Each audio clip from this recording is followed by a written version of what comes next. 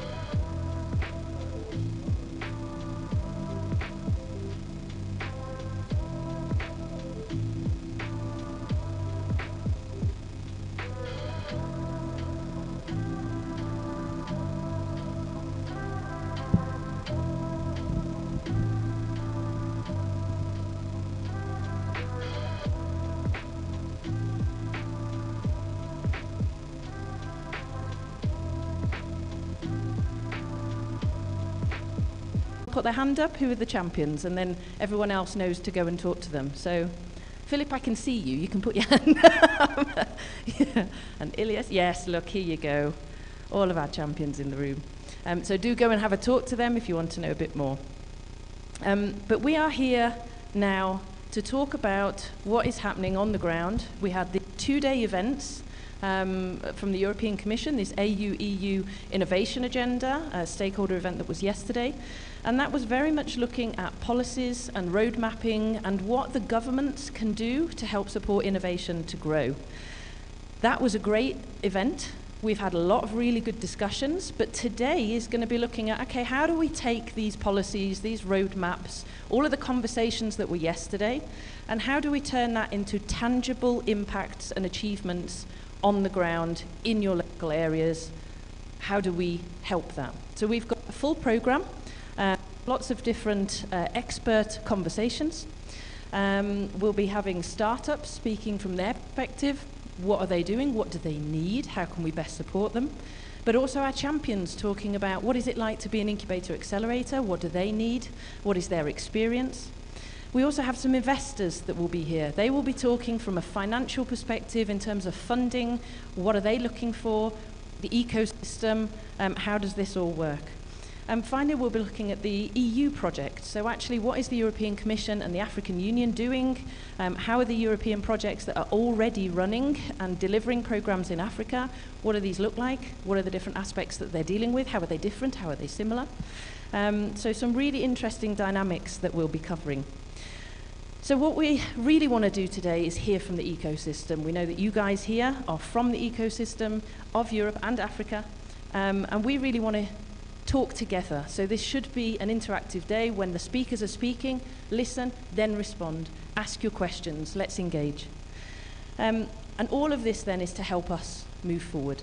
So move forward together in a way that can bring real value to all of you, our stakeholders.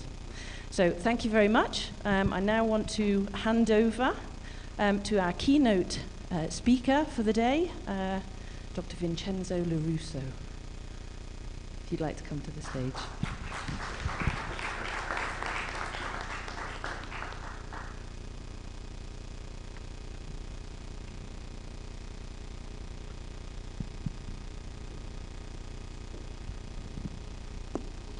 Thank you very much, Faith. And, good morning, everyone. No, I'm sorry, that was very shy. Good morning, everyone. Right, sounds slightly better. While we get in the slides sorted.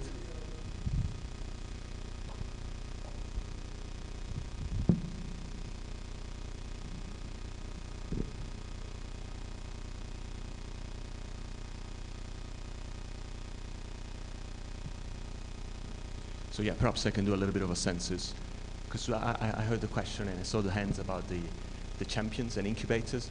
How many innovators and startuppers are here in the house? Could you please raise your hand? Okay, thank you. And how many from government background? Okay, that was neat. And right, so how many from Kenya? Okay. And Africa in general? Okay, I'm enough with my census, thank you. Right, so thank you very much indeed. Thank you, Faith, and thank you to the entire team across institutions of Enriching Africa. I'm extremely honored and happy to be with you all today. And I've got to say that I'm also particularly extra happy to be here in Nairobi, in Kenya today, because this is where approximately 12 years ago, my entry point within the cooperation between Europe and Africa started in my personal journey. So, you know, I saw yesterday a lot of pitching being done, and I thought it was indeed very inspiring, to say the least, and mind-opening. And I thought perhaps I could also start with my own type of pitching, which, trust me, is entirely evidence-based on my own skin and my own experience. And indeed, my experience in working with Africa started in 2010, and luckily has never left me since. But after moving from Africa to work in rural northern Uganda, I had the opportunity, the luck, to work in rural northern Nigeria. And I would like you to be with me for a second here in the Plateau State, so in the central northern part of Nigeria. 7:30 in the morning. This scene could be seen up to 3 times a week, to say the least. During the wet season, it's approximately 7:30 a.m. in the morning, and these young farmers, these young herdsmen, are actually checking each and every of the 1,000 cows to make sure they remove any potential parasites that they may have on their skin. Now, we may be thinking that this is just a cow's issue, isn't it? But of course, certainly it is not, because of the income and the source of protein that these animals provide to the communities that are attached to them, but also, socially speaking and speaking from a human development standpoint, because by the time these young herdsmen are done with checking their cows, certainly there's no more time to go to school, for example. And we may be thinking the easy way, you know, with all our biases of every day, that perhaps there's not enough solutions that are brought into this context for these youngsters to be engaging differently when dealing with their cows. But in fact, as a matter of fact, in the same villages, we do find a lot of those drugs and a lot of those products that can be really helping solving that problem. As a matter of fact, you see those huts that are exactly in that same village. Some of them are entirely used as dispensary of several hundreds of formulation of drugs and products. But yet, this very village is not provided with the right solution for that very problem. And you know, it's not even just an access issue, because as you can see, the market to some extent really reaches the village. So that was to me what triggered my willingness and determination to work in innovation at the interface with Africa, and indeed in trying to really strengthen the cooperation and make sure solutions are provided that. And this will let me then to engage from the institutional point of view into this ambitious and, how we call it, unprecedented African Union, European Union innovation agenda. And this is the title that was kindly proposed by the Enriching Africa team on, indeed, the agenda and the future direction for the Africa-Europe collaboration.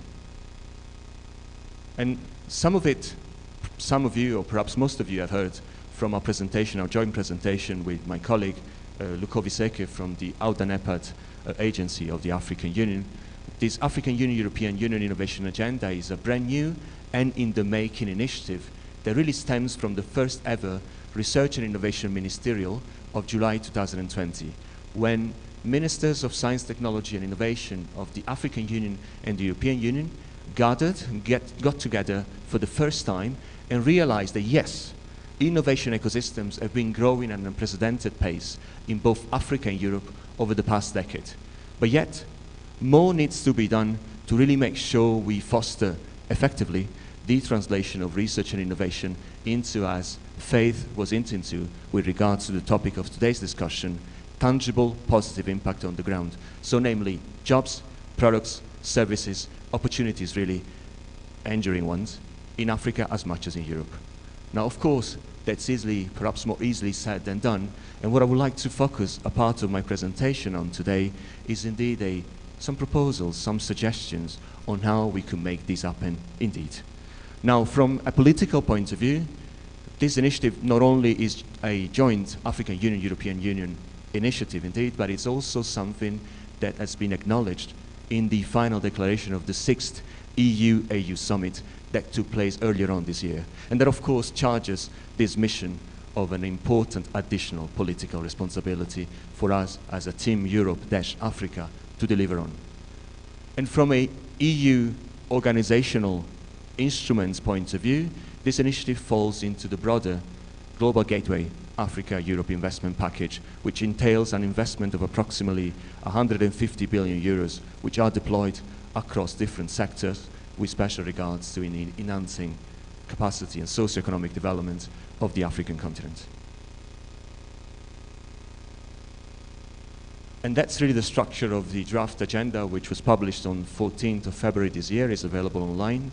And this entire year, 2022, is indeed dedicated to having a stakeholder dialogue around this agenda to make sure that we receive as much feedback, as much input as possible on this draft document, to make sure that then such feedback and input could be integrated into its final version accordingly.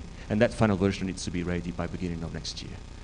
It was indeed importantly drafted in a concerted manner by the so-called ADOC Innovation Agenda Working Group, which encompasses African Union and European Union Commissions and their member states as well. The draft agenda consists of 4 objectives which are then articulated into short, medium and long-term actions. We haven't got the time to go into the details, but perhaps I could try and read through the objectives, which hopefully translate effectively enough that political willingness to really do more and translate research and innovation into facts, if I could use that term. So make it real is objective number 1, followed by generate impact by design, strengthen people, communities and institutions, and learn, monitor and scale it up. And that's the excerpt of the final declaration of the summit, in which the AU-EU Innovation Agenda is mentioned as a means indeed to step up scientific cooperation and research and innovation cooperation between Africa and Europe through means of, as an opportunity for sharing knowledge and expertise, and importantly, develop knowledge and I would say innovations together.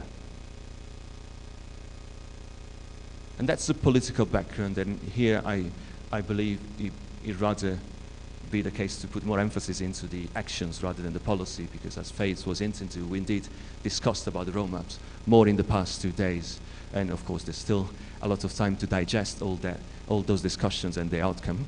But just to let you know that of course this document embraces global, like the UN SDGs, UN 2030 Agenda for Sustainable Development Goals, but also European Union and African Union relevant policy documents in the area of science, technology and innovation, and you see their references in here. And really this document also is the outcome of an extensive mapping of all the joint research and innovation cooperation that had been carried out indeed jointly between Africa and Europe in the 4 priority areas of these cooperations. And these 4 priority areas are indeed, as mentioned earlier on, public health, green transition, innovation and technology, and capacities for science. So, of course, the latter, the innovation and technology, and the capacities for science priority areas are indeed very much cross-cutting, and therefore include items and aspects that are in the 2 priority areas as well. And importantly, what we did was really take stock within these priority areas, and in some areas more than in others because they were more advanced in terms of joint programs, take stock of all the projects and all the programs that have been co-funded over the past decade, and really assess them from 2 standpoints, the business and innovation potential. And we therefore defined some key performance indicators based on which we weighed the projects and were able to establish a ranking of them. And based on that, we then went further and pinpointed the unmet needs of the best performing, the top performing projects, in order for us to identify what still needs to be supported for these projects to really make it to the marketplace and reach end users. So if you're interested in knowing more, we are certainly more advanced with the mapping that we did in the area of food and nutrition security and sustainable agriculture within the priority area of green transition. There's a report that is accessible online, but happy also to tell you about the developments and the future perspectives also on the other priority areas of work.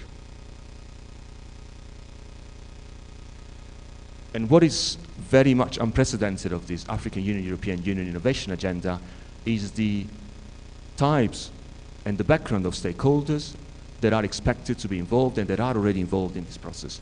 And those of you who were with us in this very room for the past, they've been with us for the past 2 days, I believe that they have witnessed the fact that in the same room we had stakeholders coming from governments, NGOs, civil society organizations, private sectors including corporations and startups and incubators, but also indeed member states and the African Union European Commissions. So really the agenda already foresees from the conceptualization of it the involvement of all stakeholders across different sectors, not just in the implementation of it, but also at the stage when we are conceiving the document.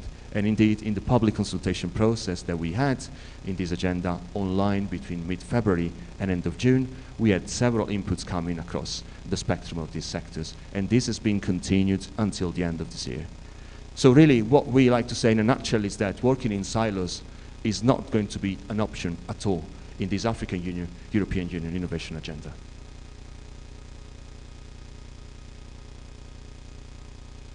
And that's a bit of an overview of the joint investments that is behind this ambition here. Now, these figures are even increased more from the time that, since the time that we drafted this very slide, but just to tell you, to show you the level of, the degree of maturity of the joint investment that has been put across the 4 priority areas of African Union, European Union cooperation in science, technology, and innovation. And as part of the work that led to the definition and the conceptualization of this agenda, still in the form of a draft, we mapped the gaps and needs, the most relevant ones, and we grouped them in pillars, so to say, that are indeed reported by innovation stakeholders across the 2 continents, the 2 geographies. And these are reflected here. So innovation ecosystems, number 1, innovation management, number 2, or B, knowledge exchange, including technology transfer, access to finance, and human capacity development. Now, I would believe that you could agree with me in saying that sometimes there is not such a very clear distinction between some of these gaps, because indeed they are so intertwined with each other that then while we try and address one, we should also take into account another. And in the next few slides, I'll give you an overview of the short-term to medium-term and the long-term actions. As I said, this African Union, European Union innovation agenda is still at the stage of a draft that now needs to take into account further the comments and feedback that we have received through the stakeholder event just finished last night, but also at the same time, whatever comes out of these discussions that we'll be having today. So indeed, this is not to be considered as carved in stone.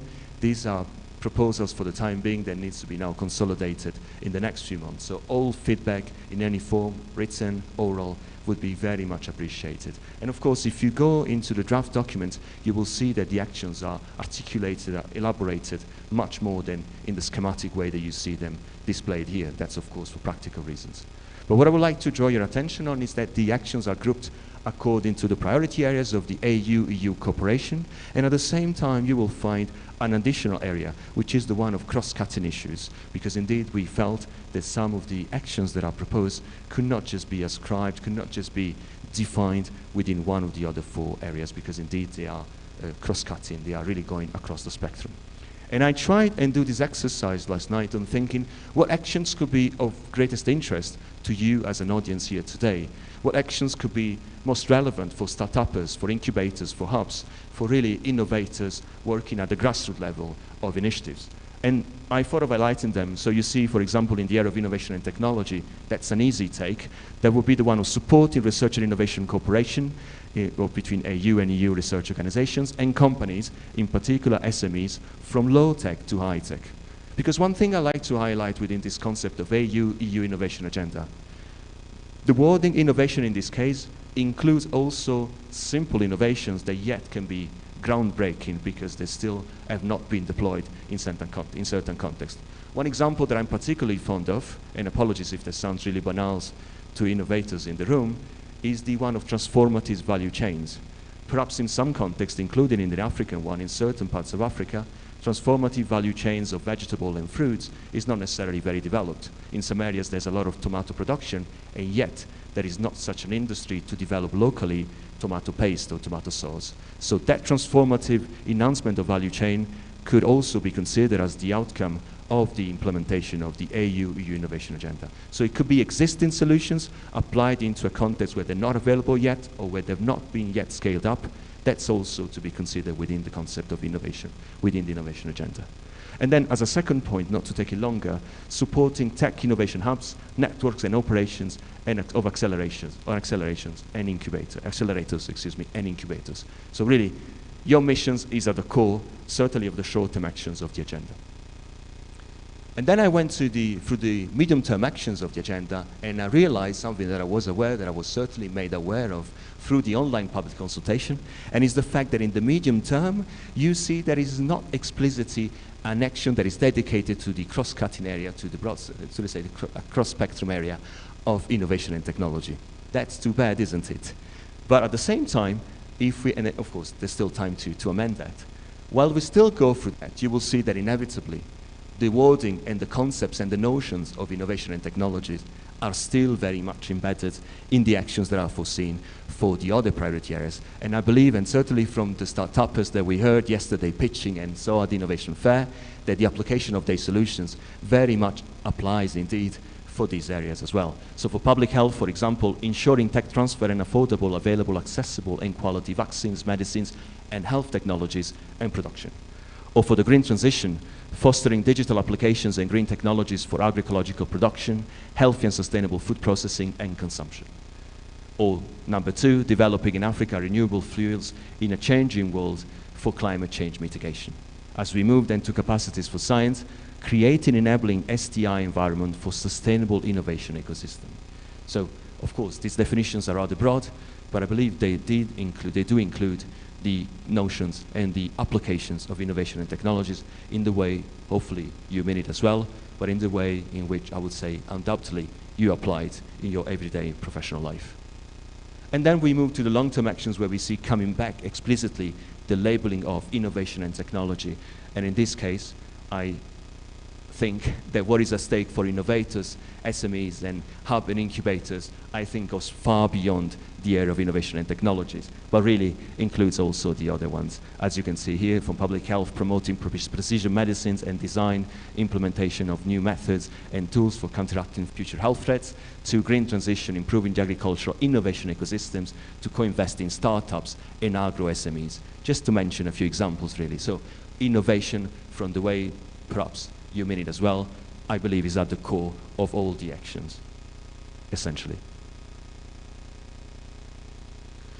And if somebody asked me, because that's the question I asked myself when I joined the European Commission team, working with the African Union Commission and their member states on this AU innovation agenda, but what do we expect to be there as a tangible deliverable out of these actions? Can we please talk practical? And these are some examples which I acknowledge remain still high level, but hopefully concrete demonstration of what we mean by the outcomes of the actions that I just briefly went through. For example, and apologies, the first one is not too visible, creation, incubation, and expansion of new existing businesses and of new or existing businesses and services. So really a tangible deliverable there. Number 2, application of innovative tools in agriculture, medicine, climate and energy, manufacturing of health technologies, for example. Number 3 would be development, enhancement of transformative value chains, and I come back to that example of tomatoes turning into tomato sauce, if needed. Number 4, sustainable technology transfers. Sustainable meaning in a way that once the technology transfer and sharing has taken place, well, then the implementation of it can happen sustainably without any further need of support coming from an exogenous source. And then training and capacity building through strengthening and upgrading of R&D and higher education institutions, and creation, strengthening of networks, enabling the actualization of above deliverables. And I'd like to stress this very last point a little bit more, because I believe that's really at the core of the mission of a network such as Enriching Africa. And I think the aspect of sustainability, and I believe we will hear about this Enriching Africa Center in Cape Town, is something that is really embedded in the mission of a network such as yours. Because indeed, while we try and provide the opportunity, it's inevitable that we think of what's the legacy that we can leave behind once a project such as Enriching Africa reaches the end of its life cycle, of its lifespan. And of course, I believe this is very well thought of in discussions and in actual work that you do on the ground, but also in the offices when it comes to coordination. And a second question that I asked myself before, hopefully, I'm going to be asked about by yourselves, is how to make this happen. And in here, we included a list of actions that we believe, well, the instruments that are already there, and they should enable the implementation of the short-term actions that are foreseen by the agenda. Short-term and medium-term actions are the ones on which we can be more assertive by saying, these are the instruments already in place. While at the same time, and I draw your attention towards the end statement, there are ongoing discussions across African Union Commission, European Union Commission, development banks, member states, in trying to align and develop potentially instruments to make sure they will enable the implementation of these actions. And of course, parts of the discussion of this stakeholder event that was concluded yesterday were also focused on this.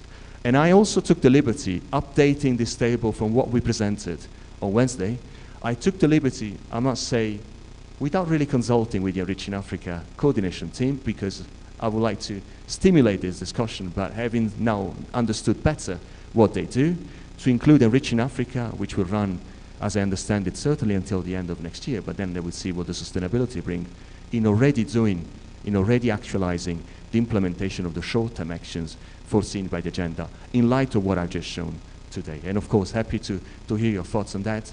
I've got to say, I'm pretty confident in what I wrote in there for the reasons I mentioned. So that's the process. The year 2022 is dedicated to the so-called stakeholder dialogue. So basically, the draft agenda was published in mid-February. A public consultation was started then online until end of June. We digested the feedback, we analyzed it and summarized it into a report that is available online. You will find the link in here. And now we culminate in the stakeholder dialogue for this hybrid stakeholder event, which took place yesterday and the day before, but we've got time still to consolidate that feedback and input and to prepare the final version of the agenda by beginning of next year, to then present it for adoption in the second ever ministerial meeting of Science and Technology and Innovation Ministers of the AU and EU, which is expected to take place in June next year. By then, we expect this agenda to be adopted, and by then, indeed, this document will be the finalized roadmap for us really to deliver on.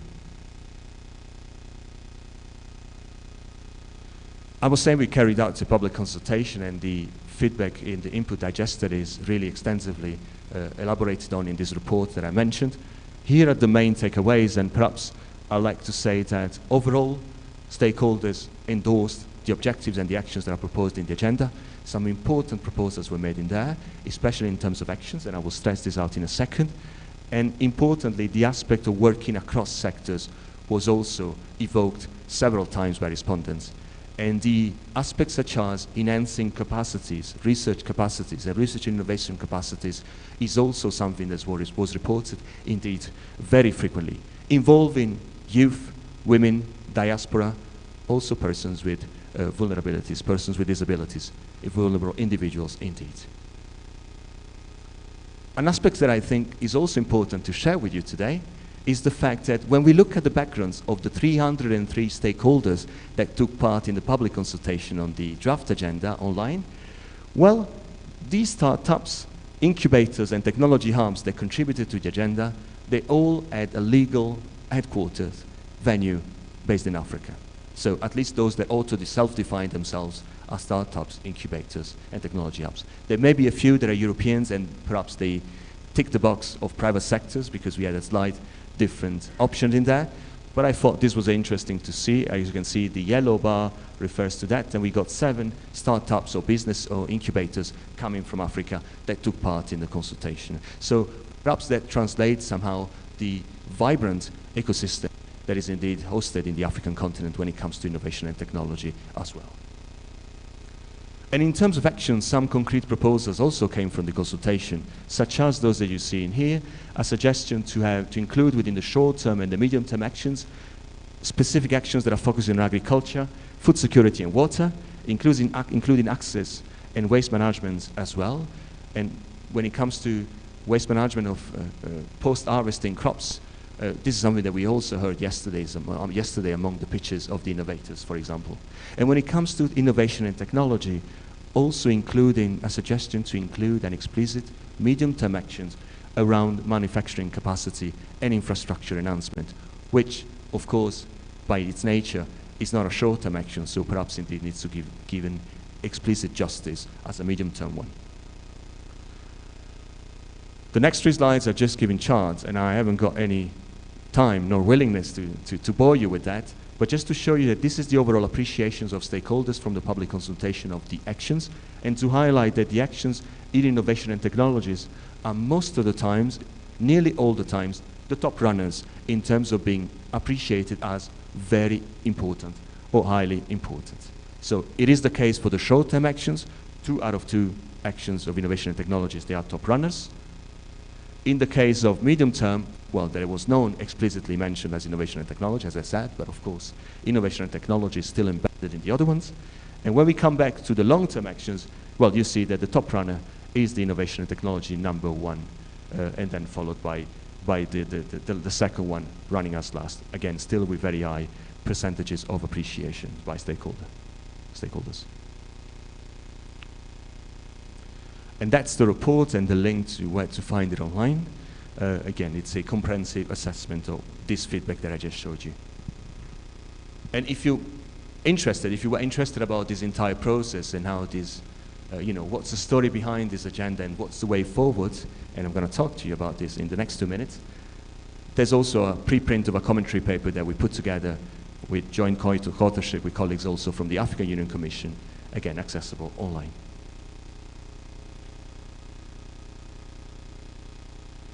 And these are really last few slides of my presentation. I was asked to include in the second part of my presentation the road ahead for the future collaboration, the future direction for Africa-Europe collaboration in science, technology, and innovation. Now, of course, that's a big responsibility to talk about, certainly inspiring and exciting as well. And I thought, let's come back for a second to that very village in the Plateau State in Nigeria, and perhaps use that as a reference, thinking of grassroots innovations and ultimate users, but also those stakeholders that should still be involved in the conceptualization of the solutions and not just receive them as beneficiaries, right? And so let's come back there and take stock of where we're going to from where we are. And I've got to say that, to some extent, the future has already started, and the future is already now. And I believe a new chapter has really been initiated through the stakeholder event that just concluded yesterday. I hope that those of you that were there would believe with me in saying that. I was with Eduardo yesterday, and we really see something that perhaps, at least to me, was unprecedented or unseen before. Such an energy in the room, is such a vibrant exchange between innovators, the champions, but also stakeholders that were there, wanting to know more, wanting to know the whys. I was personally impressed about the strength of the rationales of those of you that pitched on stage indeed. It made it really clear to the audience why your innovation is needed and why you were there presenting it. Importantly, I believe that we have reached a certain stage where, hopefully you would agree with me, where this activity is indeed shown as joint and co-owned in an equitable partnership between the African Union and the European Union, as we tried and put graphically also in the logo of the event, which, please allow me, we'll continue using at least for the next couple of months. And so where we're going to the future, I thought, yes, I believe we're already in the future, and the future has started when it comes to the future direction of Africa-Europe collaboration in STI, and that's a picture from yesterday that I was kindly provided by Philippe that helped us implementing these events, and I thought perhaps it translates in images what the future could look like. And hopefully for these investors, and I take this opportunity also to thank those of you that are portrayed in these pictures, hopefully there will be opportunities to grow and to grow your business, thanks indeed to the AU Innovation Agenda. And hopefully a future where indeed we can start being used to having rooms as crowded and as filled up when we discuss about innovations and startups and SMEs. And I hope those of you that are in these pictures don't mind being displayed on screen, but indeed to show that we really had as Eduardo defined it, a full house yesterday, and it's something that I believe that in our best expectations we could have only hoped for, or perhaps that some time ago we could not think of. But I think that now with this milestone event, it can become a baseline, a reference to which we can then look back and say, yeah, let's do bigger than that, why not? And this is my last slide. To conclude, really, I'd like to say that this unprecedented initiative and the future of the Africa-Europe collaboration in STI has already started. What really is different when it comes to cooperation in research and innovation between Africa and Europe, at least in my view, is the fact that because of the collaborative and forward-looking nature of research and innovation, which cannot be done by individuals on their own, needs to be done collaboratively and cannot be done from today to tomorrow. It still requires time. It is indeed the opportunity for an equitable, co-owned partnership between Africa and Europe. And I believe as we move forward in the future, we will see more and more international development being very much focused on innovation, and perhaps allowing to move from the definition of international development to international cooperation in science, technology, and innovation. And a participatory comprehensive dialogue has started and has led to those results that hopefully I've been able to convey with you. And of course, there's still a lot of work to be done. We are far from having finalized this document, but I believe we're not starting from scratch, and we have quite some foundation behind us to then really move forward and jump higher from. So going forward, what do we need to do? And I'll try to read quickly through this list. Well, we need these innovations to be scaled up. Perhaps a startup can turn into a unicorn, but not necessarily to become a unicorn. We want SMEs to really grow and thrive and really make sure they bring their solutions across the markets in order for them to reach end users. Number two, we need to make sure that to do that, we support all the steps within the so-called innovation value chains. We really support the de-risking of all steps as early as they could be and as late stage as they could be according to their technological readiness level, right? Number three, consecutive initiatives need to take each other into account. A new initiative needs to build on the good and also the bad, learn from in terms of best practices of previous initiatives. We do not need to reinvent the wheel every time, otherwise we're losing time and inevitably some energies and resources as well. Number four, well, of course to lead to sustainability indeed. Number four, cross-sectoral networks will be needed for making this happen across the continent and across disciplines for this indeed to become true and reality. And as many initiatives are already happening, we really need to make sure we are deploying and aligning all the possible instruments that are coming from different sources, public sectors, development banks, private sector, in blended formats, whatever possible formats, but really aiming for alignment that on the ground translates into impact and synergies. And finally, engaging the youth is just a conditio sine qua non. It's just a must-do thing.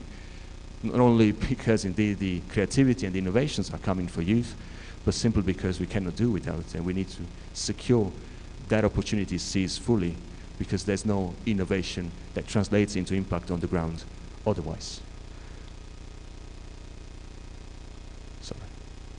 With that, I would like to thank all of the colleagues on whose behalf hopefully I convey these messages, including those from my unit. I take the opportunity to greet Antonio, who's in the house with us.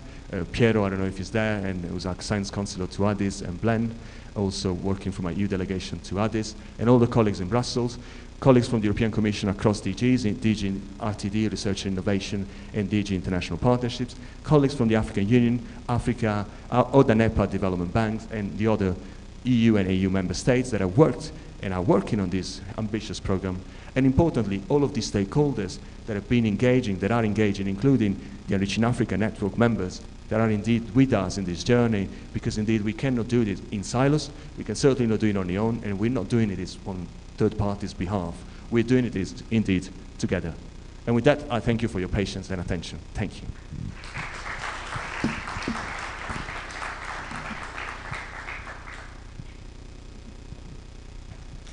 Thank you very much, Mr. Vincencio. Let's give him another warm round of applause. I believe your keynote has set the pace and, of course, a great background for the dialogue and conversations that we will be having throughout the day. Just some housekeeping to get that out of the way. I'd like to remind us that this session is being recorded and also being live streamed to a digital audience. I'd also like to invite us to take part in the conversation online. Please tweet, share a picture, share a quotable quote that you've, that speaks to you this morning. And the hashtag is EiA Congress 2022. So I'm really looking forward to having your conversations going on Twitter as well. All right, and with that, we will now move on to the next part of our event this morning, and that's the launch of the Enrich in Africa Center. That's a new network connecting European and African innovation ecosystems.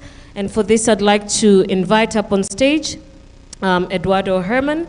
Eduardo is well-rooted in the European innovation ecosystem and has been working on internationalization projects with different regions beyond Europe, such as Asia, Latin America, and since the last 10 years focused on established strategic partnerships with African organizations. Karibu sana. I'd also like to welcome up on stage Christophe Vianot. He is a founder of multiple ventures, including Methes, an international technology innovation firm, the French South African tech clubs, and multiple startups such as Africarena, Powertime, PayGenius, Energy Intelligence, and much more. I'd also like to welcome up on stage Philip Kirakov. I hope I pronounced that right. I did. He brings 2 decades of different operational and venture financing experience spanning a diverse range of industries across 3 continents. He has co-founded, led, and advised and invested in disruptive companies, including a pioneer online grocery service company, 2 venture capital funds, the first large-scale social networking site, and a New York-based property development firm.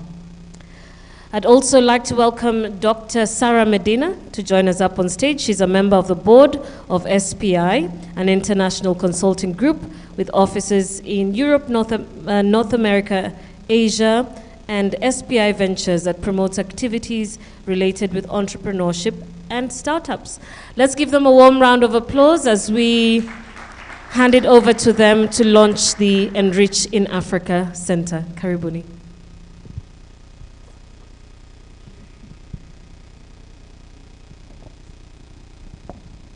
Good morning, everyone. I'm very, very glad to be here with you.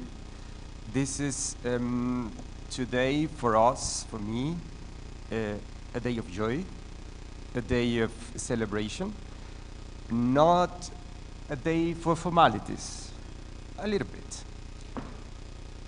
We planned it differently. Now I'm a bit to do something different, but this is what we want to present you is not for us having reached that.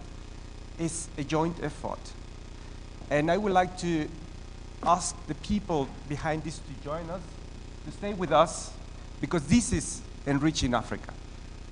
Could the people from the team come? All the Enriching Africa partners, and also please our champions, the ones who are here. Please join us. Let me do this slightly different. Please come, join. Where is Keva? Where is Kambe? Everyone. All the partners, come, please join us. Come. Please. Come. Come up.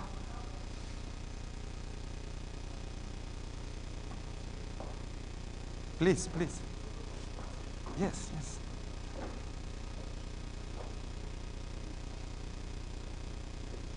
Where are the guys from also our champions, Africarena? Everyone, please, join us.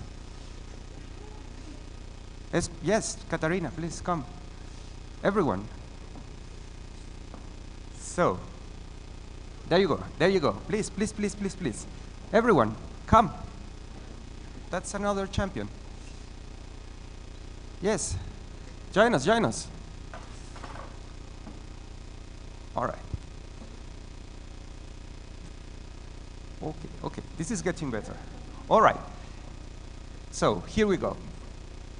This is a bit of a snapshot of who has been developing this with us. Of course, we needed a vision. Sorry, I forgot also some of the most important. Please, Vincenzo, please, where is Giorgio? Our founders, where are they? Please join us. Join us. Come, please. Giorgio, where is Giorgio? Oh, Giorgio. Okay. Vitrina, where is Vitrina? Vitrina, come. Please, don't be shy. Do we have everyone? David, come up. So, all right. So, now, all here, fantastic. Here we go. Okay. This is Enriching Africa. We had an idea. We have a vision. We have a plan, of course. But without these talented people, without you being here today, it's just that, an empty glass. We're filling it with life, with energy. And we got a lot of impetus. And now we would like to show you the next iteration what we plan to do, and where we need you. So, which one is? Okay, just a bit of a context. This is originally a European-funded project, Horizon 2020. This was the vision. On the right-hand side, you see one of the main outcomes, talking about, oh, Ninon, please, join us. Bondinov, great. On the right-hand side, you see now one of our end products, let's put it that way, Enriching Africa Center.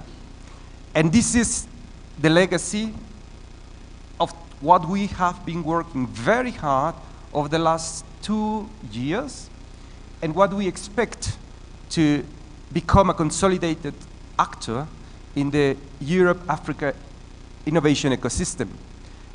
And for that, we took, when preparing the proposal, bold decisions. We took players we didn't know before, but we believed that this was the only way to do it. And here we are today. So the center will be, let's say, is alive already, and will be delivering all the services we have been developing in the context of the project, and that our champions have been delivering. We are here to stay, and we have, as I mentioned before, a tremendous group of successful organizations. These are the consortium partners, who most of them are represented here today. And the center will be, let's say, operating from Cape Town to deliver all the packages of services that we have developed for, and we will come to this afterwards in detail, for startups, for incubators and accelerators. So we will have 2 South African organizations being engaged in driving this forward. This is Philippe, and this is Christophe from Startup Bootcamp and from Mathis, and 2 European organizations. And this will be Sarah from SPI and myself from Steinweiss in Germany.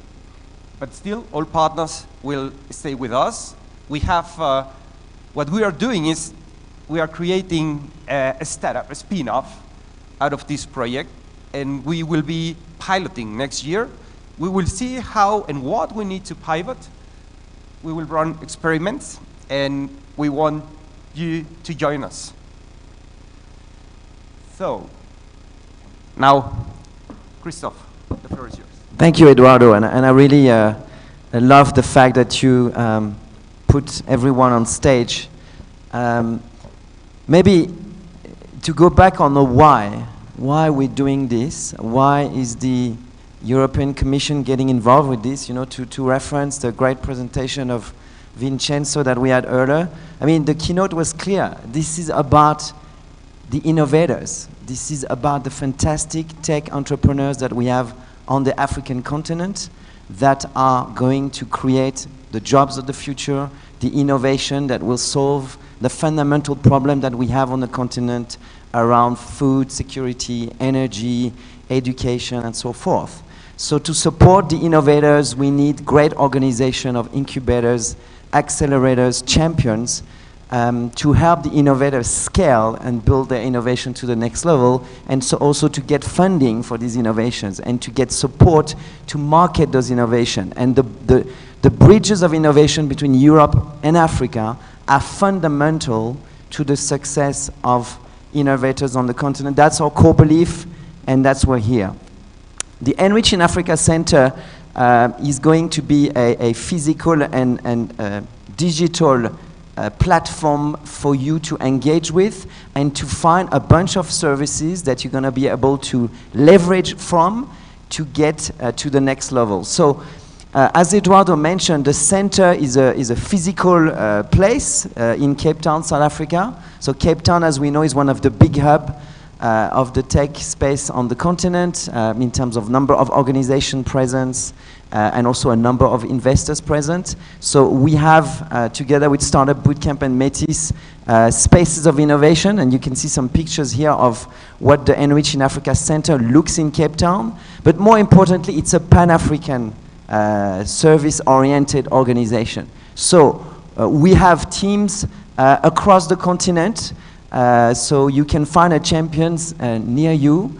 And the space that you are going to find these champions is a digital platform. So we have a digital backbone where you're going to be able to find all those partners. Let's look at the key services that we are providing innovators. So as I mentioned, the first key element is that when you're in a pre-seed stage, you're starting your business, you need to work with an incubator accelerator to help you start your product, get your proof of concept, put up together your fundraising deck, find some connection to get some angel money, and really get the advice, the experts, the mentorship to really get your business on the road, on the right track. Then you're going to need potentially to go into an acceleration program to go to the next phases of your elements.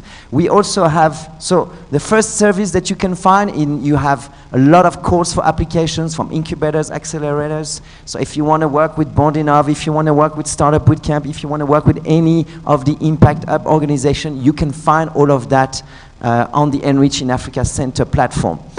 Then we have a lot of innovation facilitation services that are there, so you can access expertise through the Enrich in Africa Center, so this is also available. And here also is the link with the EU, with the key element in terms of support organization when you want to scale your business and find innovation support, or grant, or ability to find customers and partners.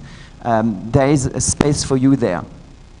The third thing is that we have a toolbox to support entrepreneurs and also help them to connect. So entrepreneurs from Europe wanting to come and find partners to work in Africa, or entrepreneurs from Africa wanting to develop their business in Europe and find partners in Europe. So we have a very active two-way bridges to work on that and help you find the right contact. And we do that through a bunch of stuff: digital events, in-person events. So the Congress is an example of it, but we have a lot of events organized by the different partners in our network, and you can find all of these events on the platform. And then finally, and maybe very importantly, the money. Investment is the engine that will propel the investors, the entrepreneurs to the different milestone of their development, so you need support to find money, and that's also what the Enrich in Africa Center stands for. So we've built over the last 2 years and through the partnership here contacts with hundreds of investors from different stage, pre-seed to stage, late stage investors to help you fund your startups, whether you use Africa Arena in early stage, or you get funding from Startup Bootcamp, or you use the Euroquity platform to raise your Series A or Series B. We have a solution for every stage of your development. So you can check out the different services that we offer, and some of the additional services that you can find on the platform are, for example, Open Innovation Challenge to work with corporates, soft landing when you want to go from one territory to another. So if you are an African entrepreneur wanting to develop in Europe, we have a soft landing program to Europe for African entrepreneurs, and the other way around, we have soft landing program for European entrepreneurs wanting to find local innovators to work with and partner with. We also have a number of services around business development, and that's to really help the different organizations of champions to find opportunities to work together. Now, often you are an incubator in Dakar, but you want to learn and work with a sister organization in Nairobi. How do you do that? It's not easy.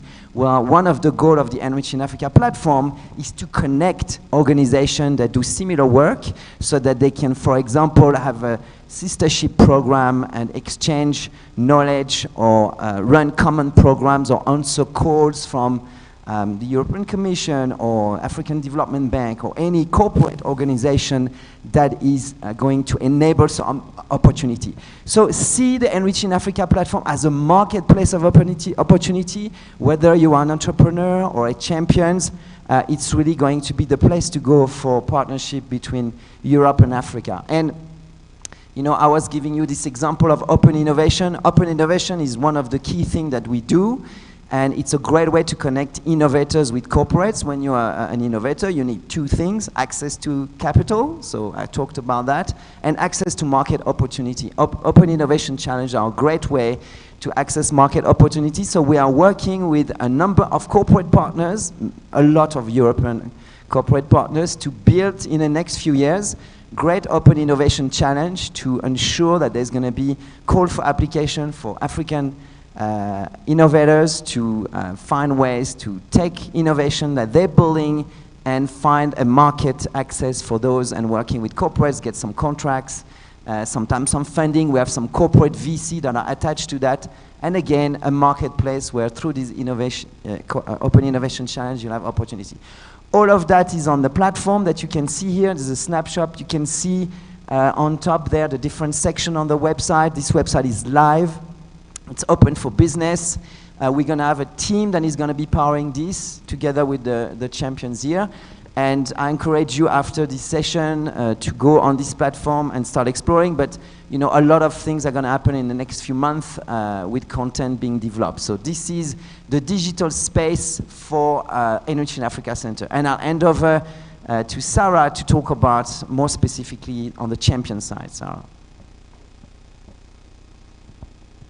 Many thanks, Christophe. Really, I'm very, very proud to be here with all of you today and to be part of this amazing team led by Eduardo and his team, Faith and Sandrine and Eva from Steinbeis. Really, very, very proud. Many, many thanks also to the European Commission for the continuous support, and we hope that the support can even continue after the end of 2023. So I'll be talking about what are really the champions doing. Okay, so the champions, we already saw that they are both European and also African business incubators and accelerators that have been really selected by the Enrich in Africa team.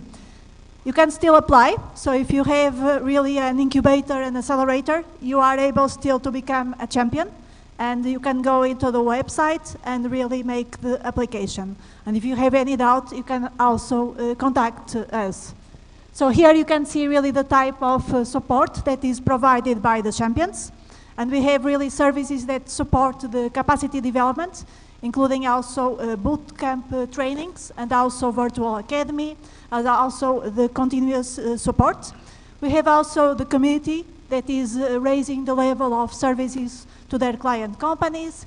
We have the enhancing of the capacity development of organizations, and also the reducing of the barriers to internationalization for direct companies. So we can help on all types of internationalization strategies, from Europe to Africa, and also from Africa to Europe, and also among the different African countries. And we see that although sometimes countries are not very far, also the connections are not so easy, and we can really support you in making the right partnerships. Also exploring the new potential revenue streams, and gain also further traction in terms of the respective target markets. So all these services, they will be undertaken through a well-rounded membership that you can still become part, to enable really the different incubators and accelerators, both in Europe and in Africa, to become really the EiA champions. So here you can see really the locations. They are spread around different countries in Europe. And you can see from Spain to Luxembourg, to France, to Italy. So you can see that there is really a wide spread. Also from Africa, many countries have already enrolled.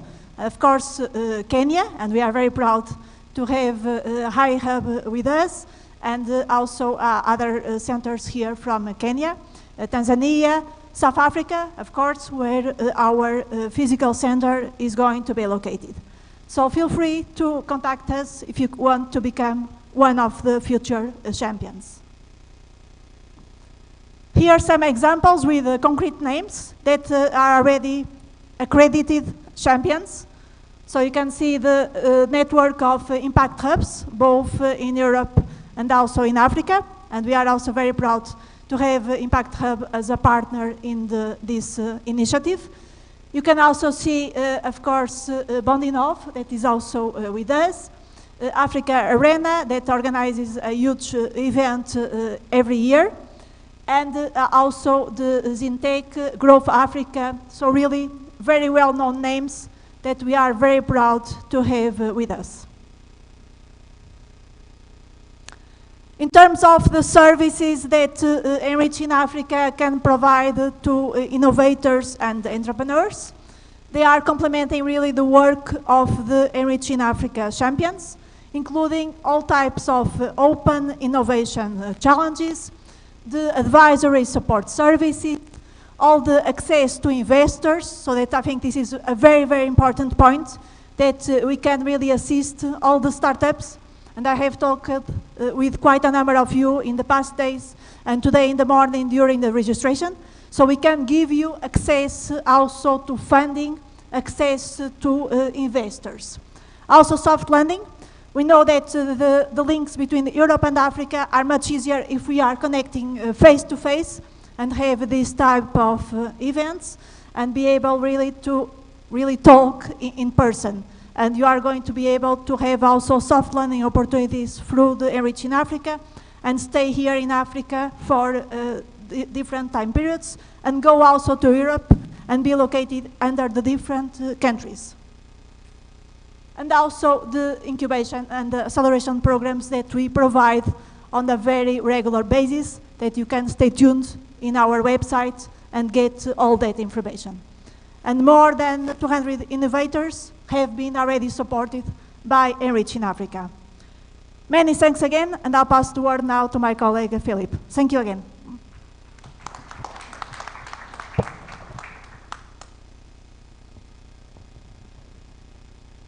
Fantastic. So the essence of what we're building here is a marketplace. And this is going to be with the benefit, with the starting partners you're already seeing, this is really the launch. But we're not starting from zero. We're starting from a pretty impressive established base. And the growth rate from here is going to be exceptional. Because we have the benefit of having worked with some of the top startups and many of the best organizational support organizations on the two continents, and in organizations that are the founding members like Methis, Startup Bootcamp, SPI, Steinbeiss, and others, as well as all of our advisors. We're building, or we're working from a collective knowledge on how to grow organizations faster and better and cheaper than everyone else has done it. And what this means is that getting in now puts you on the ground floor of the opportunity to be part of all of these projects and potential funding opportunities, potential partnerships, potential commercial agreements. All of that's going to be available for you. So whichever side of that marketplace you're on, this is going to be the central clearinghouse. It's the Amazon or the Jumia or the Alibaba of the startup and tech ecosystem. So we're inviting everyone to join us. We're also growing the team. So I wanted to share that we have 3 key roles that we're hiring now. The campus, the physical campus and office is in Cape Town, and we also have kind of a Pan-African presence. So please, wherever you are, whoever you are, if you know someone that could be an amazing contribution to this team and would like to be part of the founding, the first hires into the organization, please follow up on these opportunities. You'll see the links, and you can come and talk to us afterwards around the specific job opportunities. And we then want to, there's 4 specific asks here, okay? So first of all, incubators, accelerators from all across the continent. Many of you in this room have already been working with us on various programs through the Enriching Africa program. This is now going to continue, and it's going to increase in scale through the center.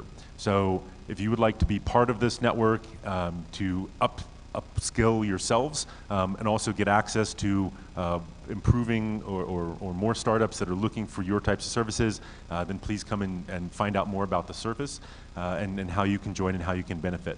If you're an entrepreneur, then this is going to be the single greatest collection of a registry on the continent of all of the programs and access. As we move forward, a big part of the intention is going to be to filter and to help you to see, to do intelligent matchmaking.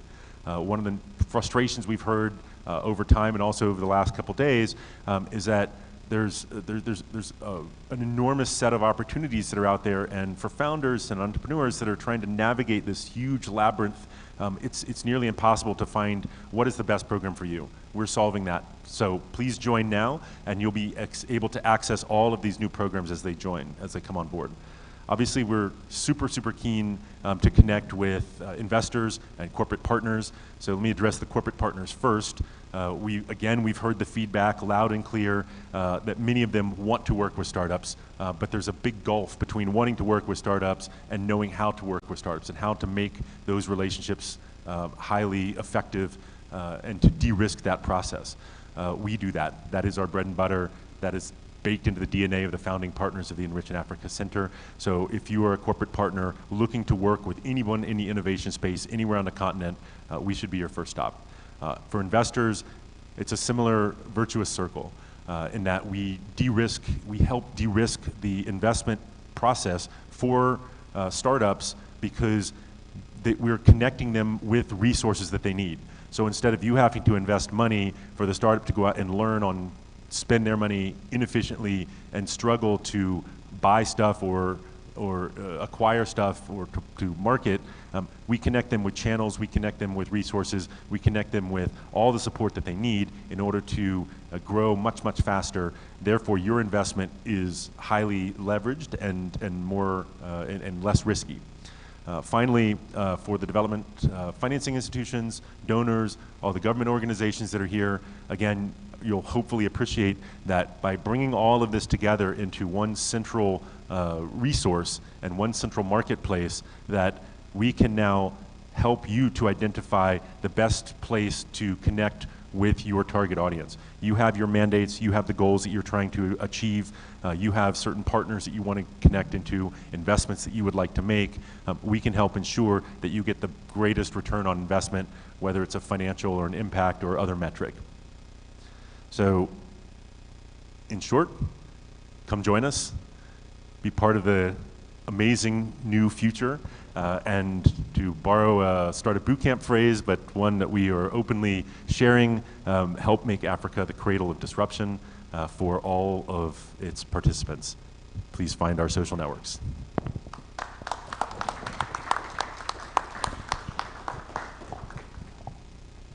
All right, let's give the entire team a warm round of applause. Thank you all so much. Questions, maybe? Perfect. Do we have any questions from the floor? Thank you very much.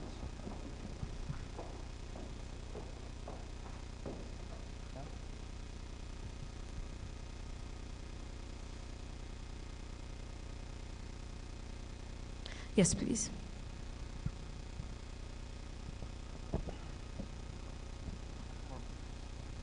If we can get a roving mic in the meantime. Good morning. My name is Abdi. I just wanted to ask one question about African young entrepreneurs doing business in European Union and Europe largely. And this recent, recent from the young people that when it comes to trade or business between Europe and Africa, there's a huge imbalance. If a European entrepreneur is coming to Africa, it's very easy. It's, get the visa, come home and, do the business. But us, it's not easy. It's a long process. It's tedious. They ask lots of documents, your business, documents, bank balances, certificates, this document, that document.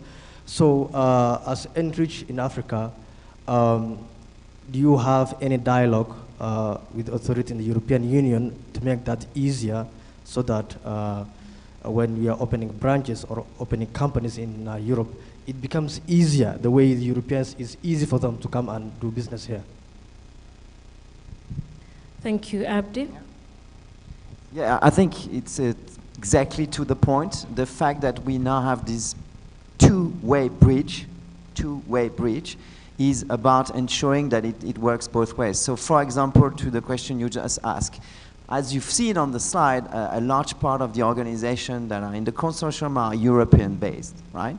So when we do soft landing of African startups in Europe, we have obviously a whole lot of support that goes ahead with it. That includes support for getting visa, support for getting some accommodation, support for getting some support for the period of the soft landing.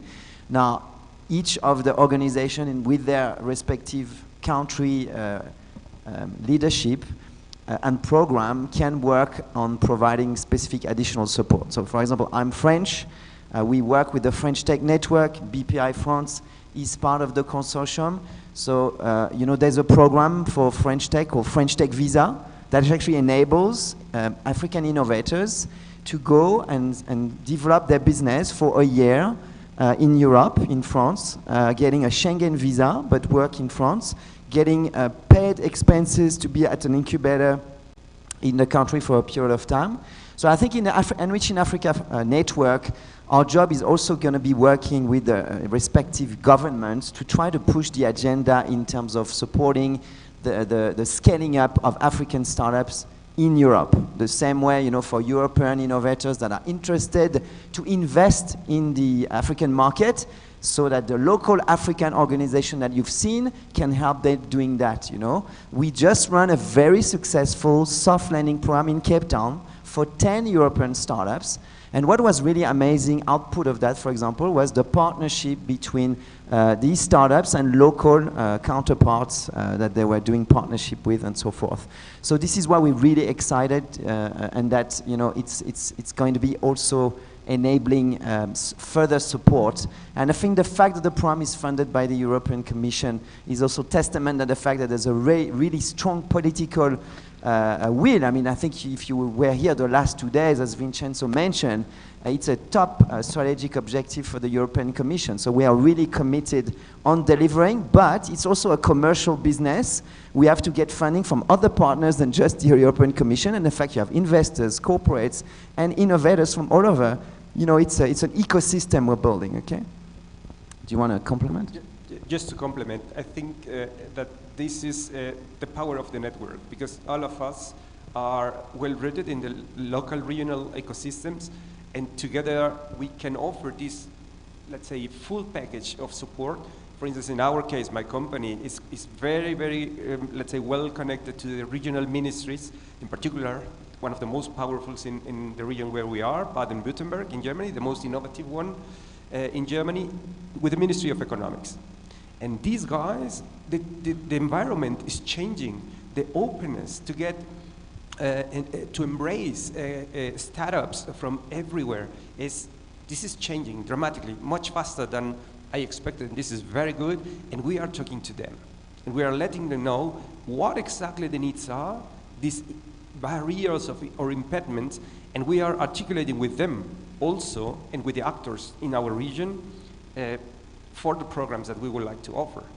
But look at what Bondinov, for instance, is also doing. This is exactly that, helping the innovators to go to France and get all the formalities. First of all, get acquainted to that, and then get that through. And this is the fantastic job we can help you to, you know, to accomplish, and this is the power of the network. All right. Just say that in Portugal we also have Portugal Tech Visa. We also encourage entrepreneurs, and there are special conditions under this special visa. Thank you. All right, thank you so much. Let's give our speakers a warm round of applause.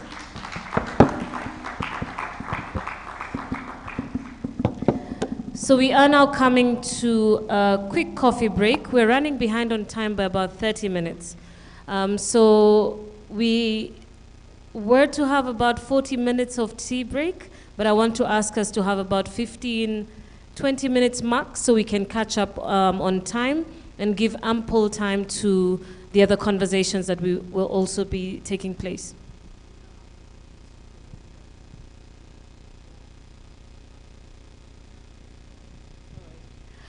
Okay, so you can have 30 minutes, and we will cut the lunch break slightly. I hope that's okay, by about half an hour, so we can be able to grab back on that time. So enjoy your coffee. Remember, the Enriching Africa team is all here. We saw them up front. If you'd like to have a word of them with them, please feel free to do so as well. So enjoy your coffee and see you back here in a moment.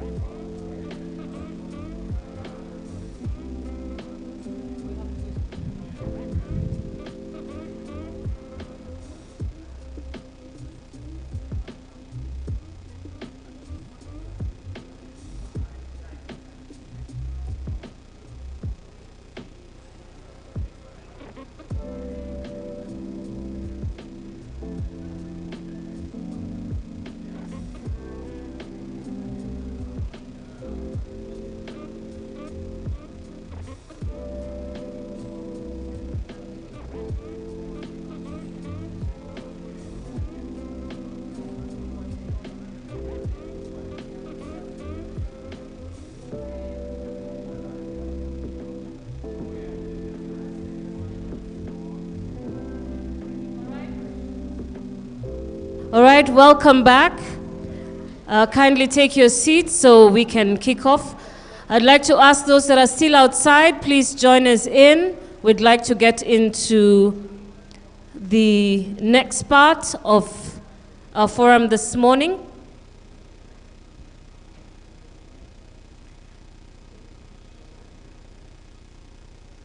I'll just give a minute for those who are walking in from outside to join us.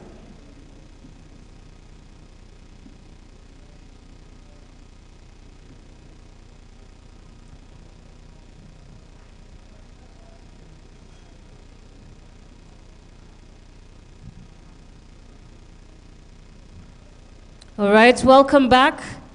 Kindly take your seats and then we can get into the next part of our program.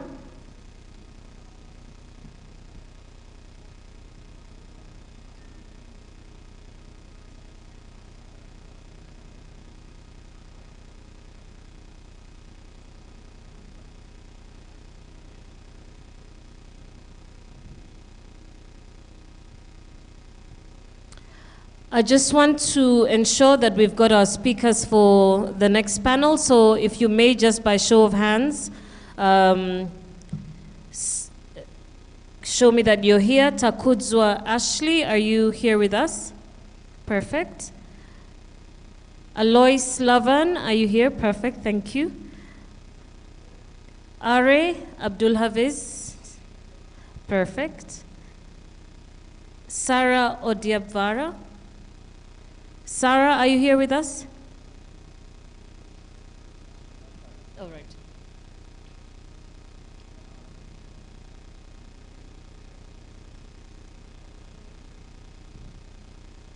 For those who are visiting, I hope you've had a pure taste of Kenyan tea and Kenyan coffee, which is the best in the world. And as you go back home, please remember to carry a pack with you. Not only for yourself, but a friend as well, because we do have the best tea and the best coffee in the world. We'll just wait for one of our speakers from the next session to come in, Sarah, and once she's in, I will introduce the panel moderator, and then we will kick off.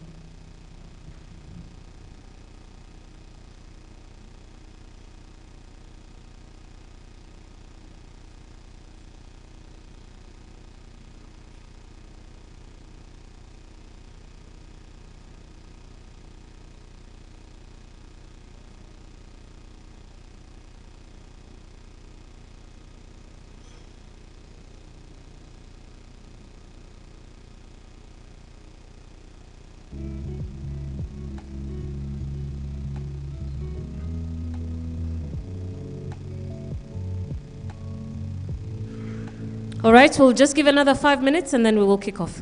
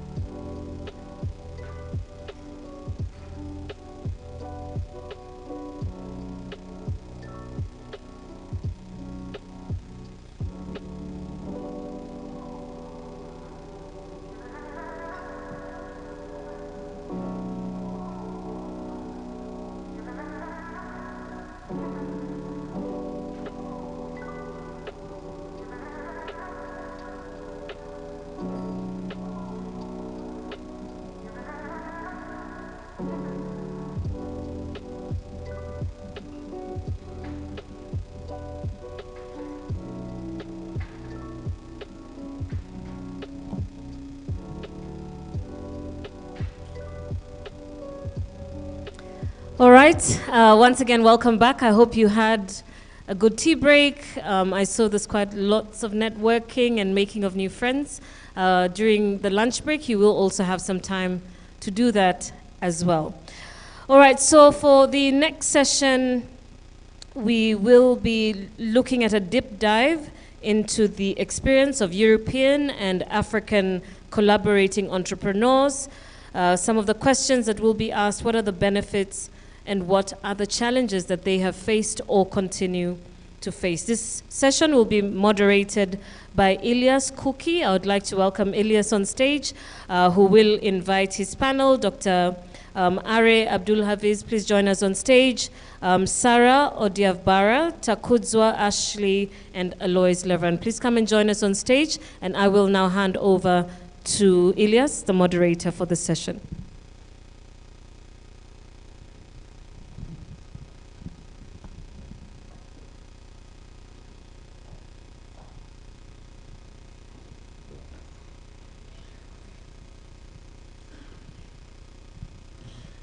So, hello everyone.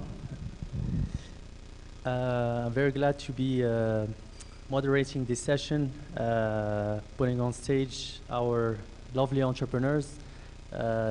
These are the people we work for, we wake up every morning for. They are our geniuses. And yes, so very glad to be animating this panel. We're going to be discussing EU African entrepreneurs, so either African entrepreneurs who came to Europe to develop their business or the other way around, but anyway, African entrepreneurs who have international potential that could be developed. And yeah, I'm here with 4 entrepreneurs. I'm gonna let everyone present himself, but before that, just for me, my name is Ilyas and I work for Bondinov, which is a French support organization for innovation based in France, but now we also have an office in Senegal and in Morocco.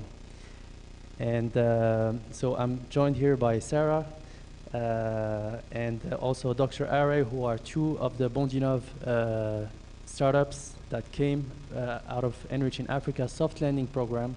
So this was a program where we hosted 10 African entrepreneurs in France to discover the innovation ecosystem, to meet some partners in France and in Europe to develop their business.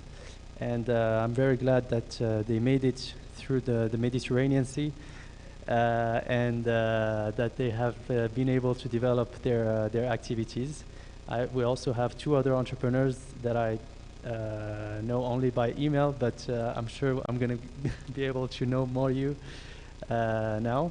So if we can do a quick round, please tell us who you are, where you come from, what is your business about, and we can start from there. Sarah, the floor is yours. Okay. Good afternoon, everyone. My name is Sarah Odiabara, and I'm the co-founder for the Adire Lounge.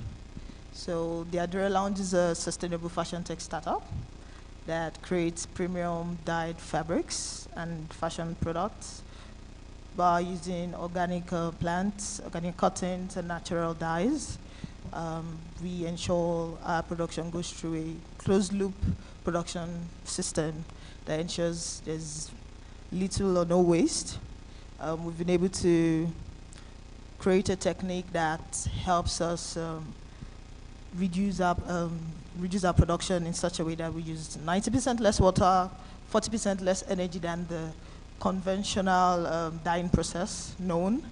And we've been able to create a proprietary way by which we produce our fabrics that ensures that not only does it last longer, but its entire process from start to finish, even to the delivery of this product to the end users, is sustainable. Adire Lounge has been around for about 6 years. We are not currently funded, so we're bootstrapped by ourselves. We've been able to generate a revenue of about over $200,000, with over 80% of that being profit, because we are able to We've been able to create a process where to get workers, we train women, we take a percentage of our profits, we train women in undeserved communities, and that way we've been able to get a constant supply of workers who work on our products. So while we give back to the community, we also ensure that, in a way, we help the community. So it's not just about profit for us, but while we make money, we give our quota to the African markets. We're presently located in Lagos, Nigeria, and we are now open in France, which is our entry point into the European market. Presently, we have clients which go across 16 countries, about 10 in Europe, 6 in Africa, so Europe is our major market. And that's why when we got the opportunity through Bandenov to internationalize in France, it was great for us. It has opened us more. We've been able to reach out to more brands, more fashion houses. In a way, it has legitimized us. I'd say in a way because for brands or fashion houses in Europe, when you reach out to them from Africa, it's harder. First, they have to check you're Nigerian.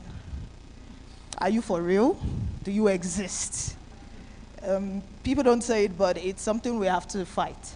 So even after Zoom meetings, a lot of Zoom meetings, they still don't think you exist. Even after going to your website, your digital footprint. We've had situations where we've spoken to some brands who've worked with us in Europe to vouch for us to these other brands that, can you please tell them you know us? But now being in Europe, the platform we've gotten through Bandenov has actually helped us remove that entirely. We can go to your office, you can come to our office. We have a company registered in Europe, you can find us. But most importantly, we're getting new clients, and right now we're looking at expanding production into Portugal so that we're able to do more productions from Portugal to take care of the European markets instead of having to ship across. So that's a direct launch for now. All right. Also talking about Portugal, there will be a learning expedition organized in Portugal next year, so you might as well join that. It's a service of Enriching Africa as well. Sarah is here with us, and she will be part of the organization team. And next. All right, good afternoon, everyone. My name is Alois Lovano Tieno, and I'm the country lead for Yobante Express here in Kenya. And YES is the first African logistics startup to leverage on the traditional ways of moving goods from one country to another, from one town to another. So think of your traditional, in Kenya we call them matatus, but think of your traditional public vehicle with parcels at the top, using taxis, using independent carriers, so someone traveling from Kenya to Senegal, having that person actually go with a parcel. So ideally, we are digitizing a 5,000-year-old service. Currently, we have office presence in 10 African countries, with Kenya being the latest country. We're currently piloting in 14 African countries, and we're in 5 European countries at the moment. And I would say for us to get here, we were able to raise about $1.2 million. Currently, we are fundraising another $30 million. So Yobante Express, in short, is yes. And the idea is to get everyone in Africa saying yes. So hopefully at the end of it, you guys will be saying yes as well. Thank you. Thank you very much. Thank you very much. My name is Takuzo Ashlim Lambo. I am the founder and CEO of Forestry and Citrus Research, which is a youth-led organization, a group in Zimbabwe. What we are doing is we are complementing government efforts in trying to reverse land degradation issues and deforestation. So Zimbabwe, like many other countries, have pledged in terms of the Paris Climate Agreement to reverse 2.5 million hectares of degraded land in Zimbabwe. And as a startup now, we have our own commitment to plant 1 billion trees and monitor them by 2030. So by doing so, it has been a challenge, but we managed to leverage through collaborations locally and also internationally. As an instance, recently we managed to run a national hackathon in Zimbabwe under the Postal and Telecommunications Regulatory Authority, and also won an award through the Regional University and another of forum in Zimbabwe in December. We are going also to talk more about what we are doing. So we have managed to raise grants, fund from grants, US dollars, and we are looking forward to more support and collaborations like I am the Zimbabwe representative to IUFRO, which is the International Union of Forest Research Organizations, and also a member of the African Forest Forum. So we are using these platforms to communicate the needs of Zimbabwe in terms of tree monitoring and planting in a systematic, traceable way of using data capturing as well. So we look forward to accelerate what we are doing in the country. Thank you very much.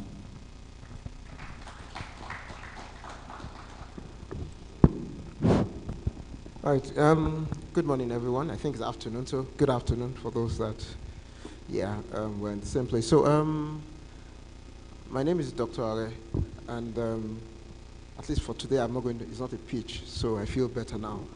So I'm a medical doctor first, so I will talk as if I'm talking to people that need healthcare. So everyone in this room will need healthcare at some point or the other. Someday, it will have to happen. It's either wellness to keep ourselves healthy or making sure that we are healthy when we are not feeling very good. My wife this morning, I think yesterday, had the cramps, and with the cramps, I couldn't sleep all night.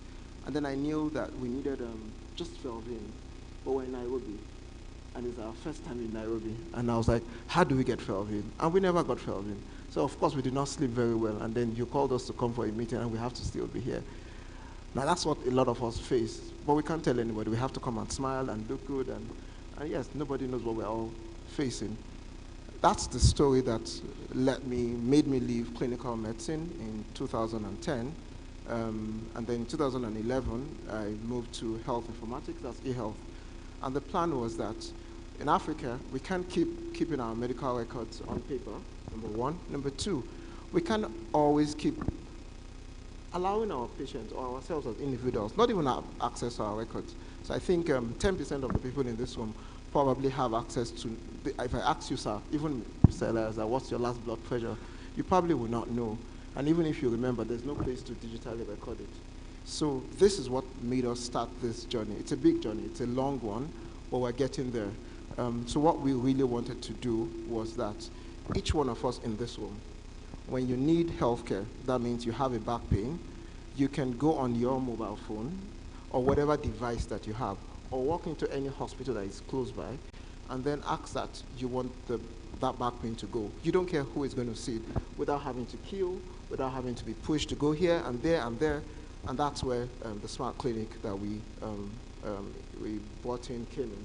Now what the smart clinic does is that it allows us to automate hospitals, but end to end, from the point where the patient is registered to the point where the patient leaves the hospital. After the patient has been admitted, payments, insurance, whichever case, as I was talking to Anta, less than 15% of patients, both in Nigeria, Kenya, Accra, are actually under the health insurance. So let's not think that everything is going well in Africa. It's not, because I see patients that I have to even pay for just to get healthcare, not talk about their parents.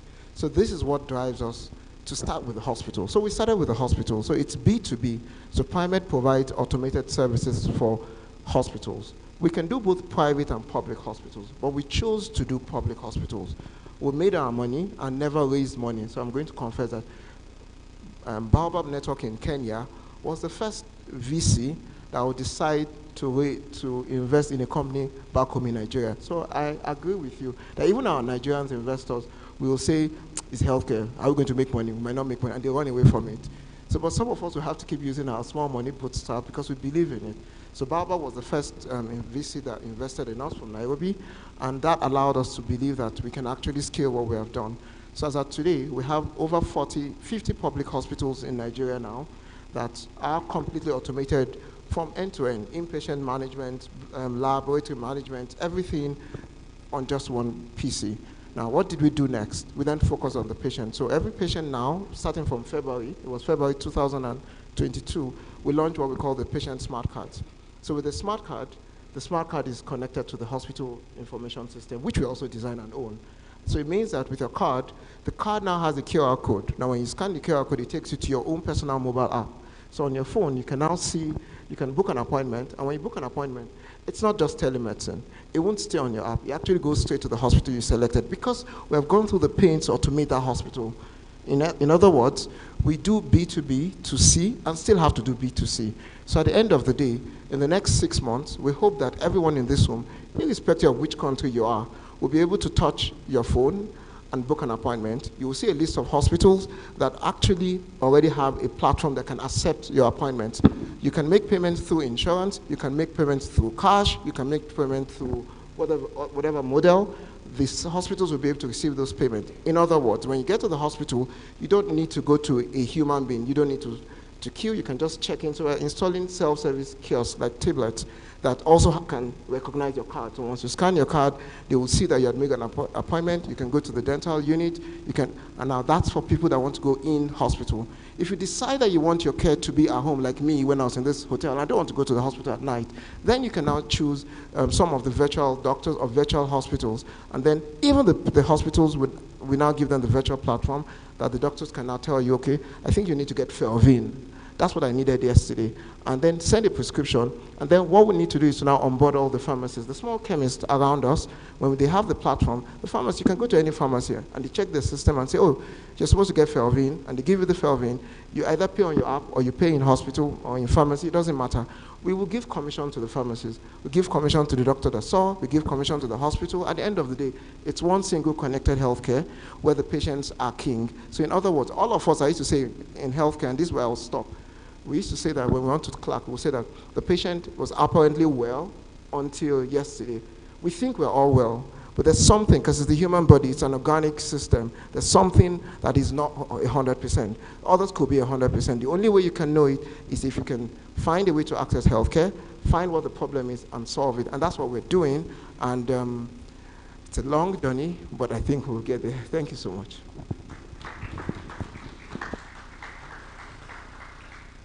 All right, I think everyone agrees that we have quite some talent up here on this stage.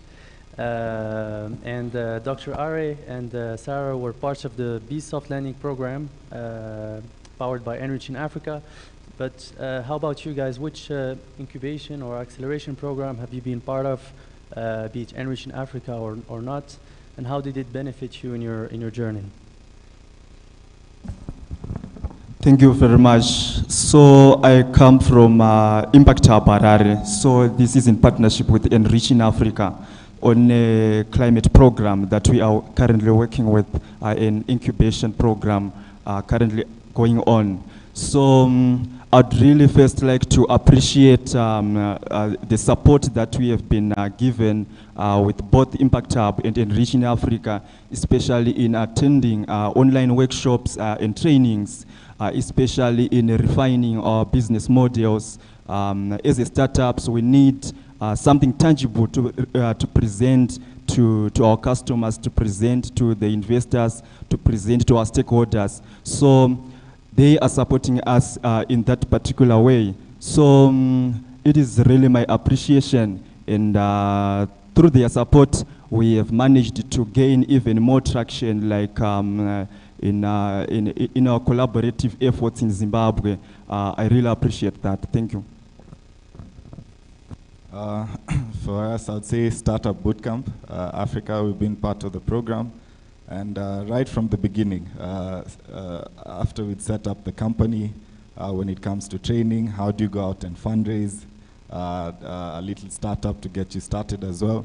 So I would say these accelerators are really important, especially for young startups. A lot of people like ourselves have had brilliant ideas but don't know where to start. So I'd say literally the hand holding, moving you from point A to point B, I would say has been the biggest achievement. And yeah, a lot of thanks Startup Bootcamp. Great. I guess you're talking about the AC program. Amazing. I see Philip and Danielle in the back. And yes, just a reminder, for the AC program edition this year, 5 spots will be sponsored by Enrich in Africa. And yeah, we're looking to see as many talented startups such as yours for the next edition. I think the selection process is ongoing right now. Now let me talk a little bit about internationalization. I see all of you guys have been very international in your way of thinking and conducting business. Let me hear maybe what challenges have you found in your path of internationalization? If I can have 4 different challenges, that would be great. So what challenges have you faced, and how did you come past these challenges as entrepreneurs? When you say challenges, it's for EiA Lounge. When we moved to France, I guess I'd say the biggest challenge we had to do with getting the government card. It's called titre de séjour. Apparently, everything you do is tied to that, from housing to getting registering, getting bank account. So it was an uphill task because it's not within your control. You could drop all your documents and you just have to wait. And waiting means if they don't answer you, you can't do nothing. And so you could wait 5 months.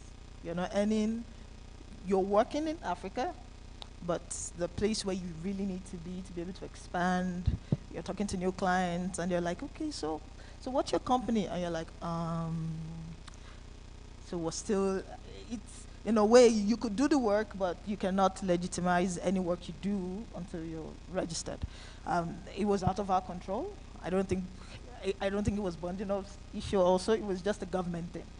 So I'd say if you're saying a company should come from Africa to Europe, then maybe creating a faster process for them to be able to set up and kick off operation. So that was our challenge. So I would say administrative struggles. Absolutely. Okay, duly noted. For us, our target, obviously, when it comes to diaspora, when it comes to internationalization, is we focus on diaspora and getting our diaspora market to actually send goods back here and vice versa. So I would say there's lack of data when it comes to information on a lot of things that are happening with the diaspora. So we had to actually conduct a lot of research on our own, which I believe could be time that could be spent better focusing on other things. But yeah, I would say access to information and data on diaspora clientele. On our side, I can say the issue of internationalization is very important, especially with cooperation regionally and internationally, for example, with African Forest Forum in terms of capacity building. We participated in a capacity building workshop in Tanzania last year in climate, forest and tree-based mitigation to climate change. And also with the IUFRO, we are managing to collaborate in understanding the current needs in terms of tree planting and monitoring, such as our support that we are receiving also from the University of Belgrade Faculty of Forestry. We are in touch with professors from that region who are assisting us. So with also the help of Enriching Africa and Impact Hub, we are managing to scale up regionally here in Africa. We signed MOUs with other NGOs and organizations like in Malawi, Zambia, and DRC. So, you know, the issues of land degradation, deforestation worldwide, each and every country has got those challenges. So the collaboration is open internationally, regionally, And I'd like to outline some of the challenges that we are facing, but this is mainly of local origin, like based in Zimbabwe, which include the issues of collaboration and support from the government and the responsible authorities. These issues of restoring degraded lands need more emphasis, and we are facing challenges in trying to convincing them to support us. There are a lot of funds which are available, like the funds for devolution or decentralization of operations in Zimbabwe, but those funds are not reaching us as entrepreneurs.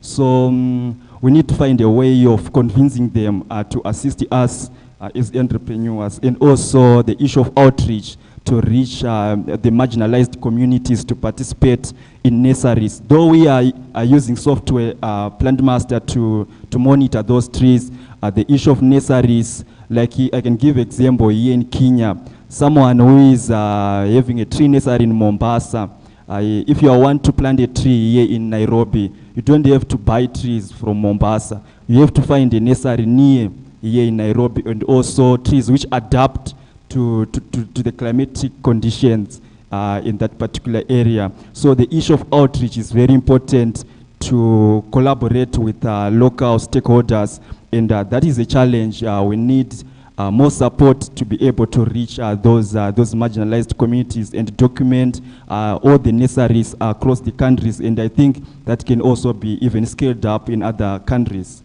Thank you. Okay, so I'll stand on my fellow Bs.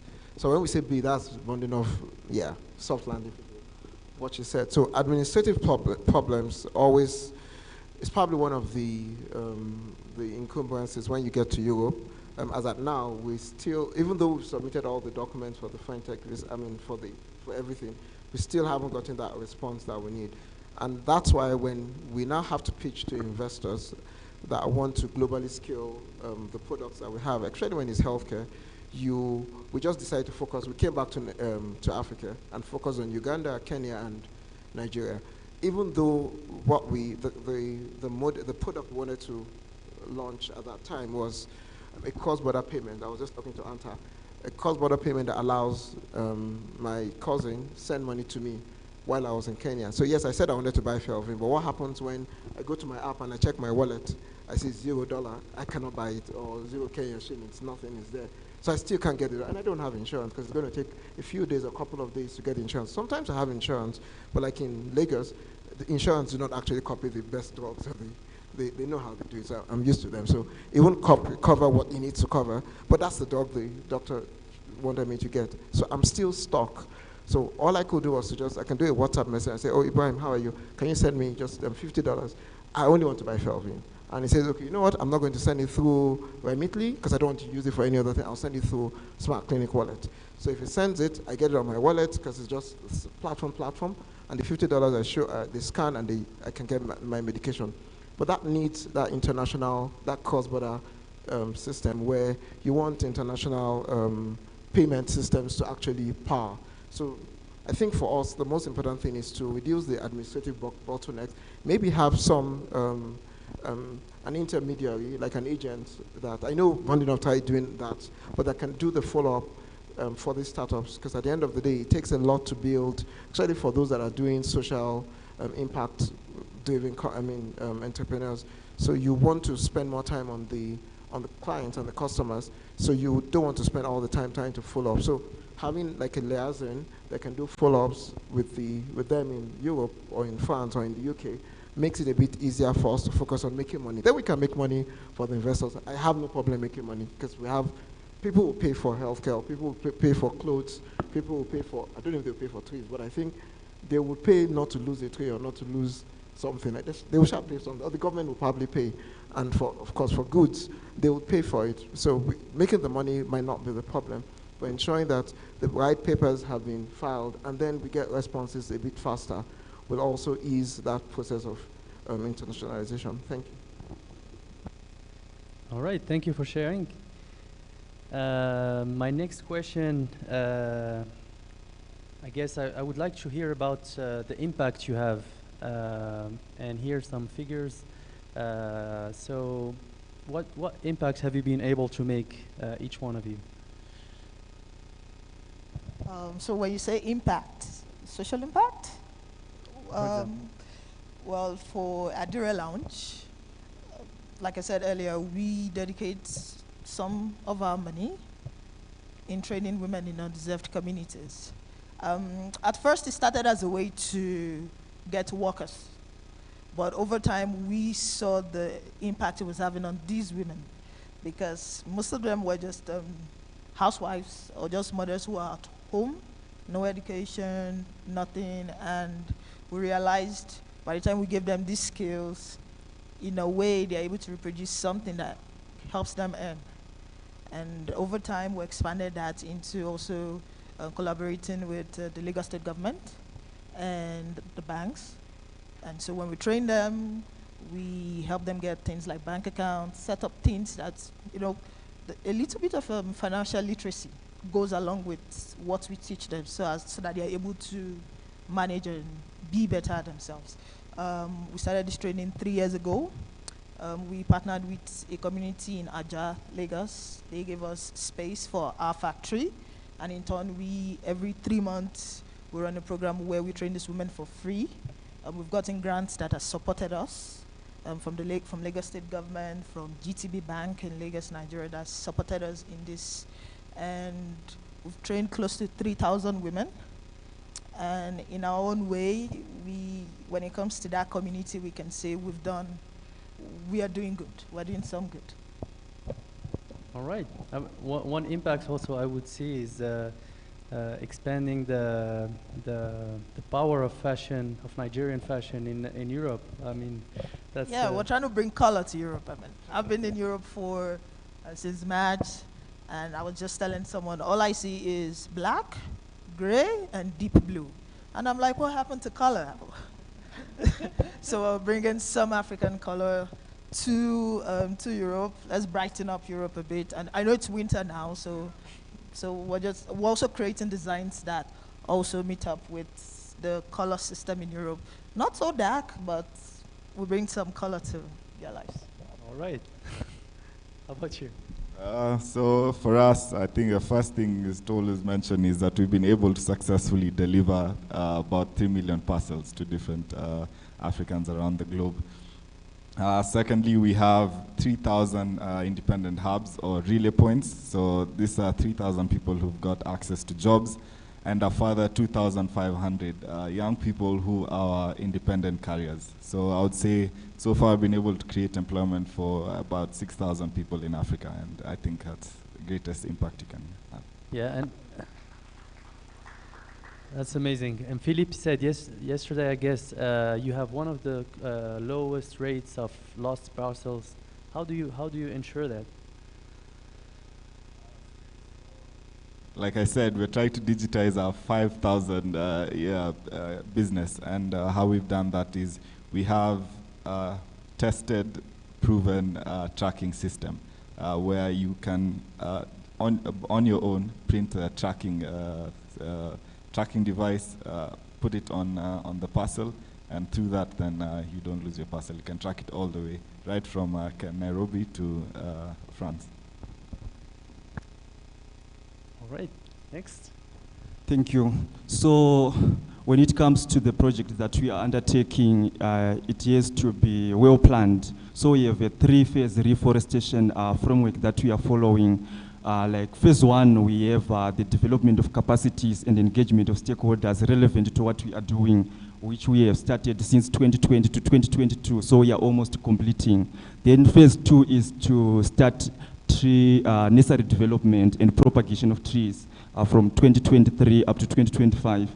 Then from 26 up to 2030, we'll be planting trees and monitoring. So those trees have to have also more time at the nursery so that we maximize the survival rate when we plant those trees. So that depends also on the varieties of those particular trees. So this is generally the 3-phase framework that we are following. But in terms of impact that we have already done includes trainings also within schools. We are collaborating with primary and secondary schools in Zimbabwe in developing nurseries, because the advantage of working with schools is the issues of security. There is security, there is water resources, there is also, we are contributing also to the practical skills development, agroforestry skills of students. So there is a mutual benefit between us and those schools, while we are also cutting the costs on our side.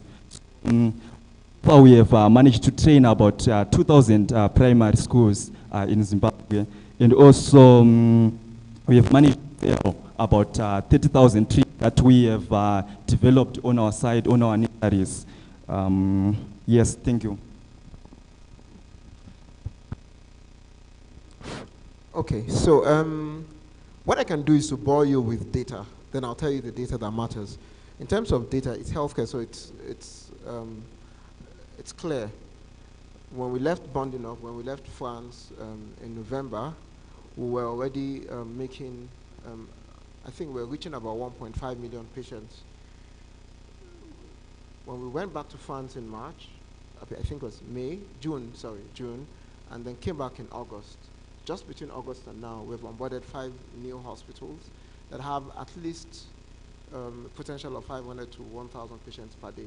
In other words, we've grown another, say, 60, 70,000 patients just within the last couple of weeks. And it's ongoing as I'm sitting here. There are teams that are onboarding new hospitals, providing them with computers, even solar panels. So I was telling Anta, it's hard for me to talk to an investor, because what the investor wants me to tell him is that we provide a software that can digitize payments across Africa, across hospitals, and then we charge a commission. That's what they want to hear. Yes, we do that, but that's not really our value. Our value is that we look for a public hospital that has a lot of numbers, patients that they see, and does not have lights.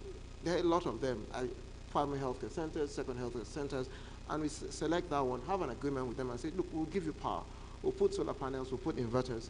When we do it, you will pay us, but you pay us over time. It could be 4 years, it could be 5 years. And then we then look for it. The same hospital probably does not have computers. So we get the computers from HP at a discount and then give it to the hospitals. And when we give it to the hospital, the doctors now have a computer too, because you can't digitize without computers. You're wasting your time. We've found a way to make it cheaper, because now we've created a platform that can work on mobile phones. For those that have smartphones, they can use their smartphones to connect. So you reduce the amount of computers we have to provide. By the end of the day, we're strengthening the hospitals. We're making sure patients can have access to care faster. But as I said, all that is data. The one that is most important is that we're currently creating new jobs. This started this year. So what we now do is that, so what PrimeD is doing, so you can check primedehealth.com. We also invested in what we call the Smart Hub. The Smart Hub is THESMARTHUB. It's on Instagram. Young people just come to the Smart Hub and say, what hospital do you cover hospital in Tunisia? Do you have a hospital in Lagos? Do you have a hospital? And we say, okay, give us the hospital, tell us what they need. Let's have a Zoom meeting. We discuss with them. We discuss how much they can afford. We provide everything they need, and then we can share the commissions with the young people. So we now don't have to be everywhere. We just have people from across this room that have, if you have a private hospital beside you, just tell us, primedehealth.com, just tell us that I have a private hospital. We tell you to discuss with them and say, oh, we can pay 20,000 Kenya shillings and help us automate all our process. So you don't have to do anything. Just reach out to us. We provide the software to you, provide a technical assistance in Kenya, and you digitize the hospital. So we're not only directly impacting hospital, we're allowing every other person to impact hospitals in their own locality, in their own areas, select hospitals that need our intervention, and then PrimeD will support. We don't have all the money, I'm still going to confess, but at least we've made some money that we think we can put back into the healthcare system and strengthen the same healthcare system that will take care of our own siblings, friends, and families. Thank you. Thank you very much. I don't know if you noticed, but when I asked about impact, barely no one said anything about money or revenue. So it feels good to be around entrepreneurs driven by noble impact that they can have on society. I have actually consumed most of the questions that I had, and I would like to give also some time for the audience to ask questions for our amazing entrepreneurs. So if you have any questions, please raise your hand, and we can go from there.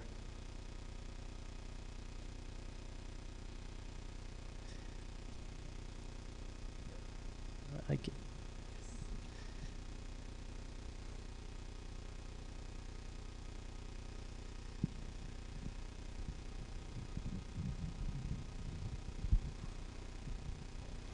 Thank you very much, our speakers, for that elaborate and very encouraging statements. I want just to direct my question to Mr. Ashley. Thank you very much for what you are doing in Zimbabwe. And it is very encouraging because I could see you are trying to justify to the youths that this is the way to go. Because most of them still they are not getting involved. But with what you are doing, they are going to join you. So my question comes to you, my friend, that as you are planting those trees, I think in Africa you see there's a change of weather pattern. And most of the times we experience dry weathers. And also sometimes we experience long rain coming with the soil erosion. So I would like to know, how do you sustain that with the work you've done on plantations of the trees are not again being disrupted by the drought or by the soil erosion or the floods in Zimbabwe and in anywhere outside Zimbabwe where you might be also having a plan to put the project? Thank you. Thank you very much. So what we are doing in addressing issues of drought and soil erosion, on our platform, which is Plant Master software, when someone plants a tree, especially those that may have large-scale plantations or even small-scale plantations, we take information from the first initial step, which we call plant notifications. We really want to know where exactly those trees have been planted, what are the type of trees that have been planted, including the varieties, and where those trees have been purchased. So we want to track those trees from the initial stage of planting up to the time of death of those trees. We really want to know even what could have happened to that trees in between, either due to the effects of pests and diseases or even fire. So we are tracking those trees, and we are giving advice to tree planters based on their climatic conditions and respective to where they want to plant their trees. For example, there are indigenous trees in Zimbabwe, which we know well that these are drought tolerant, and we advise those to be planted in specific regions. And of course, they actually do well because of their adaptive capacity, even in trying to address these issues of soil erosion. But with the partners that we are working with, like the information sessions that we get from, for example, African Forest Forum, we are also integrating issues of agroforestry, so that when tree planters or plantation managers and owners plant and manage those trees, they have to include even pastures, so that the issues of soil erosion are addressed. Thank you.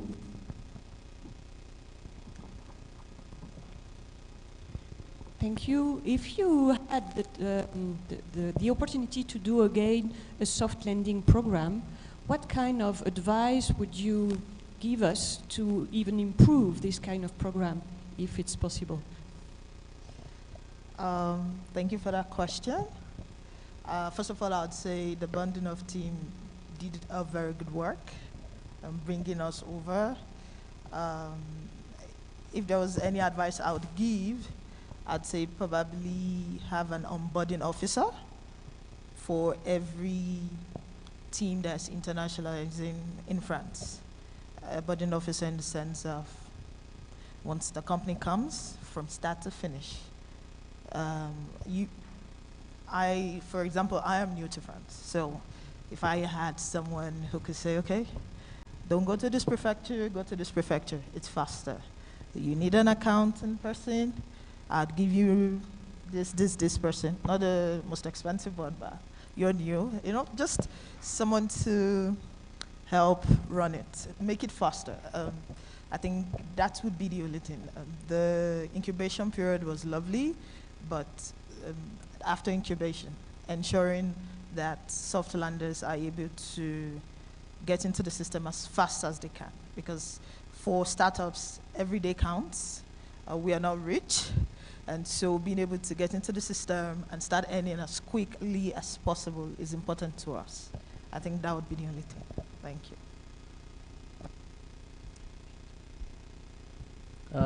Okay, we'll take just 2 more questions and.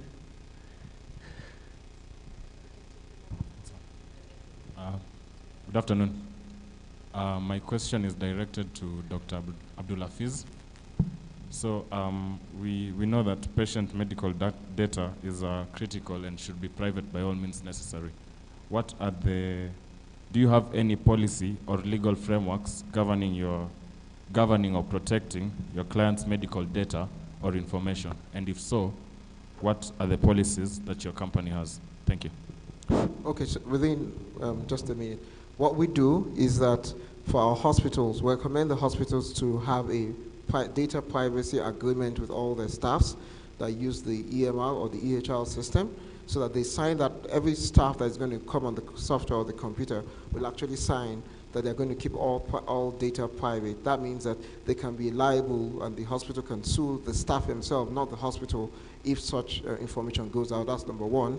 Number two, on our own end, we ensure that our platforms, the hospital platforms, the data is not accessible outside the hospital. Number three is that for patients, we allow patients to choose. So what we're doing is that we have so on your smart card, on your mobile app, the one that is tied to the hospital, you have a button that allows you to either disable or enable share my medical history.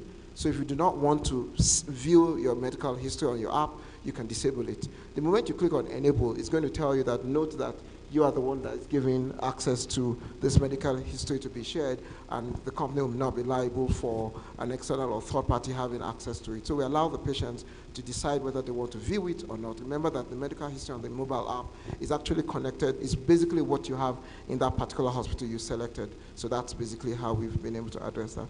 Thank you. Thank you. We have to wrap this session for now. We do have a networking lunch where we will be able to carry this conversation forward. Remember, we do have another panel that needs to come on stage before we break for lunch. So pardon me for now, but we will close this session and then we will pick up afterwards. Kindly, Ilyas. Thank you. I'll just close this session by saying we clearly have so much talent on the continent. I've been around a few corners of the continent, and every time I'm very surprised by the quality and potential of the entrepreneurs we have. Let's give them the right support, and let's give them also a big round of applause, please. And they will be there, so if you have further questions for them, they will be around. And thank you so much for your attention. Thank you very much, Ilyas, and your panel. I didn't introduce you properly earlier, so I'll do it now as you take your seat.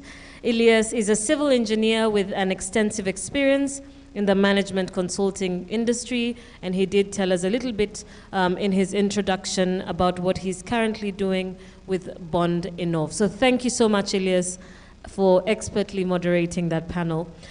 All right, so we'll quickly get into our next discussion before we break for lunch.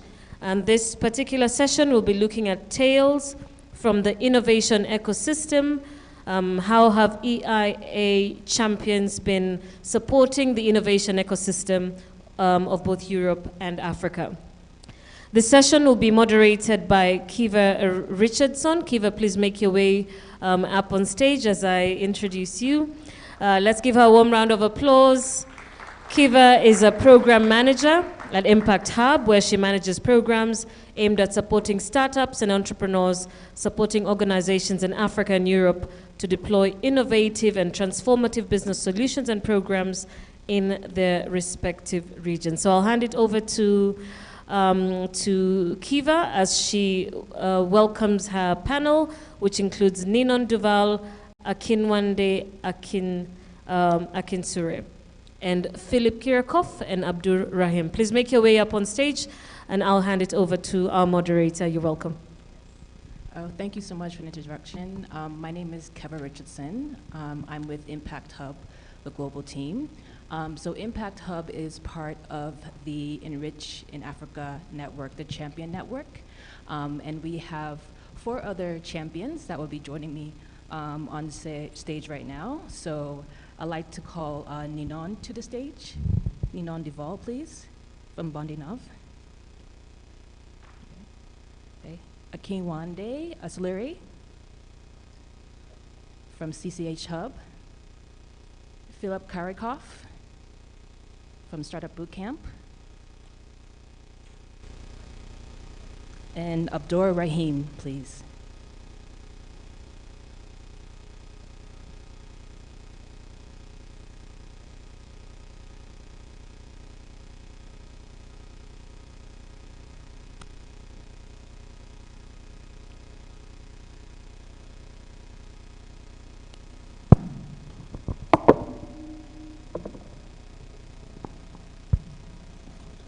Hi, Abdur? Oh, yes. Okay. All right, great, no problem. All right, so thank you all for joining us. Just to kick things off, I would love for you guys to give the audience a perspective on, so a little bit on your background, your organization, and then how are you currently supporting the innovation ecosystems. So just each of you, I guess we can start with Ninon, is that okay?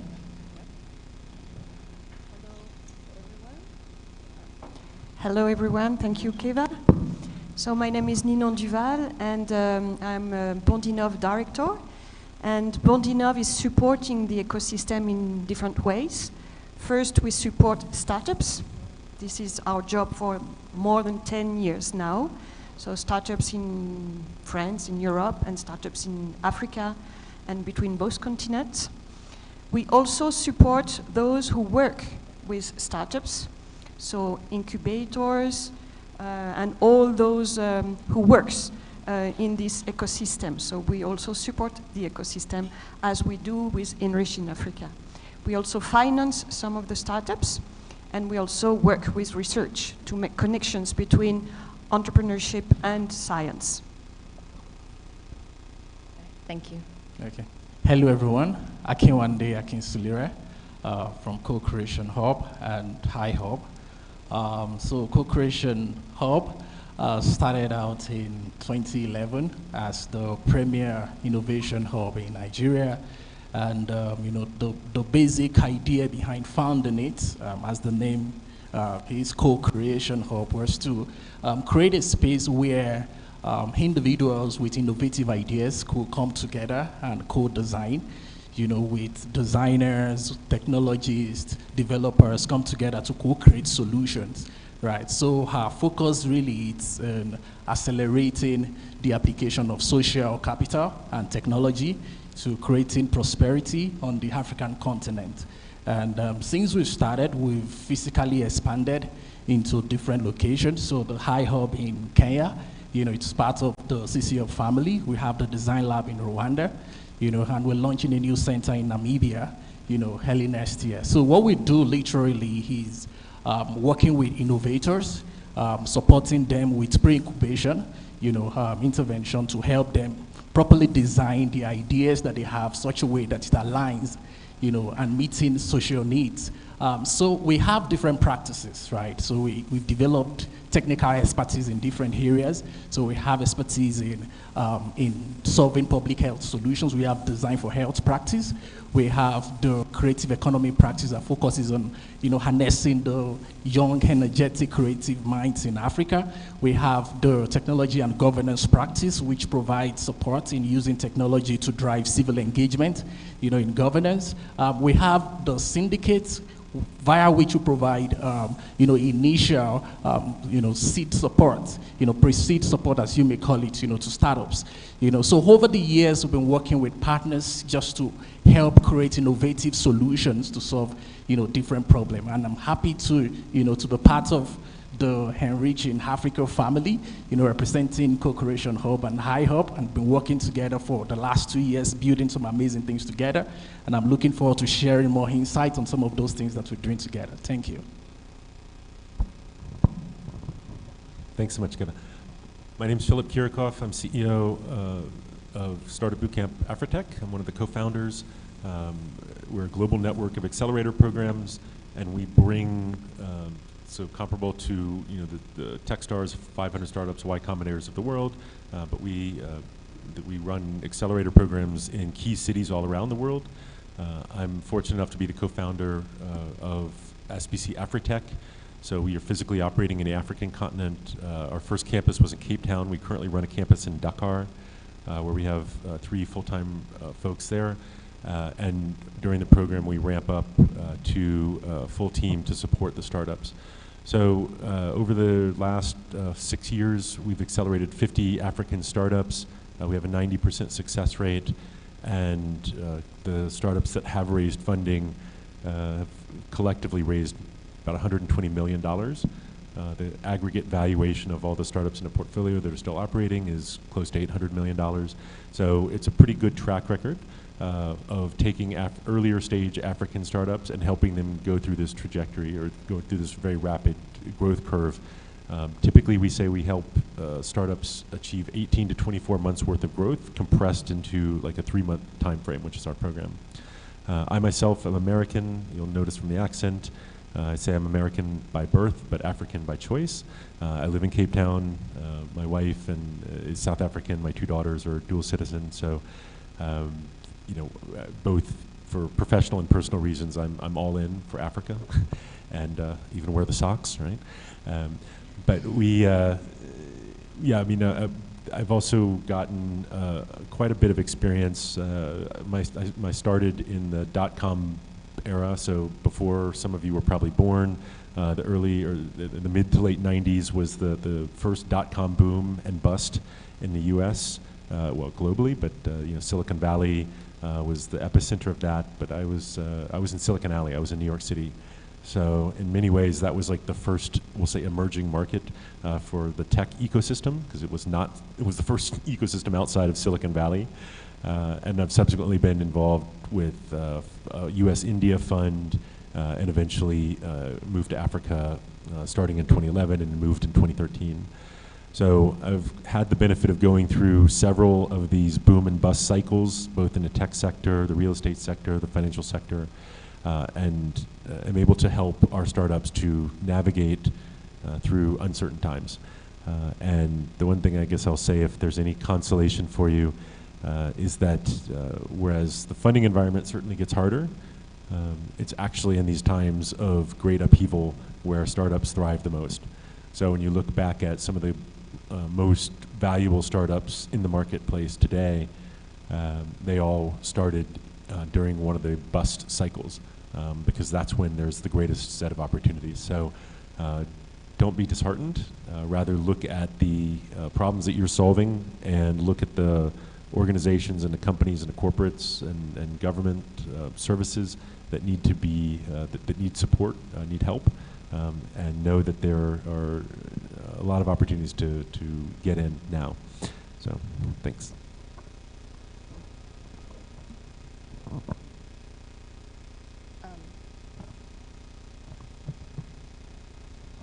So hello, Jambo. So my name is Abdul Rahim, and I am the founder and managing director of Uwazi app. So let me guess, how many of you can say what does it mean, Uwazi app? If anyone can say, what does it mean, Uwazi? So Uwazi is a Swahili word, right? So Uwazi means open. So it means open up. So okay, so actually myself, as a personal level, I born in Asia, but I have been living almost 22 years in Europe. And from the beginning, I was involved in European research almost 20 years, from FP6 time. And I was leading quite many European tech projects like Internet of Things. I was leading the flagship Internet of Things project. And that was the 2011. And then this project also in 2012, where the Internet of Things, the movement have been changed. And people started to believe that Internet of Things is the real, is not anymore imagination. And I was leading that time one of the flagship project in Europe. And I felt that actually what I'm doing is very important for the developing country. So I need to do something similar for the developing country. So then that's where on 2015, I start this with the opportunity, obviously, European Commission, a funded project called WASI Up. So the idea of this funding project was, how can we open up a tech innovation opportunity for African communities? With the ground, with the local innovation, make it cost effective, make it affordable. At the end of the day, made IoT in Africa. That was the vision that we started from the beginning. So actually here is you can see our hardware. I will, maybe if someone can pass by this if they want to touch it. So yeah, so we have developed this whole complete phase of IoT, open IoT platform, which including the open hardware, it includes open software, open platform. So what we does, we are very much innovative innovation-driven tech-driven innovation organization actually. So we bridge the technology with innovation from the early stage. If you have an idea and you need a solution, you don't know where to start even. You don't know where to start your idea to develop prototype. Then this WASI App initiative is the right place for you. It helps you to develop a minimal viable product within few weeks or few days. And after that, you can see what you can do. So at the end of the day, so that means that what we do, we support the young people on the building the skill who have idea. So they can, either it can be a technical skill or it can be minimal viable product they can go on the market. So you have a choice. So we build you a skill, we give you the MVP in your hand. You decide you want to go on market or you want to go in the job because you got the skill already. So that is actually what WASI App is doing. I have to be thanks Enrich Africa because actually WASI App is involved 7 years in Africa. But obviously we didn't have the platform to, we didn't have this sort of platform where WASI App could be promoted. And that's the reason I also thanks Enrich Africa for that. So we are involved right now more than 15 countries in Africa. So in East Africa, West Africa, North and South Africa, so all the countries. So we work with the Tech Hub.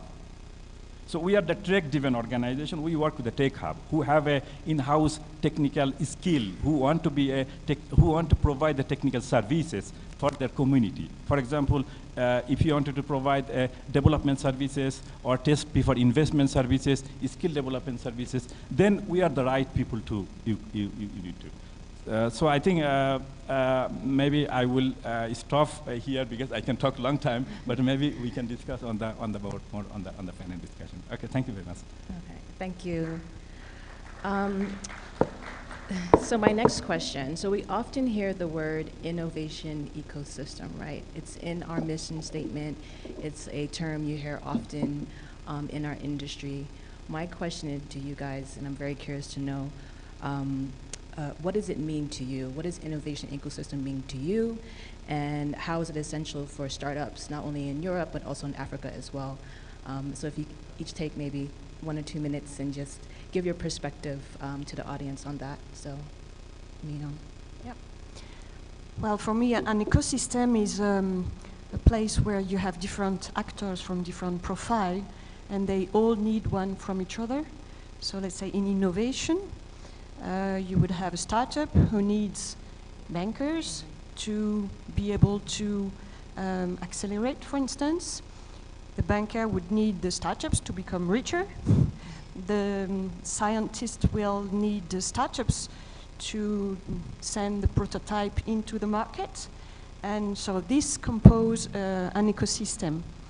And so I think that our job in this ecosystem is to help startups to find the good person at the good moment with less time and effort.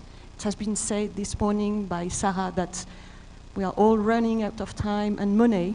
So I think that's one of our job, and with Enriching Africa and incubators, is really to help entrepreneurs to go faster, find the good person they need. Akiwande. Okay, from her own perspective, just in addition, to what I said, so we think about innovation from the perspective of getting things done smarter, getting it done more efficiently, getting it done more effectively. Africa, as a continent, faces a number of problems, diverse problems, from payment issue to transportation to logistics to public health challenges and all that, right? So we look at innovation from the angle of how do we stimulate individuals that have passion to solve these different problems, think about this problem, using human-centered design approach, such a way that they can design what fits for the need, of the people. And we look at the ecosystem as, the network of different actors that these individuals we engage, interact with in the journey of actually creating and solving this problem. So every player within the network that is involved in supporting these individuals with these ideas, desire to solve problems, we consider them as key players, within the ecosystem. And if I must borrow from the word of Dr. Vicenzo during the keynote speech, that there is no way you can go on the journey of innovation in silo. You need other key players, to work with you. So we look at the innovation ecosystem as, different players, different contributors who are working together to support how we can get things done smarter, get it done more efficiently, get it done more effectively. Thank you. So I think they've covered very well the concept of ecosystem, but maybe drill down a little bit about the component parts of it. So you have, obviously corporate startups, funders, investors, government, academia, mentors. You have all of these players, but the key linkages are very difficult when you have startups trying to work with corporates or startups trying to work with government, or and vice versa. And it really comes down to quite a simple thing, that the very DNA of large organizations, whether they're government or corporates or other, the very DNA is that they are executing on, they're an execution engine. So they're executing on something that's already been decided. They're not constantly innovating. So they've got if you think about a factory or a production line, you've got the product, the widget, this beautiful piece of hardware here that you're going to be sending down, and you're trying to make 1 million of those things. And so everything about your process is to try and optimize that production line to make it as efficient as possible. And anything that's inefficient about that, anything that would disrupt the efficiency of that production line, you try to clear that out. So in the body, you would have the equivalent of like white blood cells running around trying to kill off foreign things. But in an organization, those foreign things are called startups, right? Or new ideas. And so the organization itself is at a crossroads. It's very, in order to be as efficient as possible, it has to eliminate anything that would be not the current product. So when large organizations want to work with innovators and entrepreneurs, you have to have a different mechanism. And the same problem exists on the side of the startup, that they come in, they're like, hey, we've got this amazing idea. We can, make We can sell, we can solve big problems for you. We can help you make more money.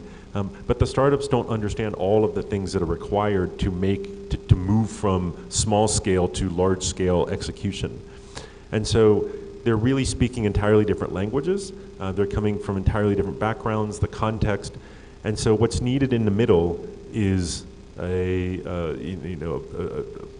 glue, right? To a translator, to a bridge. And so the way that we work in an individual capacity is trying to make that possible. But when you look at it scaled out to a full ecosystem, is that it's now happening at a large scale, where startups are able to work more efficiently with large organizations because both sides understand where the other side is coming from. And there's this layer in between that's translating. There's this, a concierge, a curation process that's happening that makes it, that bridges the gap between the two different contexts. And when that happens effectively, then it's magic. And we can look at some of the great ecosystems of the planet. I mean, Silicon Valley being probably the most successful. And what you have there is once that flywheel got spinning, then it just becomes self-perpetuating, right? That startups were able to grow much faster. They had access to the resources. They had access to the money. They had access to clients and customers, et cetera. But they also, that the founders or the employees that would join those startups, as those startups got much larger, they were now leaving to create new startups. But they were doing so on the back of experience of how to do it. So in Africa, what we're really struggling with is to try and get that flywheel going at the beginning, right? And so that's where we're still kind of sputtering along, and it's kind of going in fits and starts. There are some very encouraging moments and examples of where it is starting to work. I think probably the most pressing, or maybe the most advanced, is that in Nigeria, where you've started to see a couple of unicorns where the founders have started investing, becoming very active angel investors. So the founders of some of the Andela or Flutterwave or Chipper Cash and some of these others are now investing money back into earlier stage startups. And as you start to see that happen, or executives that leaving those startups to start new startups, we're starting to see more examples of founders that have a prior exit, or at least have prior startup experience. So that will also build the ecosystem. But again, it's still very nascent here in Africa. Thank you so much. Okay. Hello. Yeah, so my colleague, they pretty much covered the business and startup part of innovation ecosystem. I will bring different prospect of ecosystem, and so for me, first, maybe to understand what the innovation mean in the African context, right? I think the innovation can be different in the different context. Also, this Vicente was also mentioned his talk. So the way we define the innovation in African context is to develop, is to engage the local people, local talent, local resources, local materials, and develop a cost-effective alternative solution. That's what we call the innovation. So, and this is actually the need in Africa. So that means we need to develop there are a lot of problems that we have in Africa. The solution is there, right? You can find the solution is there, but these are expensive. You cannot, it's not affordable. So how can we bridge this gap? So we need to develop, we need to define the innovation for Africa. We need to define for us, the way we define innovation is actually developing cost-affordable alternative solution, engaging the local people, engaging the local talent. That's the way. So that means that in order to do that, there are different, I mean, for us, in the innovation ecosystem, obviously business is important. Business is driver of the innovation. But without technology, you cannot have innovation. How can have innovation if you don't have tech in that? So that is where we try to say, okay, the tech is the brain. Actually, we need to, if you have a right technical solution, you can go to the market, you can be competitive. Other, obviously, you can have a unique business model. That is also another way. But from the tech, you need to have a skill of the technology. So what we see that in the innovation ecosystem, especially the tech innovation ecosystem, we call tech innovation ecosystem also. So you need to have, first of all, you need to have a skill, a talent. We need to have a skilled talent who know how to touch the hardware. Nowadays it's coming the technology, all the technology are connected. We are talking digitalization, means everything is connected. You cannot, it will be that you cannot have a technology, you will not have a startup, a product where you are not, need to know the digitalization. So that means that you need to task, you need to know the technology. So how can you be a technology if you are not the talent on that? So you need a technical talent. First of all, you need a technical talent to be a kind of the develop a startup, right? So that is actually one of the core part of innovation ecosystem. So we need to build the technical talent. And that is actually one thing. And then in order to build the technical talent, what we need, we also need we need to make sure that all the technology are available, right? For example, this hardware. It's very difficult for in Africa to get the hardware. And even if you are Nairobi, maybe you can get the hardware, but if someone sitting in Kisumu or Nehru, they will have even difficulties, right, to get the hardware, and also importing hardware. So that means that in the innovation ecosystem, we also need to make sure that the technology is available, is the availability of the technology, need to make sure. And someone have to take this role in the ecosystem to provide the technology. Obviously, that's where the tech hub is coming in place, to provide the technology to the guy who is sitting in the off-grid community. We call off-grid community also. There are community who doesn't have the technology, right? So we need to provide this technology to this off-grid community.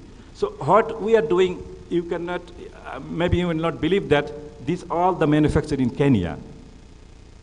So because this is what we want to do, because we feel that we need a local, we need to enrich the ecosystem.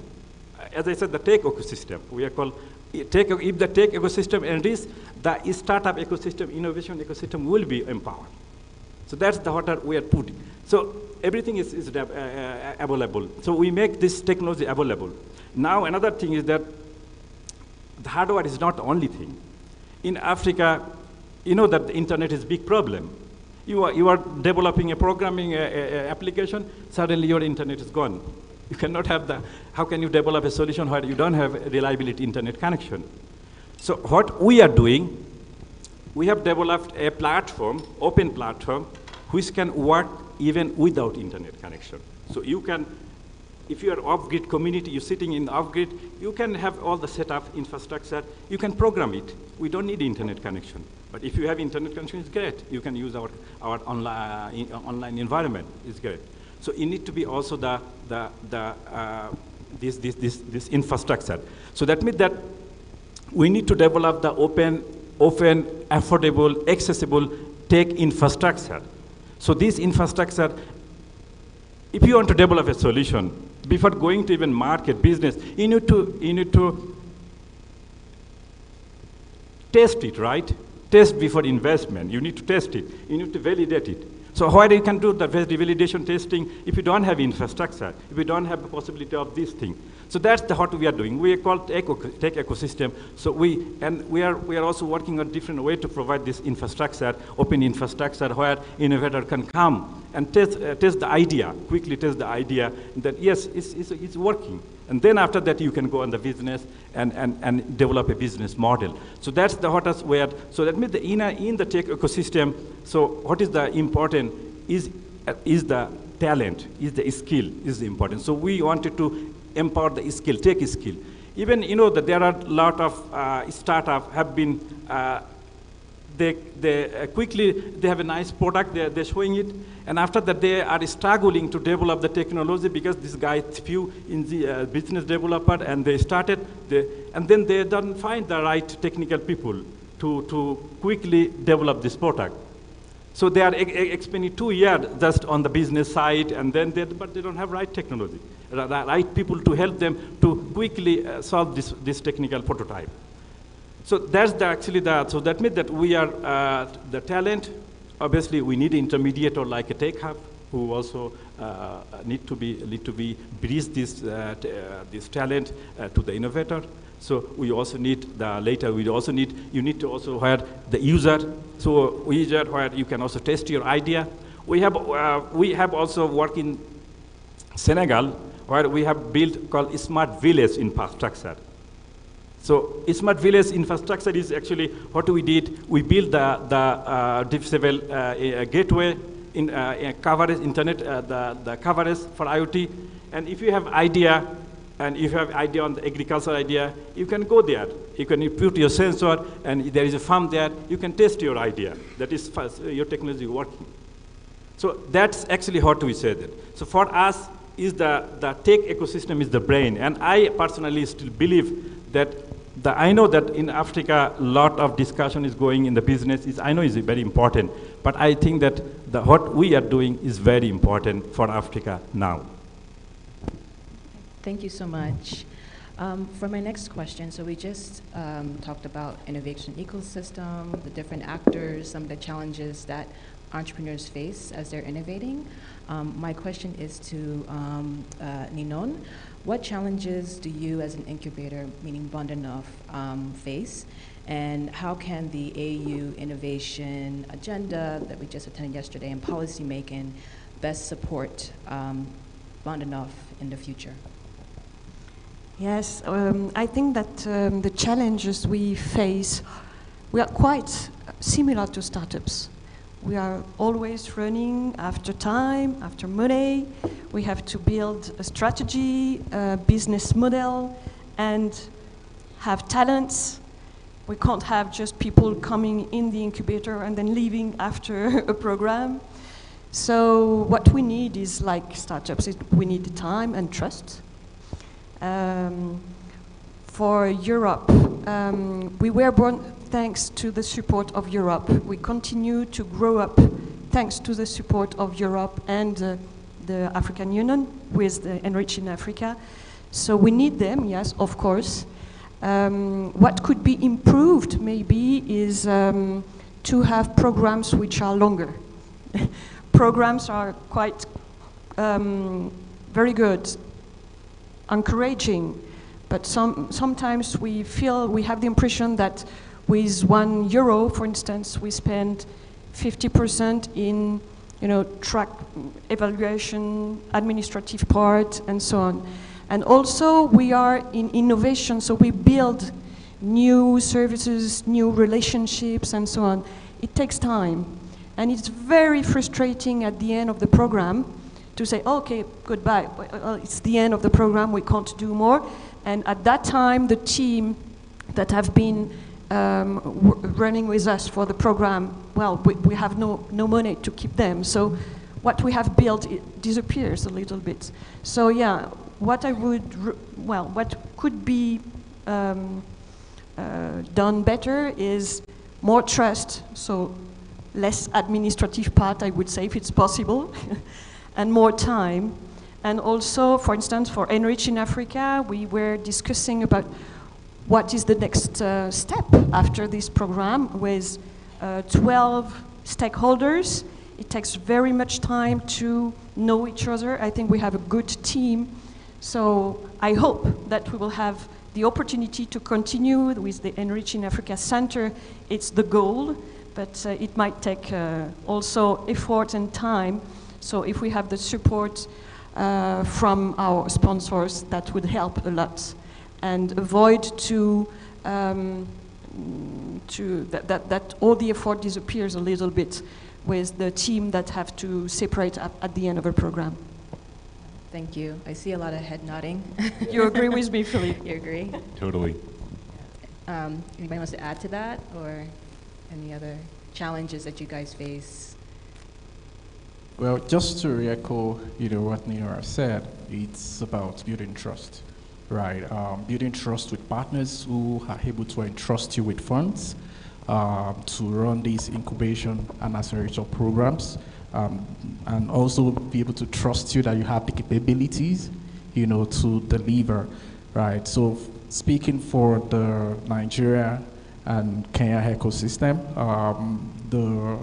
the development of the innovation ecosystem has been largely driven by funds provided by the top technology companies, who have entrusted us with funding to be able to develop these innovative programs and support startups, right? So it's about having local corporates now investing into the development of the ecosystem. So I think that's the first challenge I would like to throw to local corporate organizations. Yes, we have a number of other ones coming outside of Africa to support, but we need the indigenous companies who are making money from here to also support, the ecosystem. So when the trust is there and the fund is provided, it's easier to develop the talent who will support the startups, and also it's easier to provide the needed, support to the startups. You're talking about having people on your team as an incubator to support the startup. It's a major challenge,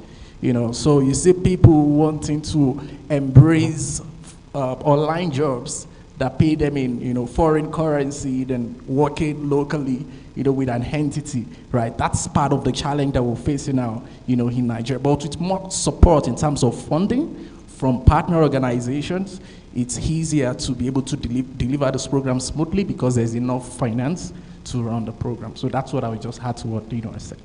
Thank you. Great. So I just want to take a minute just to, reflect, look back a little bit. How do you think the ecosystems between Africa and Europe have evolved over the past 5-10 years? I know you guys are very young, but 5-10 years, what do you think? How has it evolved between the two continents? Yeah, we've been very inspired. I mean, certainly if you look at just the amount of VC funding as one metric, it's gone from a couple $100 million when I first started helping startups in 2014 in Africa to this year it was over 5 billion so far.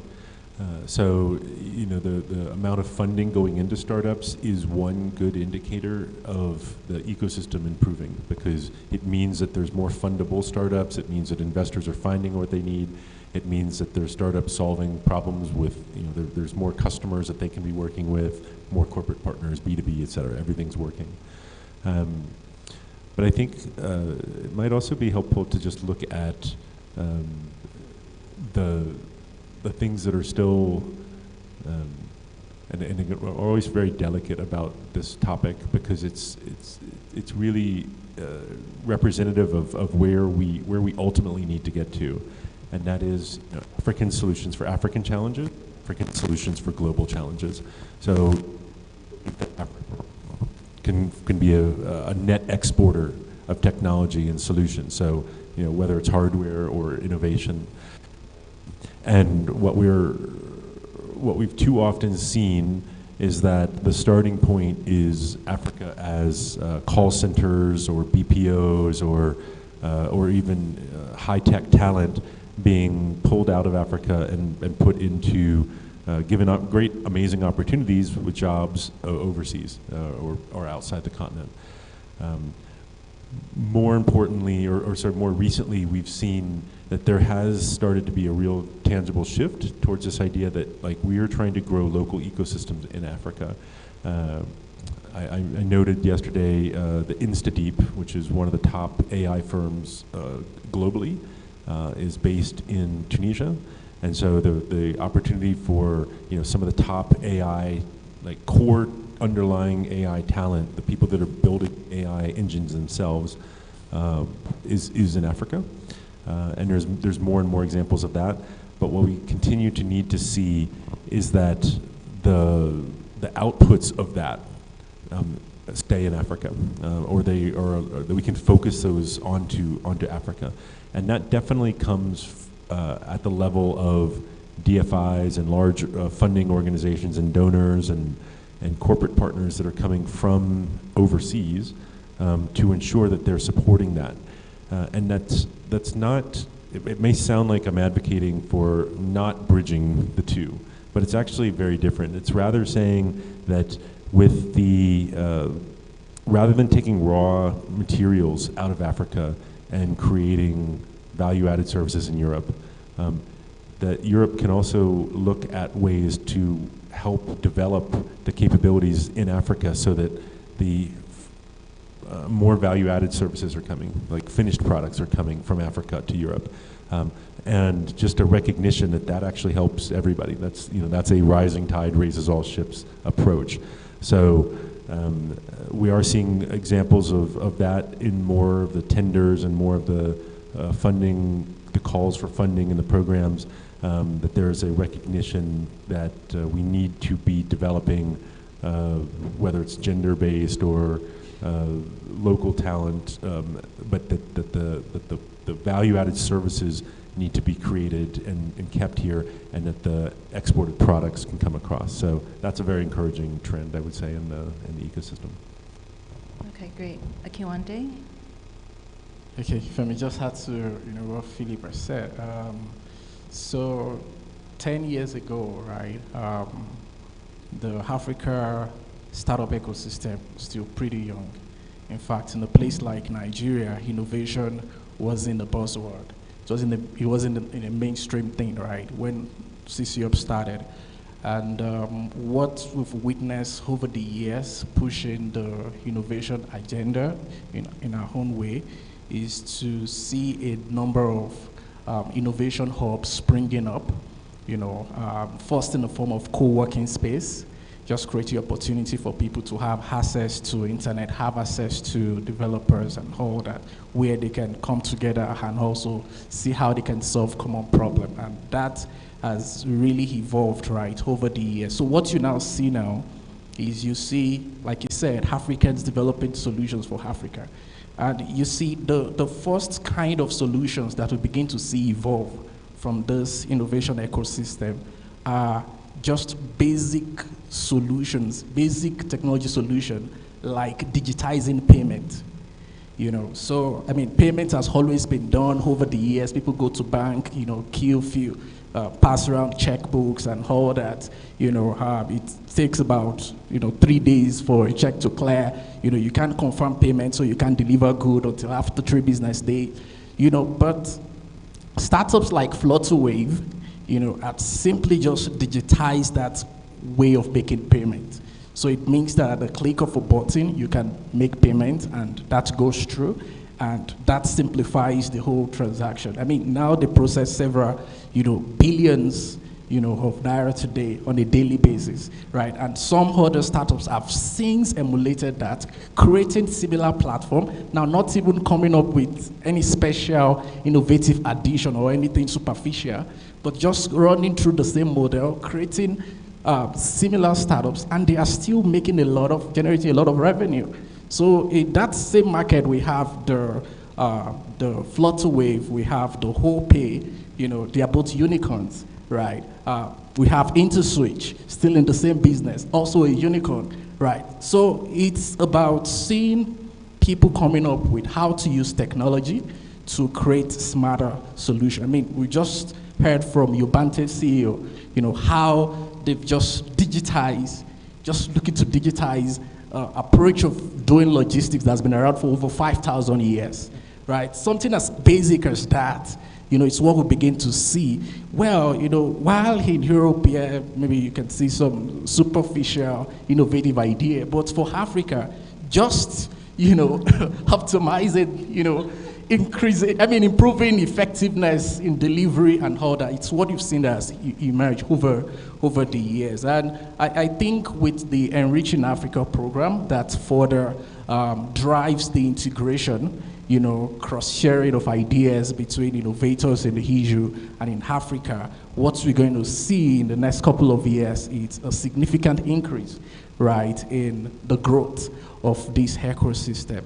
You know, so this is such a beautiful time, you know, to be alive, you know, as an African, you know, and I also believe as a European as well, because a lot of new technologies are going to be evolving, you know, from where we are. Thank you. Thank you. Well, 2 African incubators have been spoken about the subject. So let me just add something from the European incubator. We do superficial technologies. Okay, that's fair. Yes, it's been changing a lot. Bordinov was born 10 years ago. We were the first, I think in France, the first incubator to really work with the African countries. And today things are changing. More and more, opportunities, more and more discourse about the continent as a continent of the future with opportunities.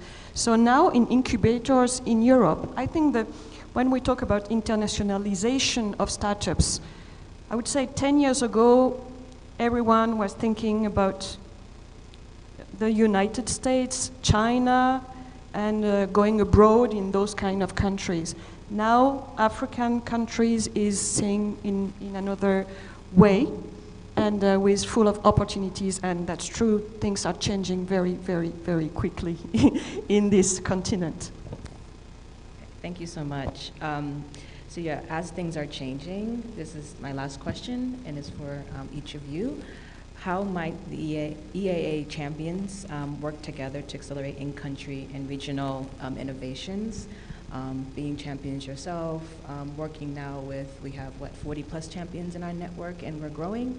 So how could we together accelerate that growth? Well, exchanging experiences, for instance, Impact Hub organized training for other incubators. We all need to improve our processes, our services, to train the staff. Experiences to be shared, also exchanges between different incubators in different countries. It's the same thing than for startup. It changed your impression, your vision. It's very important to share international visions with other incubators. So this is very important within the network, I believe, between us. Okay, just adding to that, one of the beauty of this collaboration within the Enriching Africa is that opportunity for startups to be able to scale their solution beyond their local or geographical location. So as an organization, because we have offices in Lagos, in Nairobi, Kenya, in Kigali, then we're moving into Namibia now, it's easier for us to facilitate the scaling of a startup solution from any of those locations to any of the location where we currently operate. For example, there's a startup in Namibia that's going to be doing a proof of concept, with one of the biggest fast-moving consumer good company in Nigeria, by early next year, right? We have some fintech that we're supporting to come. I mean, Nigeria is the biggest market, around here. So it's easier for us. But there are other places where we cannot reach now because we don't have a presence there, So we have members within the Enriching Africa who have locations in those places. There is Impact Hub in Ghana, for example, in Dakar, for example. There is Startup Bootcamp in South Africa that we can leverage on to help our startups to scale to those places. And it has been beautifully coined, scaling program within the Enrich Africa program. So there is the soft landing, there is the scaling program that enables that, to happen, right? So, and the same thing also happens for Europe if we're to support them to scale. I mean, Adore Lounge, which is a startup out of Nigeria, is currently, working in France with expression in France, just because there is a platform like this to help scale, such solutions. And we have so many amazing solutions, that has been developed by startups within the Africa ecosystem that their counterparts in HIJU can benefit from. And also there are innovative technology that startups within the HIJU already have that just by the virtue of knowledge transfer, to counterparts in Africa, this can. So the Enriching Africa provides that platform for, interpollination of idea, connecting startups from one ecosystem to the other, facilitating soft landing, getting mentors for different programs, mentors who have broader perspective beyond your local context, we can also help with different application of the solution you're building. So this is really amazing, right? And that's why, as an organization, we are excited about this, and we believe it's a collaboration that will take both continents forward. Thank you. Thank you. Philip? So I've heard the phrase, or probably everyone's heard the phrase, at some point or another, we're all on the boat. But more recently, I've heard a really interesting take on that, more accurate and more inspiring, and that is, we're not all on the same boat. We're all in the same storm, but there's lots of different boats, and there's lots of different kinds of boats. And I think that that's really important, because when we think about everyone's part to play, we don't each have to try to solve all of the problems. Everybody can specialize in the thing that, if everybody can specialize in the thing that they're best at, then they're able to collaborate and work together, and we're going to get much farther than if you're trying to solve all of the pieces. So it's particularly useful to think about companies like Netflix or Amazon. They're juggernauts today, but when they first started, they did exactly one thing. Amazon was just selling books, but they didn't have to solve for payments. They didn't have to solve for, website connectivity. They didn't have to solve for the logistics of shipping, right? You could go onto their website, you order a book, they drop the book at their post office, and the book got sent and everything got handled. The payment was handled very easily through credit cards. So it was actually very simple for them to start their business, right? And same type of business trying to start in Africa would be much, much harder, because you've got to solve for so many different problems, right? But through these consortiums, and the Enrich in Africa program is designed to make all of those resources, bring all those resources together in one place. It's simply, at its core, it's a directory, it's a marketplace. Just saying, here's one place you can go and find all of the pieces that you need, so that you don't have to go and do it yourself. You can plug in the thing that you're best at into a really inspiring community, an ecosystem of players that are out there, all in their own little boats, right? But we're all tracking through the same storm, but we're all gonna survive and thrive because we can form a fleet, we can form convoys, we can find really great ways to work together. So the encouraging thing is, focus on the thing that you're best at, and then bring together a team, a consortium, a collaboration, and the platform that we hope becomes the standard bearer is this Enrich in Africa Center. Thank you. Thanks. Hello. Yeah, so for platform like Enrich Africa, and it's definitely is very important, and even it's important for, like when you're talking about collaboration between Europe and Africa, even in Pan-Africa. So we need, as I said, that in order to enrich the ecosystem, we need more and more mass making, right? We need to have more and more mass making. So there are talent there, but the startup, they're looking for talent. There are startups, so that there are also the talent who are looking for job. So that's actually we need to have the more and more mass making facilities. And I think that a platform like Enrich Africa is actually the kind of physical platform. But in the same time, we also need the online platform. I know that there are quite many online platforms also coming in the different dimension. Even European Commission, I think the JRC also working in knowledge platform. We are also working another platform called Meetup platform.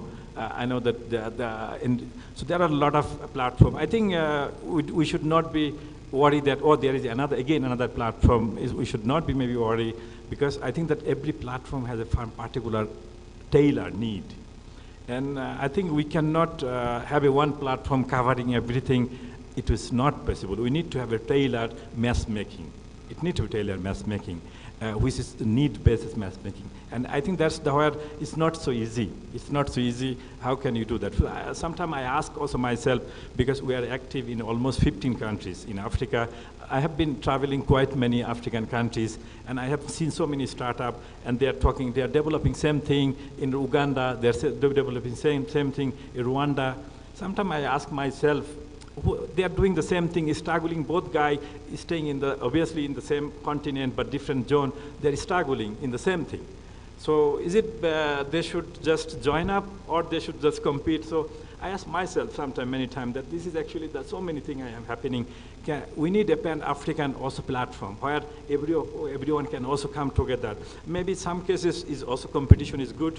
Some cases actually complementary is also. So I think that this is actually all we needed, and we need to start the ecosystem, starting from locally and then nationally and Pan-African and African Union ecosystem. I think that's where the physical platform and online platform need. Okay, great. Thank you so much. I just want to take a time, about 5 minutes, to open up the floor for any questions for our champions. We have time for like 1 or 2 questions. Oh, okay.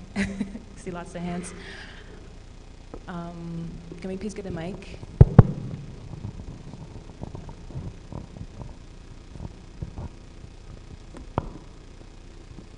Good morning, this great afternoon. I'm Gacha Brian, a digital profiler and an aspiring innovation manager. And I haven't heard more about innovation management in terms of now innovation manager. And in your own words or understanding, I would love your extrapolation on where do you place innovation managers in the innovation community. Thank you. I'm sorry, can you repeat the question one more time? Just speak a little closer. Yeah, speak a little bit closer to the mic. Okay, my question again. I'm Gacha Brian, an aspiring innovation manager. In your own understanding and context, where do you place innovation managers in the innovation community or in the innovation ecosystem, mostly in Africa? Yeah, thank you. So the question is, where do you place the innovation manager in the ecosystem within Africa? So, Philip, if you don't mind answering that question. Yeah, so as I was saying before, the glue that can put it all together is a critical piece. So, we often say, with our startups, like we don't come up with any of the ideas. We just help our founders to see their ideas and how they can scale them. So in that space, we're probably playing a similar type of role as an innovation manager, right? So whether you're working for a corporate or whether you're working in an investment environment or a DFI, if you can see out of the landscape, I mean, there's thousands tens of hundreds of thousands of innovators that are out there, that if you can find the hidden gems and see the ones that truly have the potential to move the needle, and then oftentimes, it's those founders don't even fully understand the problem that they could be solving. So they're solving one problem, they may have some really cool tech, they may have a really cool service, but they could be solving an even bigger problem. And so if you have the perspective where you can see, here's big challenges that need to be solved, and here's people that are solving problems, and you can match those up and help look at pivots and maybe change the business model or changes to the way that the solution is offered, then you're playing an absolutely critical role. You are playing that matchmaking role that moves the time frames much faster. So as I was saying before, we compress time frames that are 18 to 24 months down to 3 months, and it's really just because we help the founder focus on the biggest problem that they could be solving and how to leverage different partners, channel partners, access to market, investors, et cetera, so that they can get to where they're trying to get to much faster. So if that's the role you're playing, and you were one of the critical components of the future of the continent. Okay, thank you so much. I think I saw a hand raised right here, please. Gentleman in the white shirt, yeah. Good afternoon. My name is Eugene from Liveware Mashariki Studio. You have to hold the microphone closer. Yeah, my name is Eugene. Yeah, from EiA Mashariki Studio.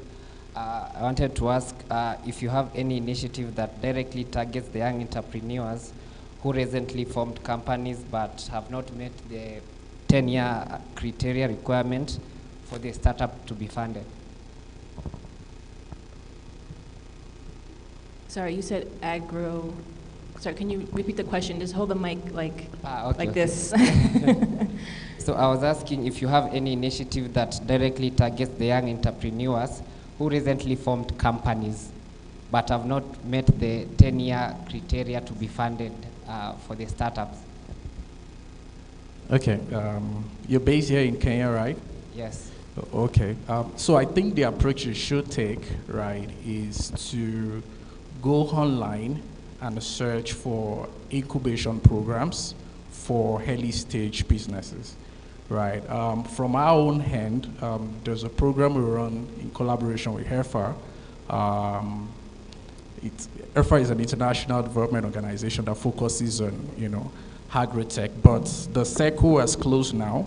Another circle will probably start Q1 next year. So what you can also do is to go to ccupnigeria.com and subscribe for our newsletter. That will help you access that information once it comes mainstream. So that's from CCO perspective. But I think in general, it's about you now actively searching online, for agri-tech programs that makes funding available to early stage businesses.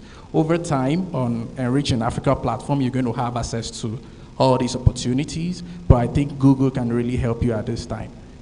Thank you so much. We have time for one more question. I see in the back, please.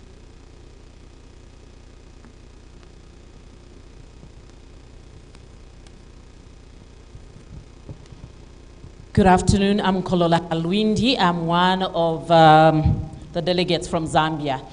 Africa has one of the highest failure rates for startups. You get startups after 5 to 10 years. Probably only out of 100, less than 10 will actually be there to survive.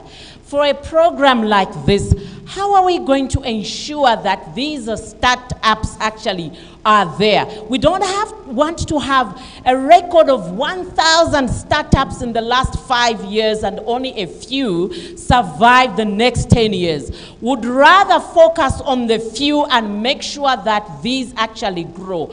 How different would this program be to make sure that these startups, I can assure you, there are a lot of aspirations just in this room. But next year, this time, I'm not sure. One of the missing links is the actual funding. You believe in the startups. You believe in the innovative idea. But why is it that we are struggling to give them the relevant funding? If you want, you can hold them by the hand. Let us be remembered for success and not on the rate of failures. How different would this program be? We are desperate to see success. We are desperate to read 10 years from now to say these are the people that attended the Congress in Nairobi and look at where 40 or 50% are. Thank you. Thank you so much for that. Does anybody want to take that? Sorry, very quickly, can we just answer that? Okay. So what I'm going to say to that is, the survival of startups is determined by the quality of the ecosystem, around it, right? So you will always see a situation where, so that's one anyway. Then number two, the quality of the idea, right? So then number three, the kind of support that they're enjoying. So you find that in certain ecosystem, the startups don't enjoy the support from all the players that are supposed to be providing, support within that ecosystem. I give you an example, right? If the government is not actively investing and involved in policy making that will support the growth of startup in certain area, you will realize that over a period of time, every innovator that comes up with, innovative idea in that space will die out because government is not actively supporting them, with policies, right? I give you a case in point. What is happening right now in Rwanda is the government of Rwanda actively supporting those startups. When I leave here tomorrow, I'm going to Kigali, to prepare the startups for the Hunger Festival that is going to happen December 10th. And what is happening is that the government of Rwanda, in collaboration with Google, Mojalbu Foundation, other corporate organizations, are actively involved in building the ecosystem. Right? So where the policy, the government intervention, because there is the regulation, there is the ease of doing business that is required for those people to survive. So yes, they get the support from innovators, from accelerators, but if that is missing, it's difficult. In terms of funding, Africa is beginning to have access to significant funding, right? And even though you could have access to funding, there is the the character, the nature, the person of the startup founder, that is also, that also comes to play in terms of determining the longevity. We've had founders that got funds and they relocated, right? So these are some of the challenges that happen. So I think you want to add. I want to make, I know we're running out of time, but I just want to make one comment. A high failure rate is not a bad thing. It's actually a sign of, it's a healthy ecosystem. It means that there's a lot of people trying a lot of things that are pushing boundaries, but so that should not be the metric that you're using. The best VC funds in the world only expect about 10% of their investments to pay off, right? So don't look at that as your metric. Your point is well taken that there needs to be more investment, more support, but the other key thing that I would encourage every founder to look at is that going out and getting funding is usually the last resort. What you actually want to do is sell your product, go to your customers. So a lot of the programs that we have, and when I'm speaking for Enrich in Africa, is all about to help you learn how to do better customer discovery, better customer validation, make sure that the idea that you have, that there's a real market for it. If there's a market for if you're solving a real problem and your solution is a valid solution, then you don't need as much funding. What you actually need is just scale to help you get access to more and more customers. But the best funding that you can get for your product is customers paying you for your solution, because that's the ultimate validation. I want to say thank you so much to our panelists. Can we please give them a round of applause? And I encourage you to come find our panelists during lunch. Yeah? Okay. All right, great. Thank you so much. All right, thank you so much, Kiva, and your panelists. Let's give them a warm round of applause as they take their seats.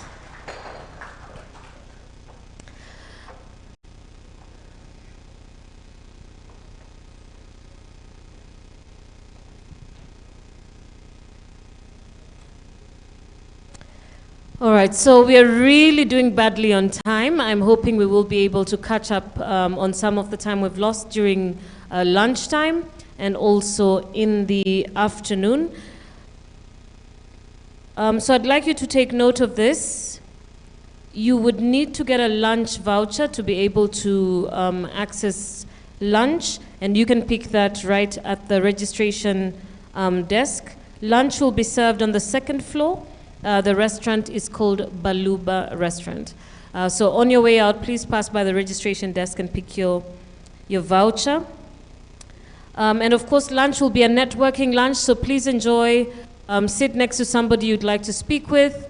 We'll do about an hour, 15 minutes thereabout for lunch, and then we'll come back for our afternoon session. So do enjoy your lunch, and we'll see you in about an hour and a half.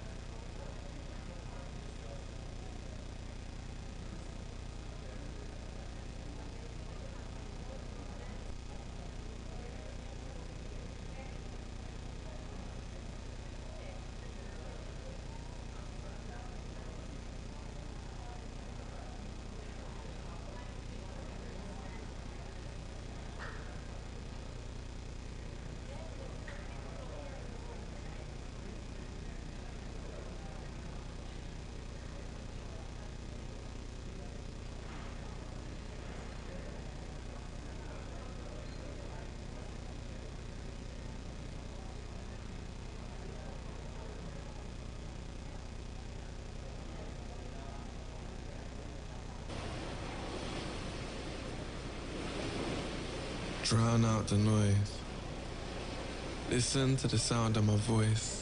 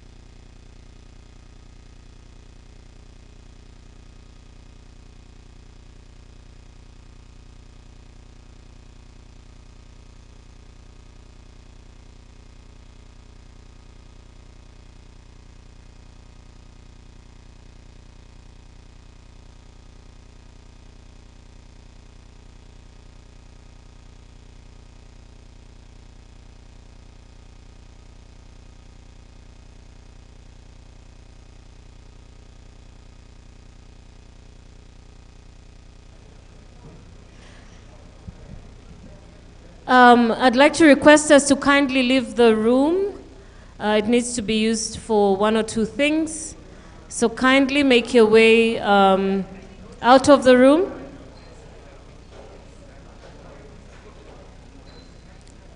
I'd like to request us all to please make your way outside the room.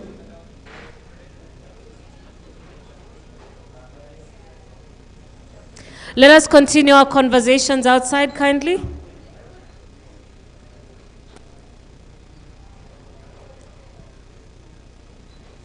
All right, thank you all for listening. Kindly make your way out. We'll come back right after lunch.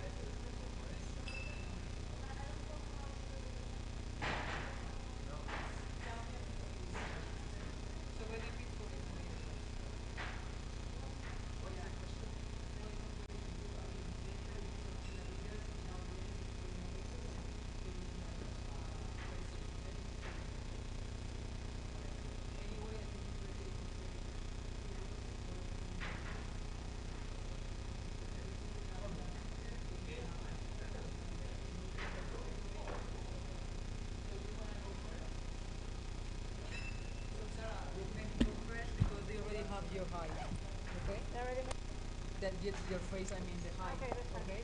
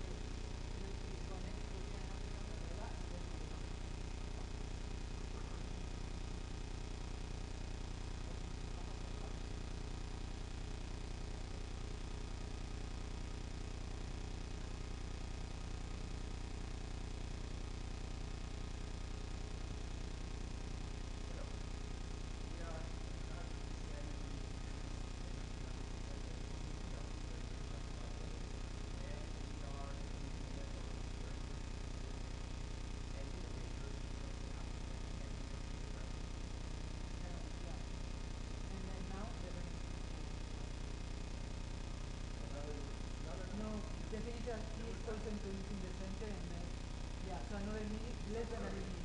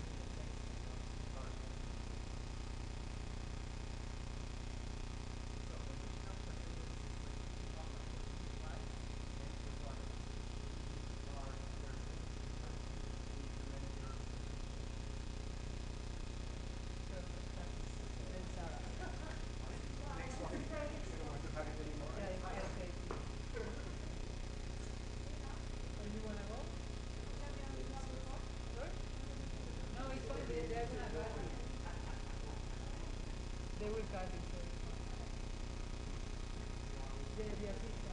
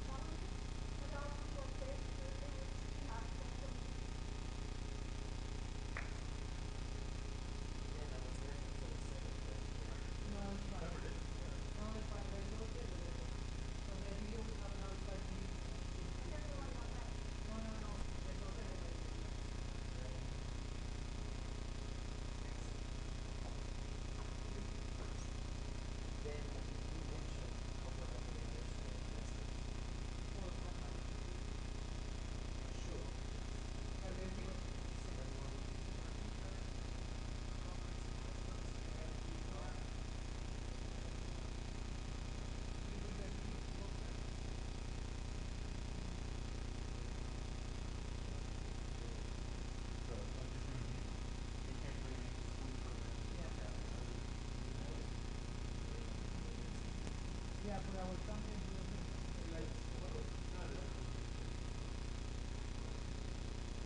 to our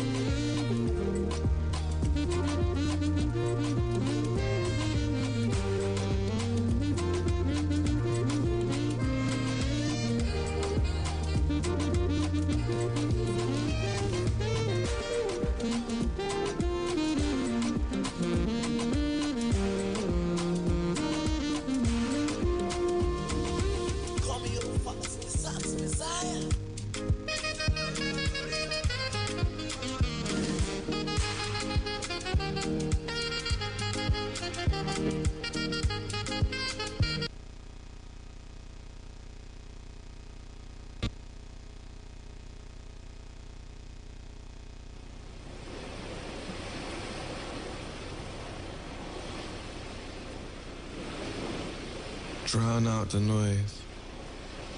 Listen to the sound of my voice. And just take a second to refuel. Cause when life is kind of so come and hold it.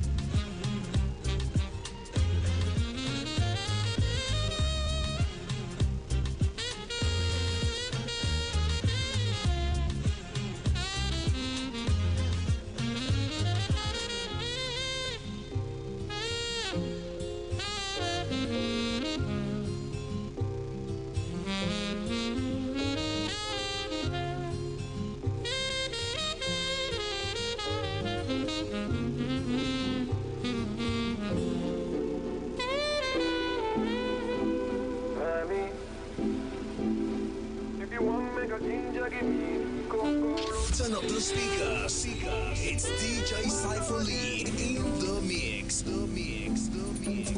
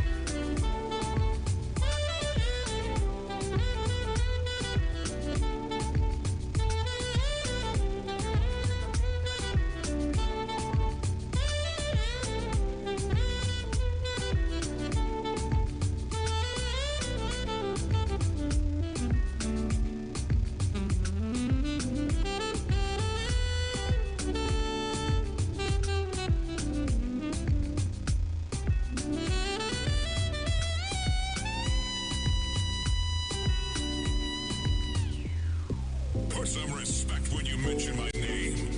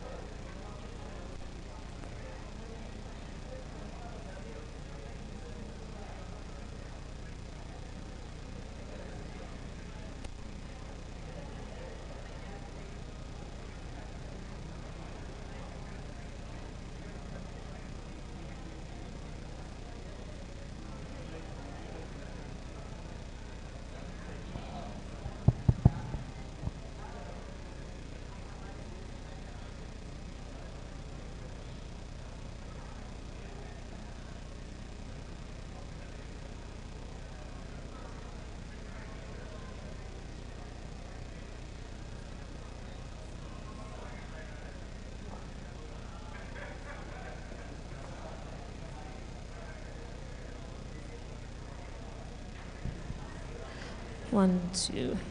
Welcome back in. I'd like to request you to start taking your seats. Those that are still outside, please come and join us. We'd like to start in a moment.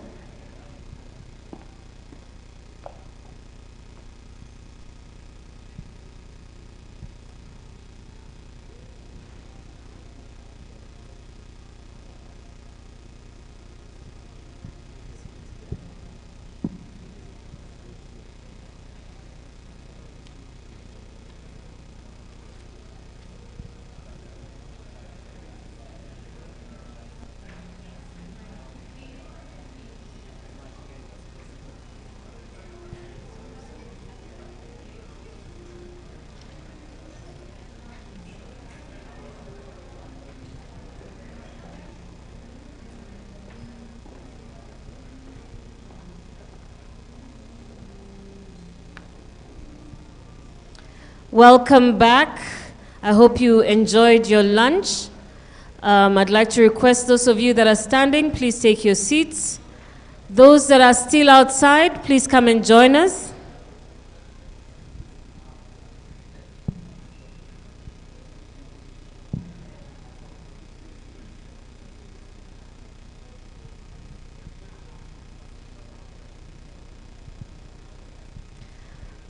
I'd like to quickly check if we do have the panelists for the next session. Just by show of hands, show me if you're here. Bruce Nsereko.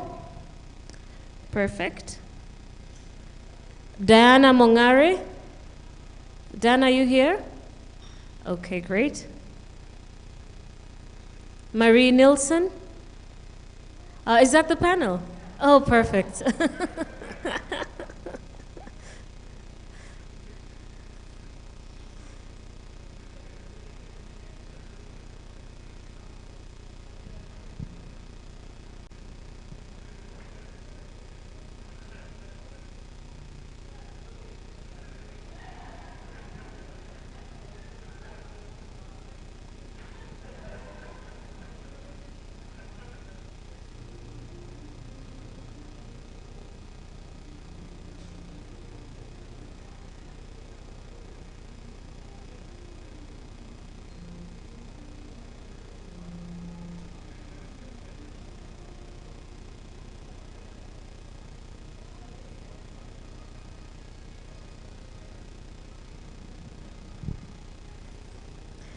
All right, thank you all once again. Those at the door, please, you can tell those that are outside to please quickly join us. We'd like to kick off. For now, I will introduce our first panel discussion for this afternoon, which will be looking at how to successfully raise funds for your startup. And this panel will focus on advice, of course, and tips on how to raise funds, how to pitch an idea and gain the interest of investors, of course, both local and international. And this discussion will be moderated by Anta Diallo, who I will introduce very quickly.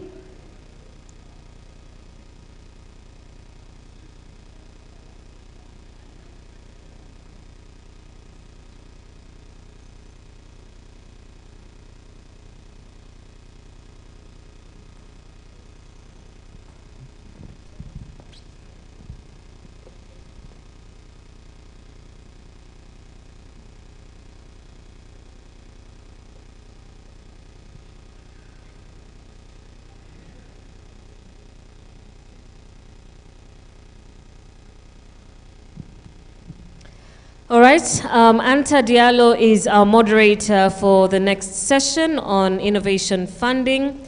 Anta is the manager Africa for Euroquity, a service developed by the French Public Investment Bank to connect entrepreneurs, investors, and incubators and accelerators. The mission is to connect the innovation ecosystems in Europe and in Africa. Anta is passionate about supporting entrepreneurs and building tech ecosystems. She took a key role in the launch of the French Tech Cape Town, the first ecosystem of French startups in Africa. Let's give them a warm round of applause as they kick off our conversation this afternoon. Thank you so much. And hi, everyone. Super happy to be here with you today. I wanted to thank, first of all, Enrich in Africa for putting such a great event, and also the European Commission and African Union for, letting us know and letting us involve in this process of challenging the EU innovation agenda. It was great. Thank you so much. So I'm Anta, as I was introduced, and the manager Africa for BPI France Eurocredit, BPI being the French Public Investment Bank, and Eurocredit is actually the service that helps entrepreneurs connect with investors and also business partners. So raising funds, as you know, is one of the greatest challenge of an entrepreneur, yet it's actually a key milestone of the life of an entrepreneur, and actually it helps him give the ability to grow faster. So today we're gonna try to, answer all those questions that you guys might have. So when to raise fund, why raising fund, how. And for that, we have the chance today, the pleasure to have amazing speakers with us. So they were introduced, but we have Mary Nielsen, partner at EMTLA. We have Diana Mongare, the founding partner of the Nairobi Business Angel Network and also investor at Future Africa. We also have Bruce Nsereko Lule, one of the partners of CITSA Africa Ventures, and we also have Michael Mena, a COO and co-founder of Leap Later. So before we actually start this panel, I just wanted to go with the basics. And I'll ask this first question to you, Mary, because I know you supported a lot of the entrepreneurs from scratch. So can you tell us what is a fundraising? So I think most people actually know what fundraising is, basically getting capital into your company, so hopefully you can grow and utilize those funds well. I think the more interesting question is sort of what capital should you raise? And there are different kinds of capital. We have a lot of venture capital funds on the stage now, and I think if you go after venture capital, it's great if your vision is aligned with what a venture capital fund sees as success as well. So I run a business in Ethiopia. It was a paper recycling company. If I had had venture capital in my business, it would have been a disaster. So what you typically call more of a traditional business where you grow, in our case, truck on truck on truck, we just wanted to grow at our own pace, make profits as quickly as we could, maybe pay dividend to our investors and have a great lifestyle business, which can pay your house, it can pay your mortgage, it can pay your retirement for that matter. But I think if you go after venture capital, you very much have to be prepared for what venture funds are looking for, rapid scalability, where investor ultimately sees success as having an exit, it being selling their shares to someone else, an acquisition, an IPO. And if you're not feeling your personal ambition or your business is aligned with that vision, it can be quite dangerous to go after that kind of capital.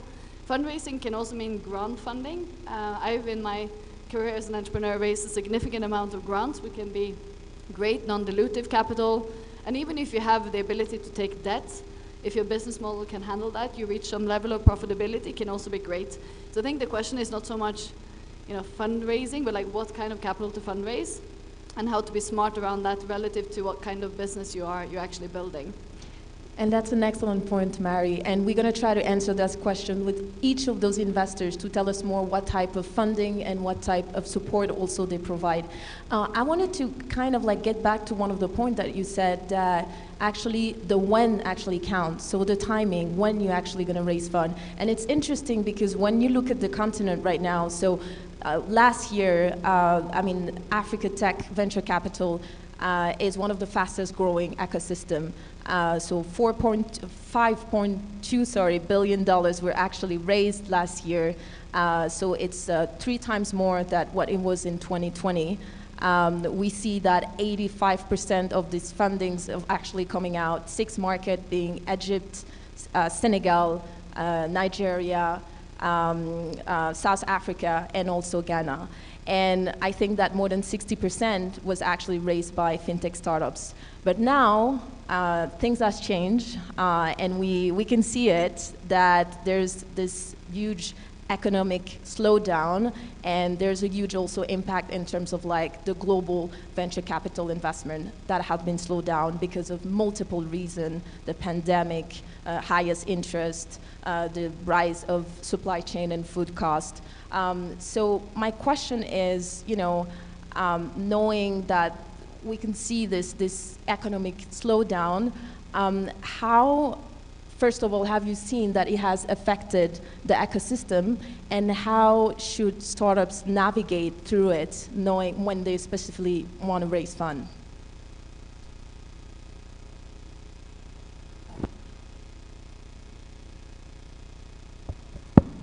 Hello. Thank you, Anta. So yes, I think, as you've mentioned, there's been effectively a global slowdown in the global economy. The war in Ukraine, high oil prices, heavy inflation in many markets, and therefore central banks effectively raising interest rates have made money scarce. Effectively, as investors can put their money in government bonds, so on and so forth. It's made borrowing difficult and expensive. You hear of rates on the dollar for venture debt on the continent being something like 20% plus per annum.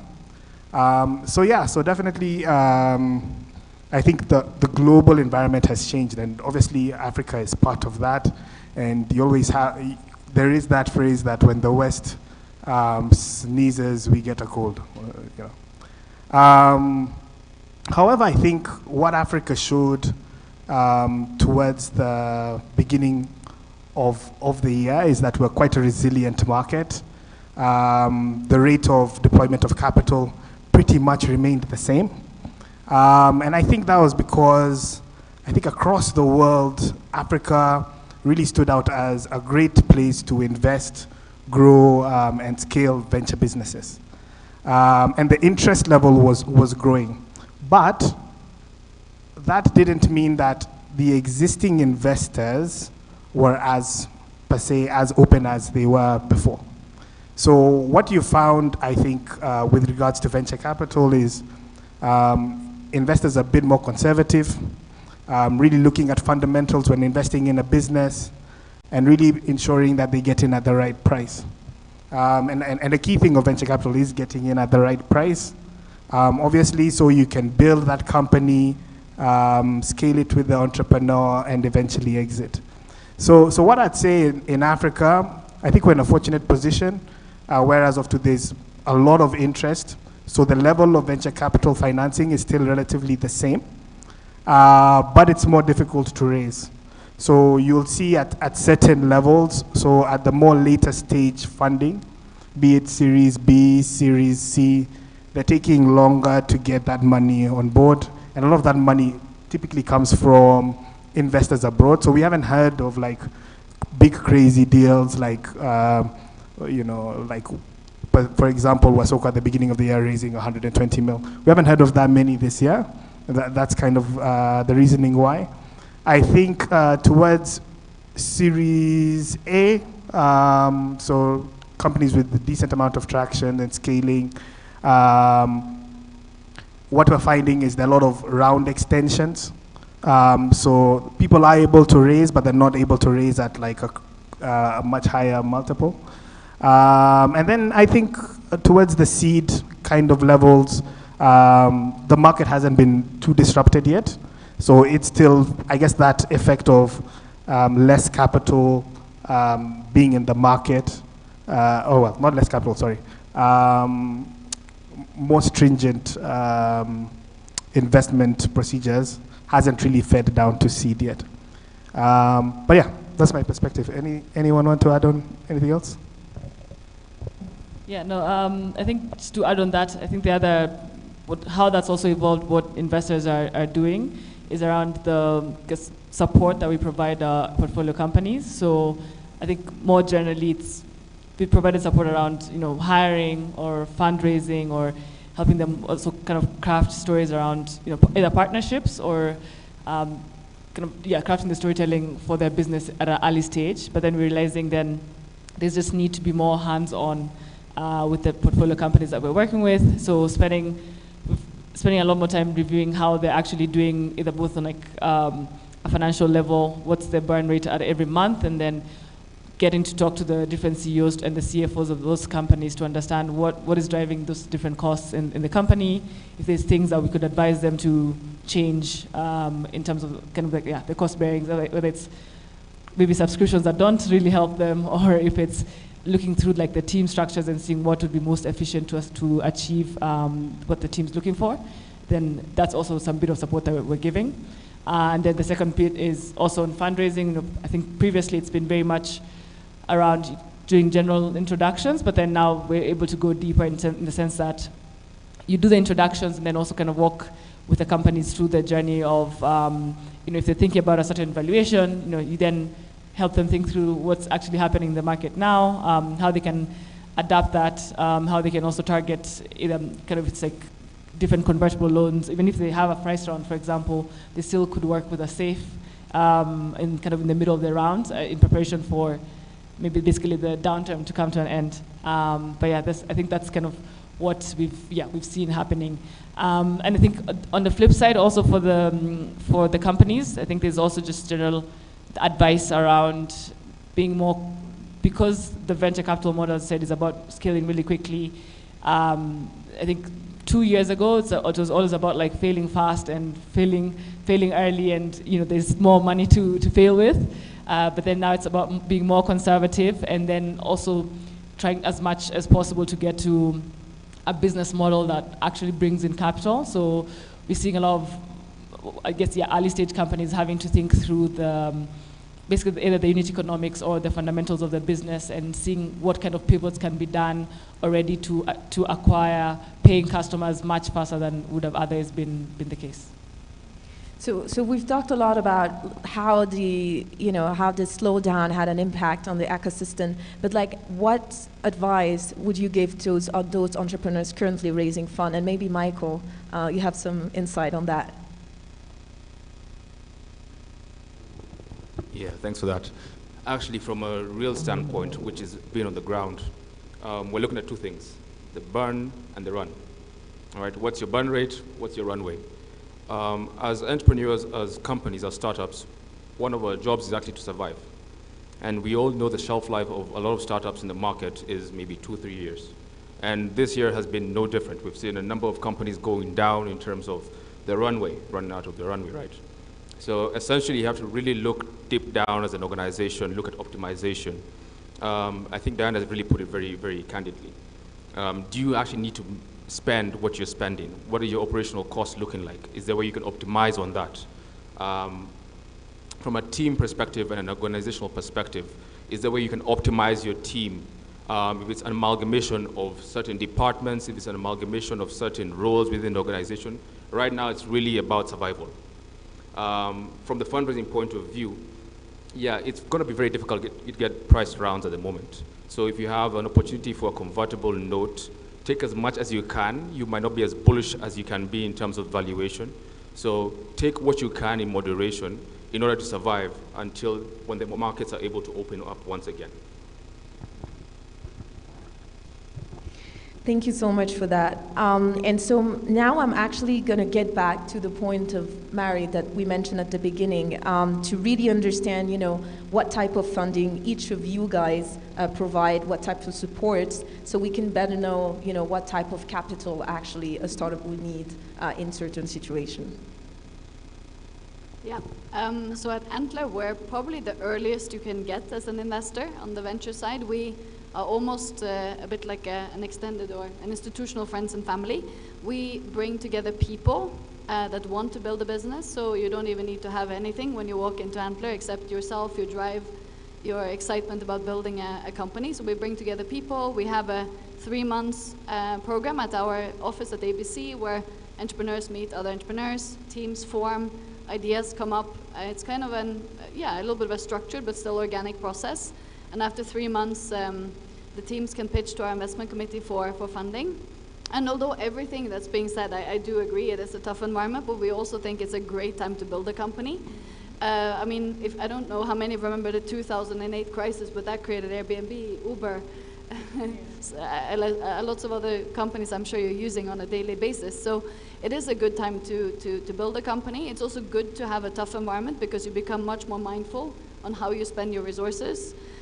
Some talent has been unfortunately laid off from some companies, like Swivel, for example. We have people coming out of Swivel saying, we want to build a company now. So it can be also easier maybe to attract some kinds of talent that have been scarce. So yeah, so we basically want to work with more entrepreneurs from scratch to get good companies off the ground and be part of that journey and support entrepreneurs in some of the most difficult steps in the beginning of building a company. I guess, yeah, to answer, I guess, the question of what type of capital provide, and I think in this case, I will speak for NIBAN because you'll talk on the VC side. But Nairobi Business Angels Network is essentially a group of 80 individuals, a mix of investors and operators, people who work in startups or different corporates who have a joint interest in essentially providing capital to young entrepreneurs. By young, I mean like young companies or companies that are early in their journey. That's generally been driven by, so I think the VC landscape has changed quite a lot in the last 5 years in Kenya, but I think 2 to 3 years ago, a lot of the capital that we were receiving mostly came from other countries, not local capital, and that meant that if money is coming from abroad, they would only fund companies that already have proven their model at a defined bit. And so there was quite a big gap in terms of finding that friends and family round. Also I think generally like in Africa, there isn't, the pool of capital is so small that your friends and family actually probably wouldn't contribute to your business. And so essentially, yeah, NIBAN came to life with a goal that we wanted to, because we're in the ecosystem, we also, there's entrepreneurs, there's investors there. We've seen that gap of early stage capital, and different individuals come together to pool capital for investing into early stage companies, mostly at say pre-seed level. And the process has been around, someone sending either a pitch deck through the website or knowing a member who's part of the group. And I think every member has it on LinkedIn, so sending a deck through them. And through that, we're able to watch pitches, do internal due diligence, and then provide investments based on the kind of the smaller number of members who are interested in the opportunity.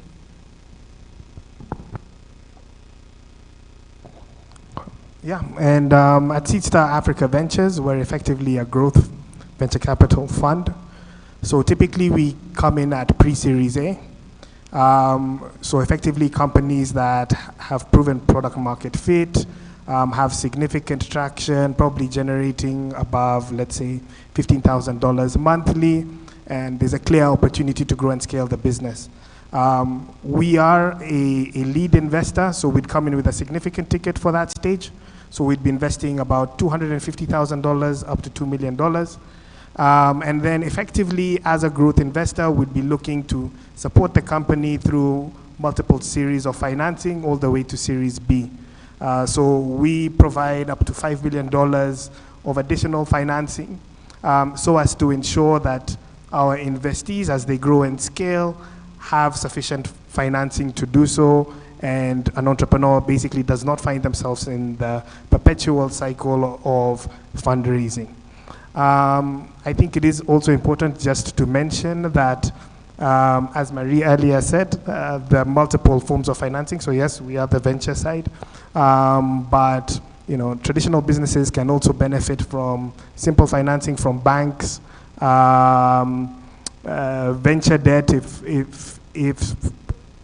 if your company is right for that kind of capital, and so on. And so sometimes, like, a lot of entrepreneurs, don't understand why an investor wouldn't invest in its company. And sometimes it's just because, let's say, I take the example of a VC.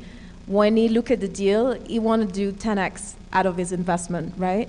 So the question here is like, could you tell us more about your business model, like how it works? I guess it's been given to me. So, but just going to keep it really basic. So effectively funds or most funds effectively actually go out and raise capital so that they can invest based on an investment mandate to deliver returns effectively to the investors that they gain investment from.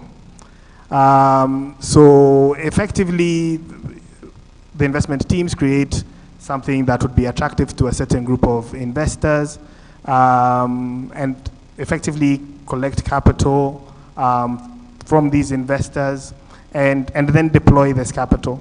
There's typically a lot of terms in terms of how that is all structured, but really high level, yeah, effectively investors go get money from someone else to invest, and they typically have to hit a certain rate of return, and they have to provide that return within a particular time period.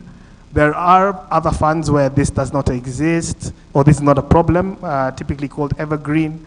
And typically that situation is you have a high net worth individual, institution, etc., that is more focused on building long-term value and therefore typically does not have a term in terms of how quickly they need their capital back.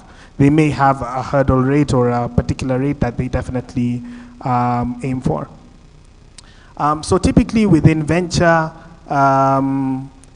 investors are looking for a high level of return, being that you're investing in effectively, to be honest, risky opportunities, and basic economics is high risk, high reward.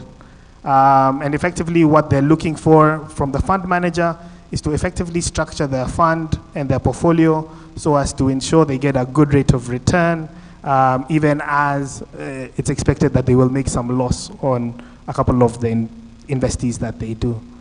So I believe the typical IRR or rate of return, to be simple, that venture capital funds are expected to return is, I'd say, anything above, let's say 15% IRR. And therefore, 15% IRR is quite an aggressive rate of return. And that is why you will find that venture capitalists, when they're looking to invest, are really looking for this, you know, along their portfolio, are looking for companies that can really return them, you know, 5 times, 10 times, 50 times what they invested. And therefore are quite bullish on highly scalable business models. Obviously, a good fund manager will balance this out. So a good fund manager will break down their portfolio and probably have some conservative investments that will return maybe 3x, and then build up from that, so as to ensure that they provide a return to their investors. So yeah, so that's effectively how VC works in short.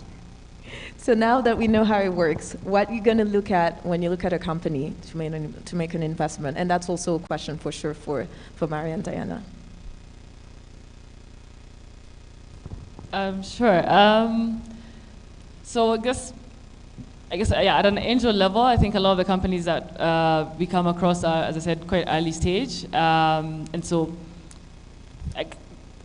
I guess the characteristics are almost individual, right? As someone will see the deal and will get excited about several elements, but I think the two that are most consistent across the board, I think one is, I guess, the quality of the founder. So what we look at is, based on the idea that they're looking to build, what is their edge? Why are they the right person to be solving that problem? Is it that they've worked and really understand the problem?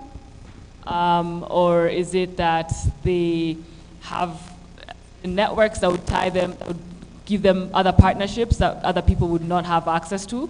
Or is it, you know, had track record of building other companies before and been successful, or have failed but have shown they've learned different lessons from there?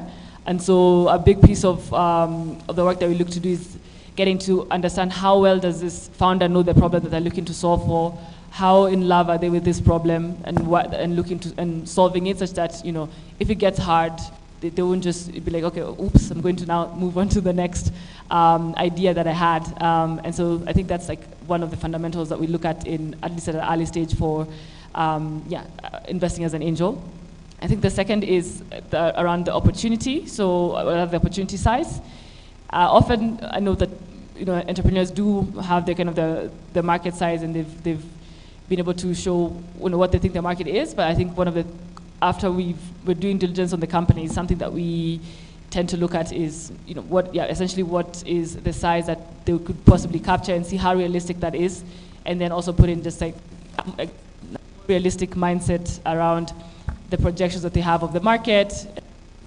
Consider what some of the competitors that exist as well, and how that could be achieved. I think looking into the I guess more on the Future Africa side, or just like as an investor is looking, and less related to themes or like topic that a investor would look at. I think there's just general, I guess I'm going to say etiquette or founder etiquette that generally should be known, that as an entrepreneur you need to present in a certain way. And I think some I'd want to essentially talk about is one, on the storytelling. So investors don't have as much time. They look through 100 decks in a week, maybe more. And so you'd want to ensure that the story you're presenting of the problem is very clear, how your solution and what makes you different is also very clear, and also, I guess, details on like how you plan to scale the solution is clear. So being very clear on, as I said, storytelling and making it very obvious, making it visual, so it catches the attention of whoever is looking into the deck. I think the second one also is that's, I guess, the soft skills is around communication, just being able to respond to either data requests from investors, or having that data really well organized shows that you've thought through the problem, you've thought through all the different risks, and you have that information in mind. And being able to organize them, for example, in what we call data rooms that you would share to the investor if they ask for more information. So having it just like very clear and crisp is definitely some things you wouldn't find maybe on like the internet, or the kind of what a deck needs to look like, but should help with just getting past the door. I'm surprised how similar NIBAN thinks to us, because for us it's really two things as well. Is the business exciting? So could this company, like Bruce was saying, carry all the other failures if the company is successful? And then is this the right team to do this? But we're a venture fund, right? So I'm a bit surprised, because my company, I raised also money from angels, and they were very patient, and that's what let me take my own startup off the ground back in the days. So I was just wondering, does all angels in NIBAN think it has to be a venture business, or is NIBAN also, as angels, a bit more diverse? Because you don't have LPs, right, or investors in the same sense that we do. Yeah, I'd say as the group is expanding, I'm seeing all sorts of businesses now. There's general manufacturing, there's I guess climate-related businesses that are more focused on like building with communities. Really, it doesn't have to be purely kind of venture model. And I think also what's increasingly, I guess, beautiful to watch actually is that there are some businesses that, for example, don't pass the test for getting equity investments from the individuals, but there's debt investors in the group who then take the companies for consideration for debt investments in their own funds. So I'd say it's quite broad. I just thought, totally agree with what's been said. And just thought I should add, I think per se for a later stage fund, so probably for someone like me, I'm bar team and effectively market opportunity. I'm also looking for a competitive edge. So many people call this a lot of things. Some people call this secret sauce. Some people call this defensibility, whatever it is. But effectively something that enables that company to maintain their market share as they grow. So I think that's a fundamental element to understand, because effectively, it's great to invest in a business where there's effectively a good team leading an opportunity where there's a sizable market opportunity. But if any person can basically just come and copy what they're doing and run that business, then the business effectively, can be taken over or lose their market share, so on and so forth. So it's not necessarily valuable. So that competitive advantage is typically very important for, I'd say, for all investors actually. Yeah. So we talked a lot about the investor perspective. Now let's go to the founder perspective. And so we're super happy to have you, Michael. And what would be great if you could share with us your journey, the journey you've been through with your fundraising, because you successfully managed to raise funds. Yeah, it's been super easy. Yeah, I wish. I want to be as candid and transparent as possible because I think that really helps people. I think it really helps people understand about funding a lot better. So, based on what the panel has said, one of the most important things I wish I knew is from the get-go what type of funds to raise. It's so diverse. When you talk about equity, should you raise a safe? Should you have a priced round? When you go into debt, do you want venture debt? Do you want private debt? Should you go to a bank? Do you have security? There's so many elements that really drive you as a business. And I think the most important question you have to ask yourself is why do you want to fundraise as well? Because not every business, I think Diana's only said it, if not Marie, that not every business actually requires funding, like a business in Ethiopia. You might actually be digging a certain hole for yourself without that actual intention. So for us, in terms of Lipa Later and that fundraising journey, one of the things that I think was very crucial to us was understanding the basics and reiterating on that over and over and over again. When you talk about the team, you have a very strong core team around you. When you talk about the business model and the unit economics, it has to make sense, right? So you can't fully rely on venture debt or venture capital to grow your business forever. At one point in time, the unit economics has to make sense, right? When you talk about the tech stack, because we're talking about fintechs in this particular case, right?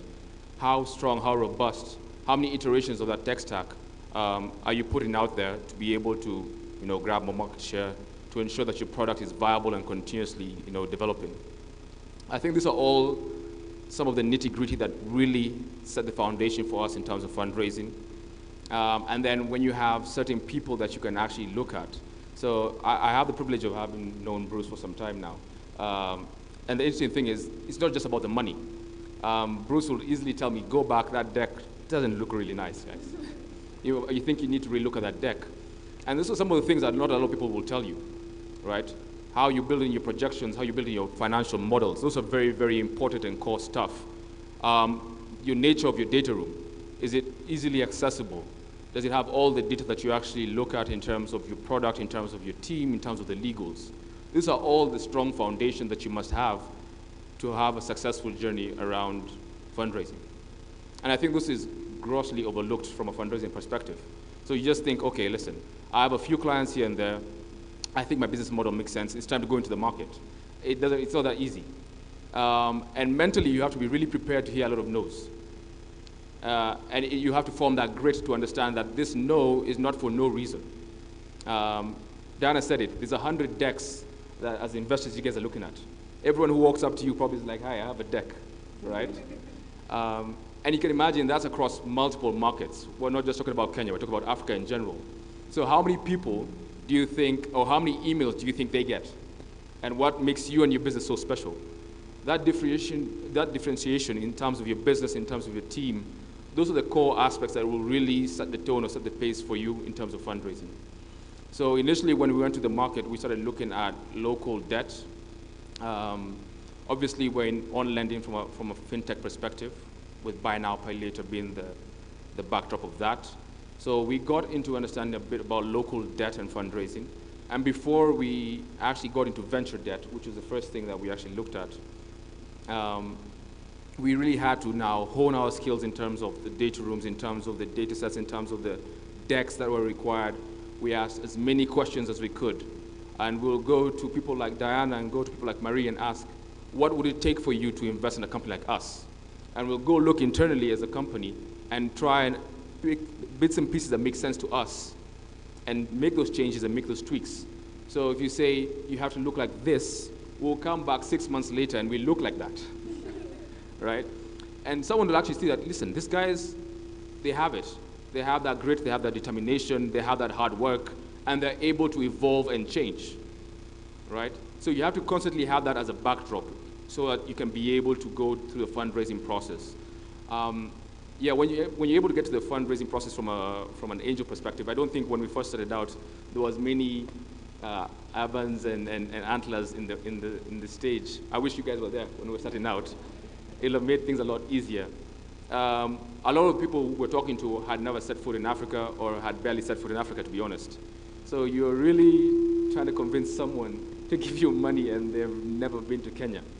So you can only imagine how much effort or how much time we have to spend in terms of product and development to get to that stage. It takes a lot, right? And eventually, when you get the ball rolling, it becomes a lot easier because you get to see the yeas and nays and what actually drove a nay and a yay. And you can kind of like tweak and panel beat around that to be able to get to that secret sauce that Bruce was talking about. And eventually, and I think this is one thing that's very, very underrated. Yes, you can go through the fundraising process from a point of view of, talking to the investors, agreeing, but never forget that the legals take longer than the negotiations, guys. You might be thinking about, like, you're trying to close around in 6 months and 12 months, but the legals themselves take 3 months, right? You're not budgeted for that extra 3 months of waiting to get the money in their bank account. So I think that's one also good piece of advice I'd like to give, like any entrepreneur, any founder. Give us a bit of leeway because the back and forth with the lawyers, and I am one of them, unfortunately, yeah, it does take some time out of the whole process. Yeah, I think I'll leave it there for now. Thank you all for all your valuable feedback and very, very valuable insights. To conclude the panel, maybe if you had one advice that you would give to entrepreneurs in the room that are actually currently raising funds, what would you say?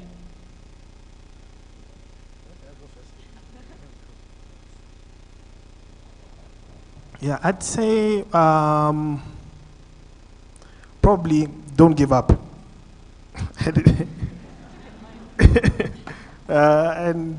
might sound quite straightforward, but I think with a lot of challenges in life, not to get philosophical, it's more about, if you stick in and work out what is required, then is it a right time to quit? And I think the funniest thing with the venture ecosystem is I think we all have challenges. So as your startup, so as your investor, so on and so forth. As an investor, I have to effectively report to my LPs. I have to try get LPs. I have to convince them that Africa is a great investment opportunity. So I've had conversations like Mike was saying, and they're very difficult. So effectively, even as an investor, we have challenges to get to actually creating a fund and deploying it. So really for us, it's about thinking how do we get there and finding an effective plan and going through with it. And Africa is a difficult place. It's a difficult place to operate, build, so on and so forth. But there is significant opportunity. And I think our ecosystem is beginning to show that, with the growth of unicorns and, the venture capital financing beating multiple markets in terms of growth rates and so on. So yeah, so just keep at it, try work out the most efficient route. And I think that is what will lead you to success. Bruce has taken mine, so I have to find Right. Yeah, I think in terms of how to fundraise, a lot has been said. So I think my parting shot would be, I think founders should be kind to themselves. I think building the company is not easy. Fundraising for the company is not easy. And I'm sure, you probably have experienced this and you'd know that burnout is also real. So being able to kind of prioritize, you being at the best kind of physical and mental health also influences how the business fares on and how much you can withstand in terms of being able to scale. And so I think if there's ways in which you can integrate de-stressing and taking breaks in the whole in the process of both running the company and fundraising, I think that it would help basically get the mileage longer, right? So instead of besides obviously not having capital, the capital challenges, I think being able to physically run the company is also as important, and being able to sustain that passion and excitement about the problem that you're building requires, breaks and self-care. So that would be my parting shot. Yeah, for me, I think as an entrepreneur, you need to be very stubborn, but I think it's also equally important to be very receptive to feedback. Remember, I was extremely stubborn as an entrepreneur, and if I got a no from an investor, almost like it made me want to work harder to prove they were wrong. But usually there's a reason. I love what you said about, you come back 6 months later, you fix some of the things you got as feedback. So I think there's a reason you're getting no's as well. So try to dig below and understand what is it that the investor worries about. There's weaknesses in your model, weaknesses in your structure, and try to learn from that, because investors have seen hundreds of decks, seen hundreds of cases succeed and fail, and I think getting that information, the earlier the better, and then starting to iterate on it, I think is key to success. So make sure a no is a no, and that's fine, but like if you can tease out the why and start working on it, you'll get much further, much quicker for sure. That would be my advice.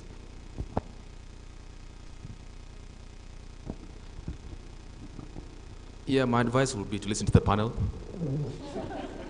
No, but honestly, it's very, very difficult. I don't think it's just about the economic times. It's always difficult being an entrepreneur. The season 1 till 20 is a difficult season, right? So I would say, to be honest, you don't have to die on that hill. Make sure you can always be a chameleon. Go through metamorphosis. Understand that change is also good, right? So if you had this ideology, it's very much okay to change that ideology. If you had this thought, it's very much okay to pivot and change your way of thinking. And that really is the point of evolution, right? You don't have to die on that hill, because really, you'll die on that hill, right? And I think the sound advice that has come from Bruce, Diana, and Marie is very, very important. Make sure you have a group of people around you that you can share with, because I think that's something that's very underrated. We go through tough times every day as entrepreneurs, not just from a fundraising perspective, but from a product perspective, a team perspective. Have a group of people around you that you can really, have some banter, but you're sharing real stuff. Things that we can actually say, you know what, I went through that as well last month. You're not going through all these things alone. And there are people who have gone through these different iterations of problems. Share your problems, be open, be transparent. And you'll find that people will actually be attracted a lot more towards you and share their story with you. And your solution might actually be in the crowd. I think that will be my piece of advice. Thank you so much for those precious advice. We're now going to open the floor to questions. So I don't know if you have any question. I see a couple of hands raised. I don't know how you want to proceed with the... Okay, thanks.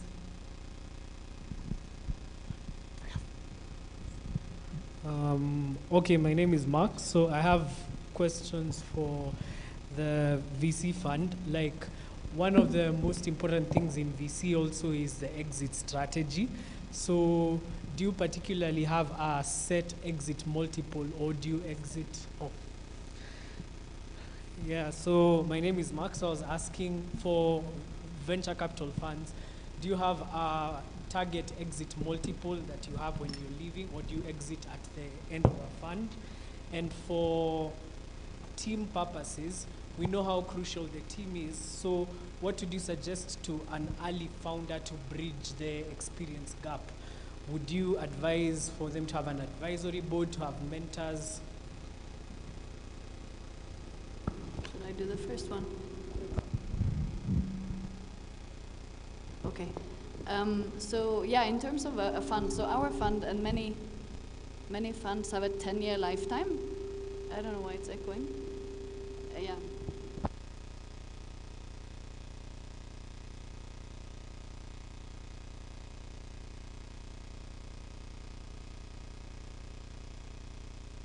Okay, now I hope it works. So yeah, so our fund has a 10-year lifetime, and I think most funds do, which means that we have to invest and then get out before that period of time has passed, right? And I think every startup journey is quite unique, so I don't think there's any, you can't just say this is our default strategy, but there are different things investors can do, right? I mean, the company could get acquired. You could maybe do secondaries as well if other investors want to come in, the company is delivering well. Of course, you can hope for an IPO, so there are different ways, but I think it has to be very individualized. And we believe that our success hopefully is a success story for the founder, right? So we work very closely with the founders to also learn what are their ambitions. Some of our founders are building something to be acquired. Other founders are building something because it's their business for a generation to come. So we also work very closely with the founders to see what's a good way forward for that.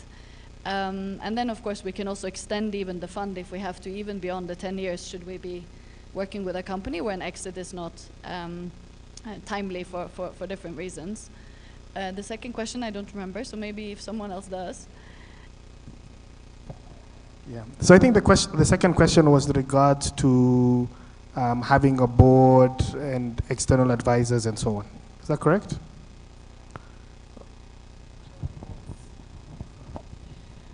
Yeah, the second question was for early founders who most probably don't have the experience gap. So how do you suggest that an early founder bridges the experience gap to be able to be successful at fundraising? So would it be to have an advisory board or to have mentors who can be able to provide that skill set? Or Yeah, I think the answer to your question is yes. You've answered your question. so just bridging the gap. Yeah, so effectively find people that can help you gain that knowledge to successfully raise. So as you said, mentors could be founders that have previously raised, could be venture capitalists, and yes, if you had an advisory board that had relevant experience as well. And also maybe to also mention lawyers with corporate finance background are also very useful. Cheers.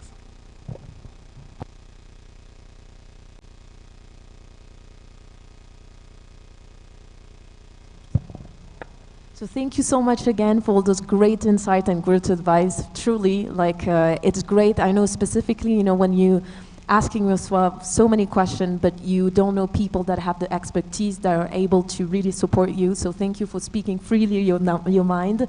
We're going to close up this panel. If you have any question, maybe you have a couple of minutes for the entrepreneurs. Thank you all for attending.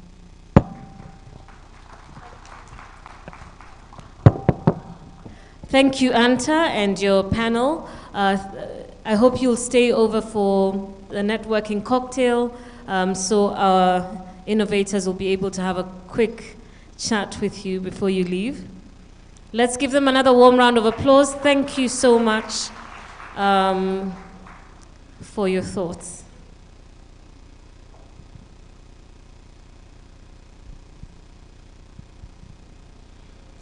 All right, so we'll get into the next session, which will be looking at digital innovation hubs and the future of digitalization. And in this particular session, we'll be looking into insights into the work of Africa and Europe's digital innovation hubs. Of course, the ecosystem, the value, the benefits, and the vision for digitalization of the future. I will be moderating this particular panel, and I'd like to welcome up on stage my panelists, Kova Dongareon. Please come and join us on stage. Kova is from EBN, and I'll give a proper introduction shortly. Margarita Trestini from Prototipi, thank you all so much for joining us.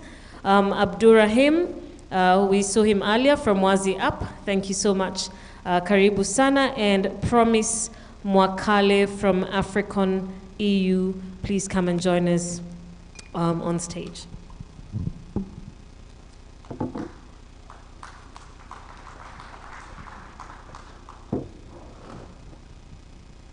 So allow me to very quickly introduce my panelists properly. I'll start with Kova, who's on my left.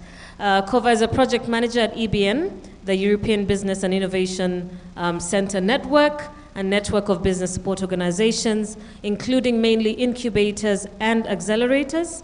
I'd like to also introduce Margarita Trestini. Margarita is from Prototypi. She's a marketing director and has 25 years of marketing and business development experience in Europe, the Middle East, and West Africa. She has experience in marketing and communication in the FMCG sector, fashion, digital services, sports events, and finally engineering and wellness. Abdurrahim is a co-founder and managing director of Wazi App, an EV, an international non-profit organization promoting digital transformation in Africa through affordable and open source cutting-edge digital tools and platforms. And last but not least, Promise Mwakale from African EU, a partnership lead at Buni Hub, the first tech hub established in Tanzania. Buni has been at the forefront in building the Tanzanian innovation ecosystem through the Buni Hub of Hubs program that provides talent pool creation and freelancers and early stage startups, as well as support to other innovation hubs in Tanzania. Let's give them another warm round of applause as they get ready to share with us their thoughts. And very quickly, you know, when I was asked to moderate this panel discussion, I set out to have a little look at what Africa's digitalization space looks like. And I found a report by the OECD that shows that Africa's booming digital sector offers an opportunity for governments to help kickstart a new growth cycle in the aftermath of the COVID-19 crisis. Now, by encouraging the spreading of digital technologies, data and interconnection to all sectors, starting with healthcare. And it's interesting because some of these sectors that are mentioned in this report were represented here today. African countries can accelerate economic transformation and creation of production jobs, of course in line with the aspirations of the African Union Agenda of 2063. So in a nutshell, this new growth cycle, I believe, will be greatly driven by digital innovation hubs, which brings us to our panel discussion this afternoon. I guess a lot has been said about digital innovation today, but what is a digital innovation hub for somebody who may not know what it means? Kova, let's start with you. Thank you, Darian. So yeah, Digital Innovation Hub is an organization of different support organizations with complementary services that can help the SMEs and the companies in a region or in a country to work on the digitalization. So they give them access to different infrastructure, also knowledge, and they also offer them a network of connection both at regional and international, regional, national, and international level. All right, thank you. I wanted us to have that introduction before we get into the introduction of all the different projects that you represent on the panel today. And I will start with Buni. Promise. Okay, thank you. Sorry, I was just listening to Kavanagh's description of DIH, and I think it's aptly correct to say, if we were in the Renaissance age, we would be the town square, where all the painters would come and where the buyers would come. So this is, I think, what DIH would be for, like, the tech space, the sounding board, the marketplace, the square, the offices that you would have. But yeah, so about African EU, we are, I'm not the only one hearing that, right? Yeah. Okay, good. There. So we are a transcontinental consortium that consists of 11 partners, 7 in Europe, 4 in Africa, and we are hoping to create a networking academy for digital innovation hubs by providing capacity building as well as a space that joint projects can happen together, and all in the aim that if digital innovation hubs are strengthened and they are well, then our startups will be better served. And at the end, we're hoping to also have some venture development that would happen. And we do this through workshops. There's some thematic areas that we've seen through roundtable discussions with European and African digital innovation hubs. And some of the areas that still have gaps is in tech transfer. For instance, valorization of technology, how can we make that happen? Where would you crowdsource? How do you go about crowdfunding? And because we see a lot of that space where there's a lot of funding for startups, but not a lot of lead for digital innovation hubs, where the challenge would be. We seek to have very jointly, for instance, we just had our first brokerage event, which was meant to give academia, SMEs, and digital innovation hubs a space that they can have conversations.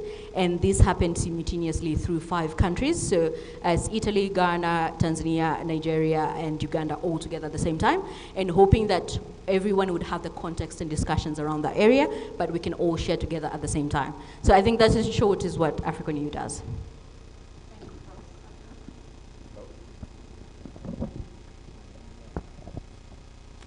Can you? Yeah. Okay. Good afternoon. Yes. In terms of the digital innovation hubs, so yes, different may understand different way.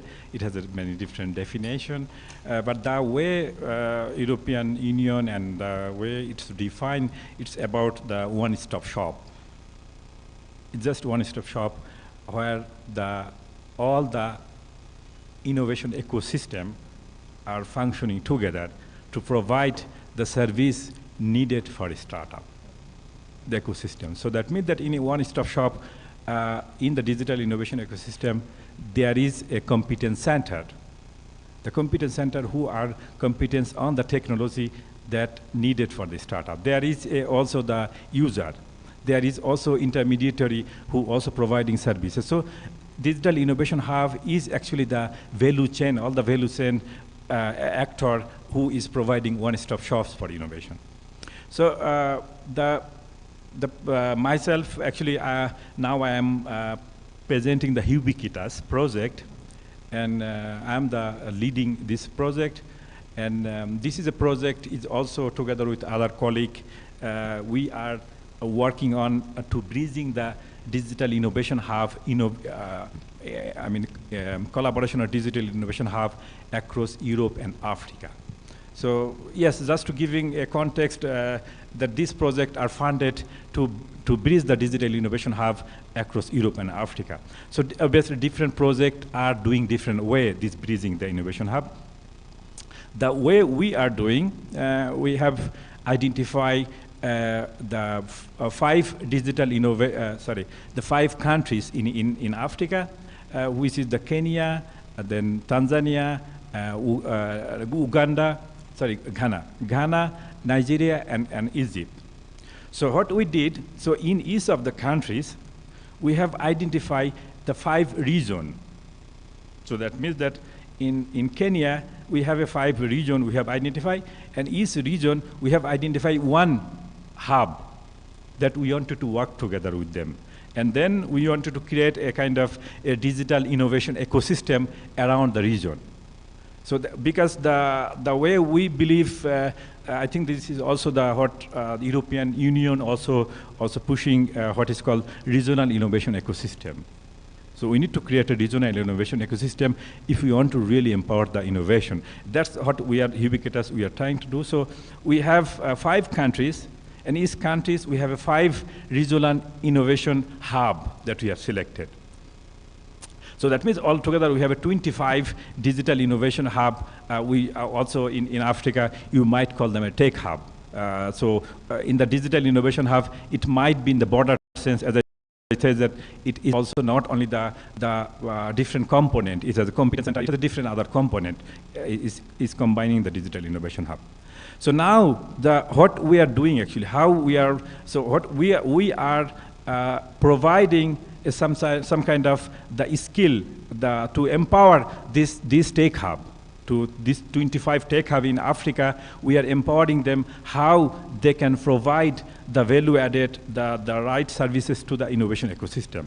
So in that way, so first thing we are doing, we have developed a 4 program in order to deliver these services. So first we call the capacity building for the hub. So in the capacity building for the hub, what we are doing, we are first training that manager of the hub. We are training the manager. That's the one thing we are doing. Then we are also train the trainer of the hub. So that's the we are called hub. So and then we are showing that how they can use our infrastructure that we are providing, the technology that we are providing, the platform that are providing use for innovation. That's the first thing. The second thing, second program we are doing, we call a talent program. So talent program is actually the online course as a branding course. So we have a launching online course, and we have also physical training, like at the hackathon bootcamp. So and the first course was actually launched.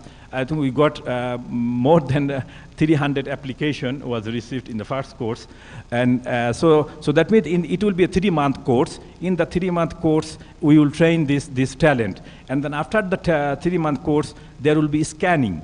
So we will scan the talent for the further job opportunity, mass making them with the startup, mass making them with the industry. So that's the way the ecosystem will be the breathing. And then we have another program called the Tech Accelerator Program, or also the Accelerator Program, where we wanted to have 50 startups from Europe and Africa to be supported on the technical side as well as funding side to be there. And then another we call community beginning program, where we are developing a platform called Meet Hub platform. So we want the hub to become an European hub to meet and to develop the further collaboration. So that's actually the Ubiquitous project. Is funded by the European Commission. Is a 40-month project. So we are just on 2 year. We have another 2 year to go. So thank you. Thank you, Abdur. Margarita? And DigiLogic is again funded by the European Commission, 36 months life. We are halfway. But we chose to focus on a vertical, so the logistics industry. And we were the initiator of the call from Lagos, Nigeria. And because we come from industry, we know that logistics is a huge bottleneck across the continent, which is actually hampering the development, the business development, without talking about cross-border trading, for example. It happened to me to have to send a truck from Nigeria to Ghana, and the client called me 419. And I said, no, I'm not 419, but the truck was only 3 days late. So he thought that I just stole his money, and then I was not delivering the equipment that he ordered. So DigiLogic is based on the need that we have identified, and it's looking at smart solutions or technology to try to solve, at least partially. Clearly, logistics depends a lot also on infrastructure, and it's not in the power of our project to build new roads or new ports and so on. But we know that technology can fix some problems, like addressing system.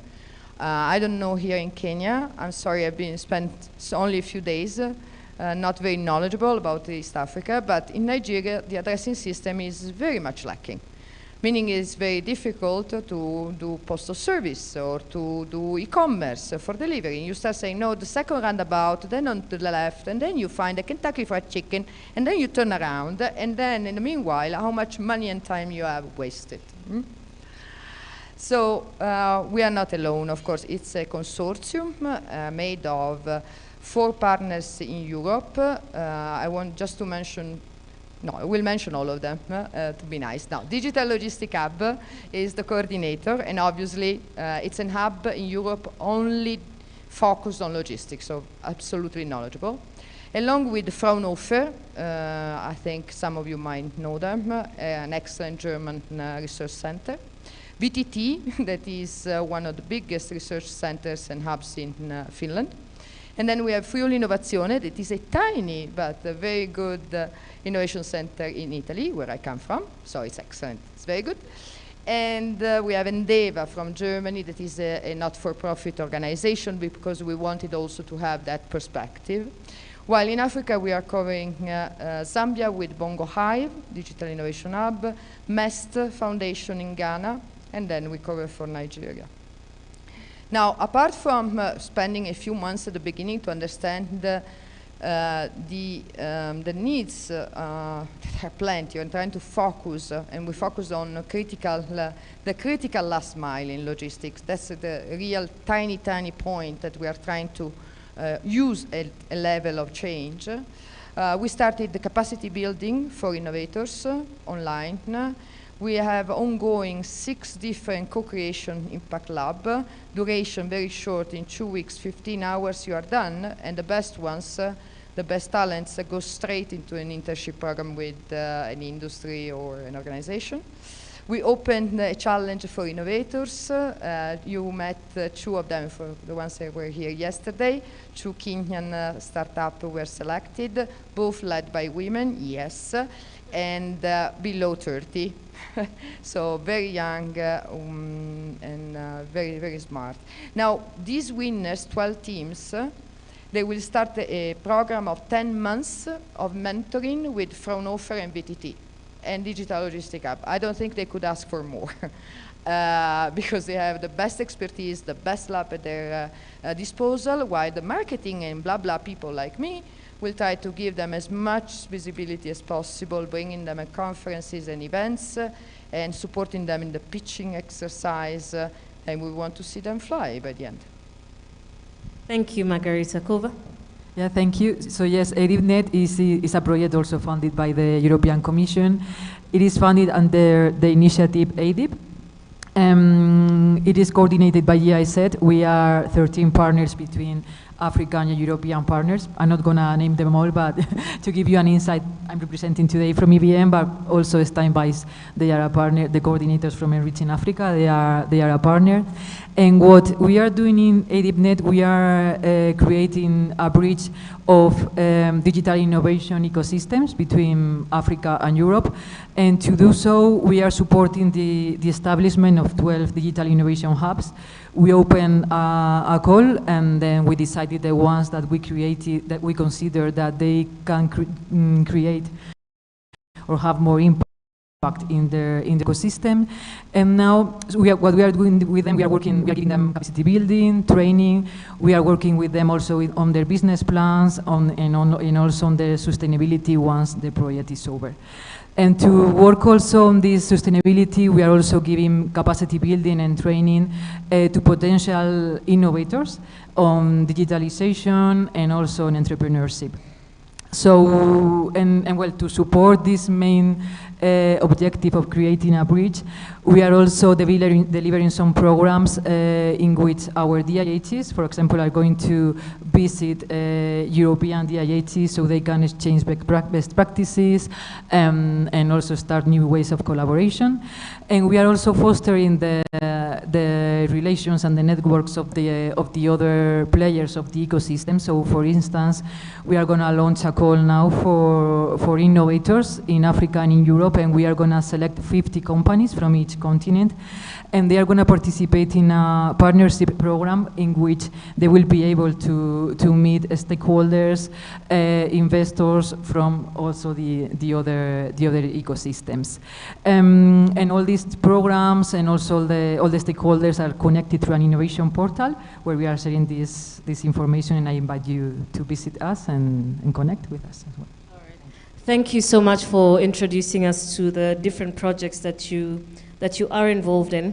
And some of your responses have preempted my next question, which is the, why digital innovation hubs are necessary, and perhaps through your response and some of the women, some of the people who have benefited from your hub, Margarita, you have responded to that question.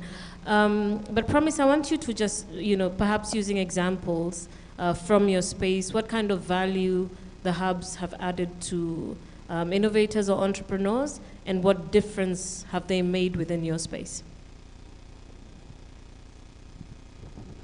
I think when we, especially starting as a tech hub, when you start having university students out, especially say, when you start from primary to university, there's a structure. There's a place that you're told to be this way, to be that way. There's an end that someone has featured for you. when they come from university, for instance, when they have an idea or you've gone through a certain program and you think maybe their final year project was viable, they need a place to have their hand held. Entrepreneurship at the end, and we tell this to our startups, is a very lonely journey if you want to go about it alone. So, and the same way, I think there are some startups we are talking about that past incubation. You had to learn things past incubation paths. If they didn't have a place to start, if they didn't have a place that can connect them, the startups can be connected to the other working groups, they would be lost. So I think as much as we're going, we've had this, we always have had a place that people need to get the ideas across. Even with our offices right now, the offices are going to more open plan because we realize that's how ideas flow. So having a place that they can meet people that are the same, and they can have, I'm having this problem, that is what digital innovation hubs do. Thank you, Promise. Would you like to? Yeah, so from our side, was the sustainability of the hub. So definitely we are talking digital innovation hub between Europe and Africa. The way European digital innovation hub ecosystem is designed, you cannot compare the same. I was really surprised to see that African continent was talking the tech hub long time before when many of the European is not. So it's really this tech hub, concept tech hub, and it's already quite long time Africa is there, and thousands of tech hub is there. So if you just count 1,000 of tech hub is there. So our driver was that how this tech hub was growing, and number of the tech hub was growing, but many of them are dying. Because there is a lack of sustainable model, business model.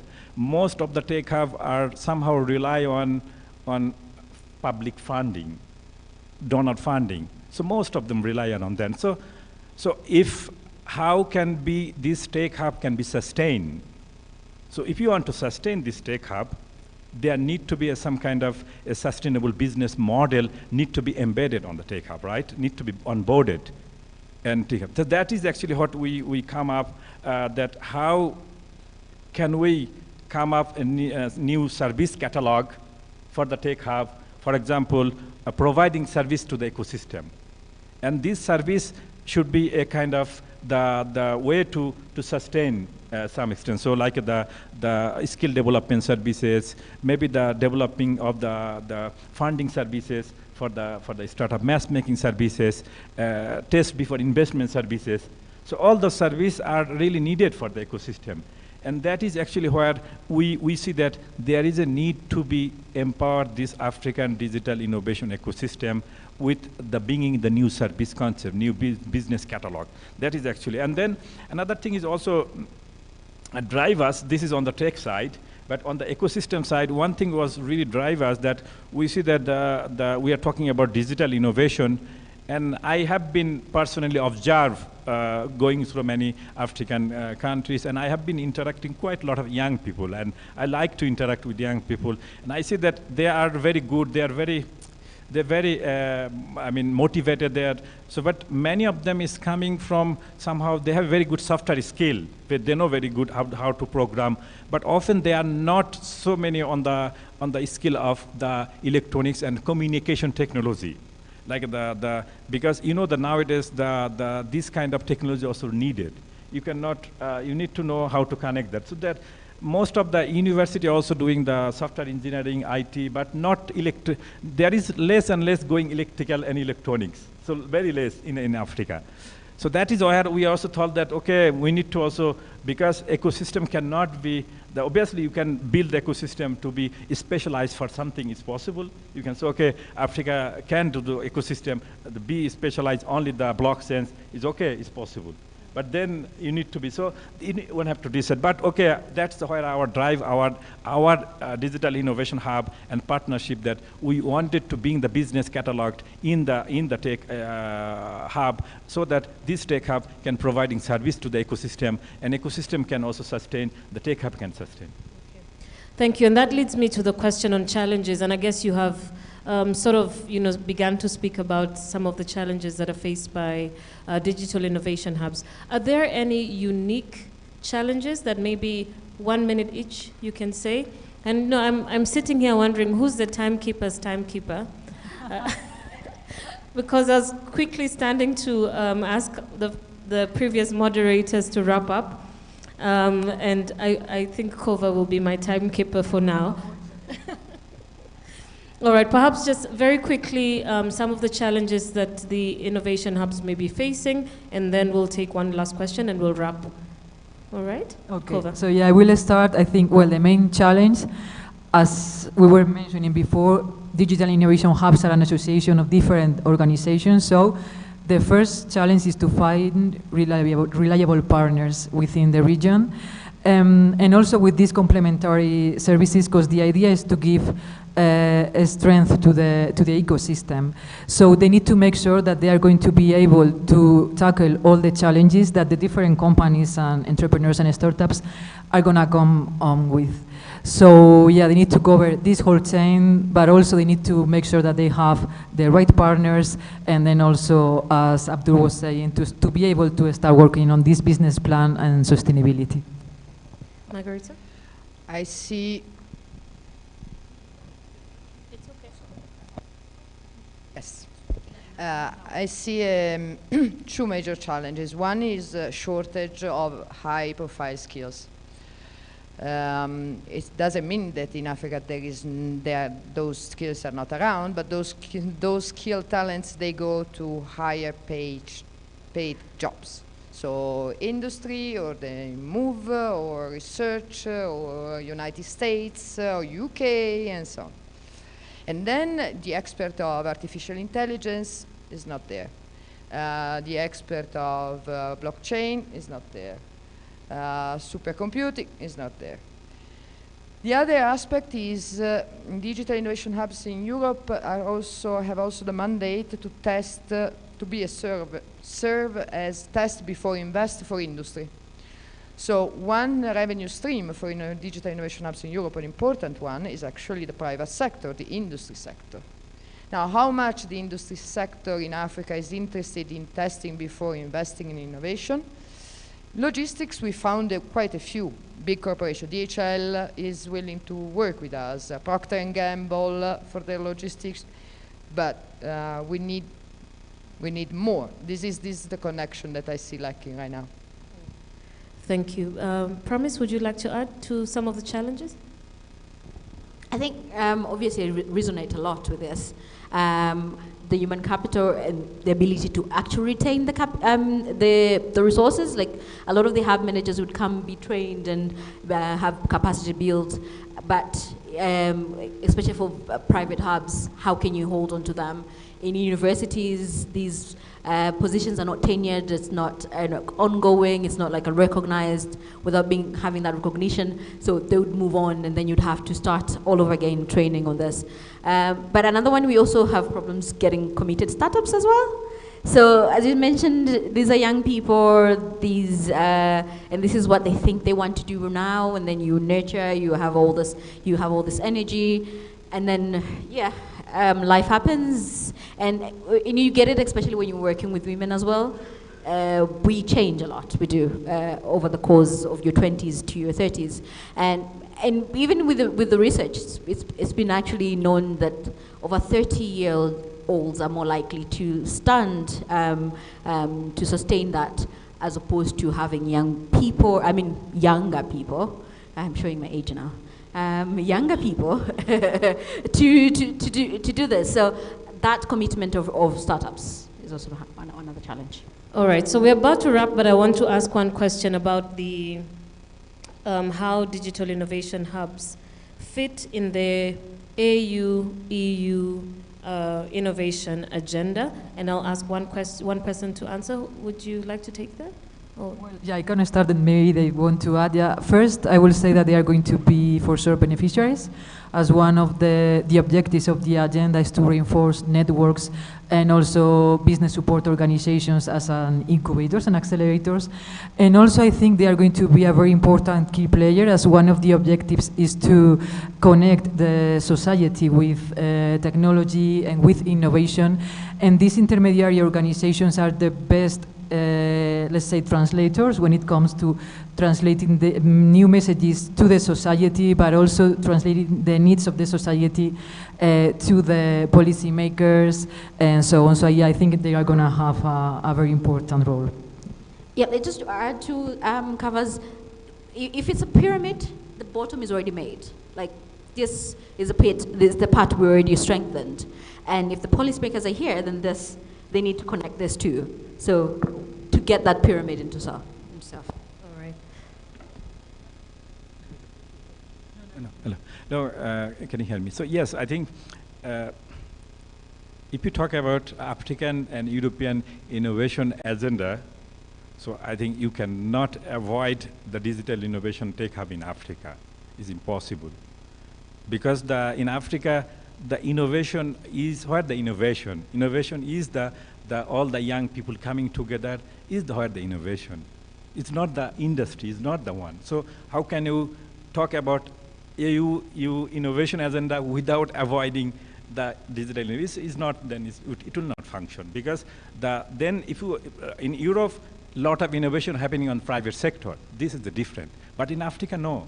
Africa innovation start on the community level, when the young people getting together after finishing the graduation, they sit together, that's the heart. So you cannot avoid that. Wow, thank you so much. Would like to open it up to questions. We'll take one or two. One question? One question. My timekeeper says one question. Good afternoon. Good afternoon. Okay, my name is Paul Moto. I'm here representing Live Wire Mashariki Studios and also Forum, which is the family organization for empowerment. What we basically do, we advocate for climate change and mental health, and you can't speak about mental health without tackling sports. So my question to the panelists is, are there any plans for digital hubs aimed to enhance sports here in Africa, considering the demographics of the young people are growing? And we can see Europe, actually they're doing good in, for example, football. And honestly, before you answer the question, I would really love to see a World Cup where the finals will be between Europe and Africa. So thank you. Okay, so maybe I can take the first one, and then who are the football fan can take the next one. Yeah. So to answer your first questions, actually, this digital innovation hub, have to be vertical. It's already started. So there is also already the agri hub. So that means that all the hub are surrounding some vertical application, like agriculture hub. There is agri hub, the health hub, right? Digital innovation hub on the medicine. This is already started. So obviously, that's where we need to. It will be also coming in Africa also. That there will be more and more application-specific hub to be created. So and your answer is. I hope your answer is given. So any responses on football?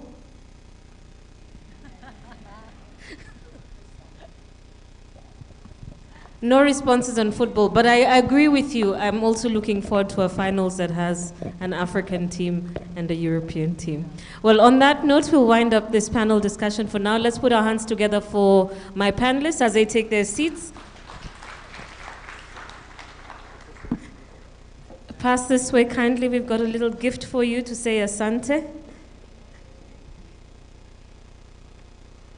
Something warm for the cold Nairobi evenings. All right, so I saw a few people yawning when we were on stage. So I want you to stand up before we have our closing ceremony. Please stand up. No more yawning when our final speaker is coming up. All right? Okay, stretch, put our hands up. See, those are the yawning people. All right, put your hands on your waist. Turn left. Your other left, the other people who are turning right. All right, turn right. Turn left again. Turn right. All right, face forward. Put your head, make your head go round to the right. Your other right for those who are turning left. And then turn your head left. All right, you may have your seats. I hope no more yawning. I'd like now to welcome our final speaker for the evening, who will be giving us closing remarks, and that's Mr. Eduardo Harman. Eduardo is an EiA project coordinator. We've seen him earlier this morning, and he will give us an overview of the day's activities, learnings, and most importantly, the way forward. Let's give him a warm round of applause. Thank you very much. So, we are about to finish for today. Thank you very much, first of all, for being here. It has been a great working week for us. We have learned a lot. We have had a lot of interesting inputs from people like you working on the ground. This is the great learnings we are taking with us. Today, we have heard and witnessed many successful entrepreneurs working here, collaborating in the ecosystem we have the privilege to be now active. We have heard how challenging this is. And one of the speakers in the previous group said, yes, work innovation is very, very hard. Yes, it is. Being an entrepreneur is extremely challenging. Yes, it is. But it's also very rewarding. And it is, I think, the gains that you can get after this steep learning curve are worth. So don't give up, persevere. And also for today, I think one of the main learnings I hope for you is that you're not alone.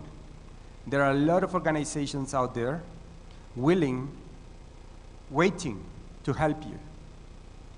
There is us also, but not only. So knock at the doors. Look for information. Access to information is the key for success. And we are doing our bit also in this context, Europe, Africa. And we hope that this, let's say, collective effort that we are doing is helping you, will be helping you, but we also rely on your input. We want to be in touch with you. This is just the beginning for us. These 2 years that we have had in the project are just the warming up, just the warming up. The journey is about to start, and we want to have you in this journey. So, if you haven't done that before, oh, here it is.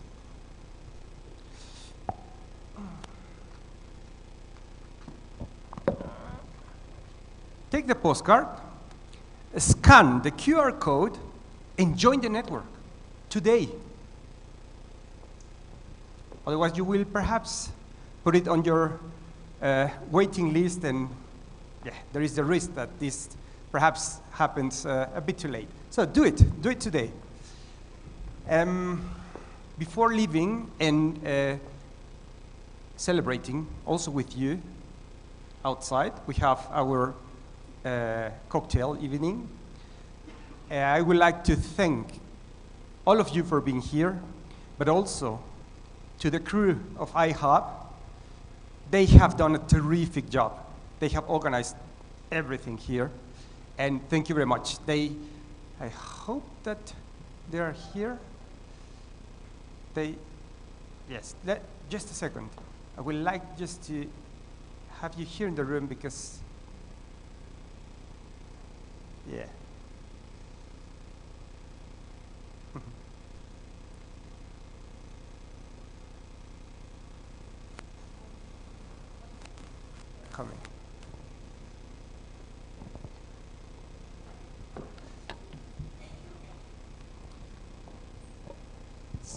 Okay, thank you very much. Enormous applause for you. Thank you for your support too, I hope. Thank you very much. This wouldn't be possible without your support. Thank you very much.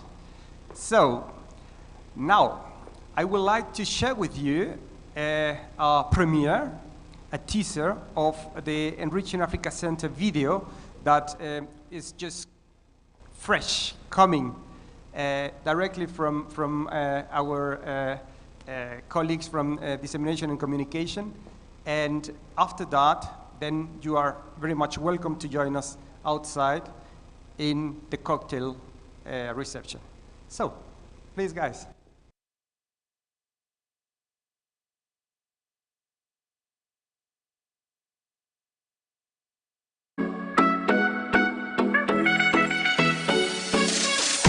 The Enrich in Africa mission is to bring European and African innovation stakeholders together to upgrade capacity and foster co-creation, bridging the gap to enable knowledge exchange and create business opportunities between the two continents. At the core stands a network of incredible incubators and accelerators, which we call our champions. Starting out as a project funded by the European Union in 2021, Enrich in Africa has been piloting a number of services to incubators and accelerators, as well as innovators to support them in the international market. Hello, my name is Ninon Duval. I am Gondinov Director for 10 years now. My name is Tatsuka Charai, and I'm the founder of Impact Hub Harare. I'm Akinwande Akinsulire. I lead startup support at Co-Creation Hub. My name is Ilyas Popi, and I'm the manager of Gondinov Mediterranean. My name is Carmen Gali. I work at EiA and I'm the Acceleration Program Manager. My name is Ian. I'm the Executive Director and Partner at Growth Africa. WhatsApp is a non-profitable organization. Welcome to TechBridge Invest Mombasa. Karibu sana. We are building a network of incubators and accelerators in both Europe and Africa. And in the project, we're actually working with the incubators and accelerators to deliver services. The programs we're developing are done by the community and for the communities. Africa faces a challenge of rising youth unemployment. I noticed that there was a real gap in social entrepreneurship opportunities and also people taking it for granted, that, Zimbabwean startups or African startups aren't as good as the rest in the world. In the Nairobi ecosystem, we realized that most startups actually look around for funding and also capacity building for their startups. This program was designed to be a transparent, educational, and collaborative process to facilitate the growth of ideas and successful outcomes through building strong foundations in the quality of services and creating a supportive community. The experience was amazing. I really liked the collaboration between the different champions. Different champions had different strengths. That was very interesting because you could get learnings from different champions and they could learn other things from our side. Networks. The opportunity to connect with peers and resources, experts from Europe, within Africa as well. One of the startups participating in the program is part of the Greater Green Project to plant and monitor 1 billion trees. It was very important for him to have partners and other stakeholders internationally in order for them to be able to scale their impact. We really wanted to connect with incubators or champions from the English-speaking countries in Africa, where the entrepreneurship culture and innovation ecosystem is quite different from the French-speaking part. Enrich in Africa has been able to give TechBridge managers on how to best run the incubation program. Our staff have also been able to gain key best practices on how to run a hub successfully. We count this kind of relationship to be quite valuable to our company. Enrich, with this crucial insight from champions, is proud to launch the Enrich in Africa Center, which will be located in Cape Town, South Africa. The EiA Center forms the legacy of the project, a sustainable business and digital hub for innovation actors from across the two continents. the beginning of the project, we had only 20 champions that we were working with. We want to have a legacy for what we've developed, and that's in the form of the Enrich in Africa Centre. We're in the process right now of setting it up, which is really exciting. It will be based in Cape Town in South Africa. We're going to have 3 members of staff working there full-time. We're increasing almost weekly the number of champions that we're getting in. And it's really good to see the needs coming out. So it's really good to understand from people by the feedback and of the programs that we're doing, to actually understand what we can do better and how we can deliver better services in the future. Share that knowledge between the 2 different regions. So hopefully we get to see a lot more startups and innovations from Europe landing in Africa, and a lot more from Africa landing in Europe. That would be my dream. We hope that this would actually just change the whole landscape of the innovation ecosystem in the continent. The growth that the startups who have participated in the program have experienced. And the Enrich in Africa Center can really be a conduit to scale this impact so that African startups and European startups can really have synergistic relationships and grow their impact together.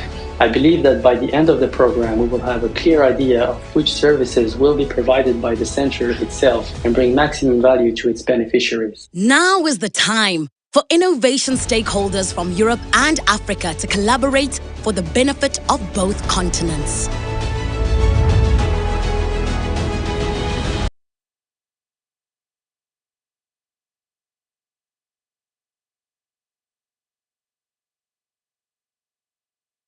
This is what we would like to do with you. So I will just pick up one of the sentences of the video. Share knowledge. Please, also you, keep updated, join us, follow us on social media, but also please spread the word. Let your colleagues know, let other entrepreneurs know that we are here and that we would like to start a dialogue with them too. So, thank you very much again for being here, and now let's have a drink together. Thank you.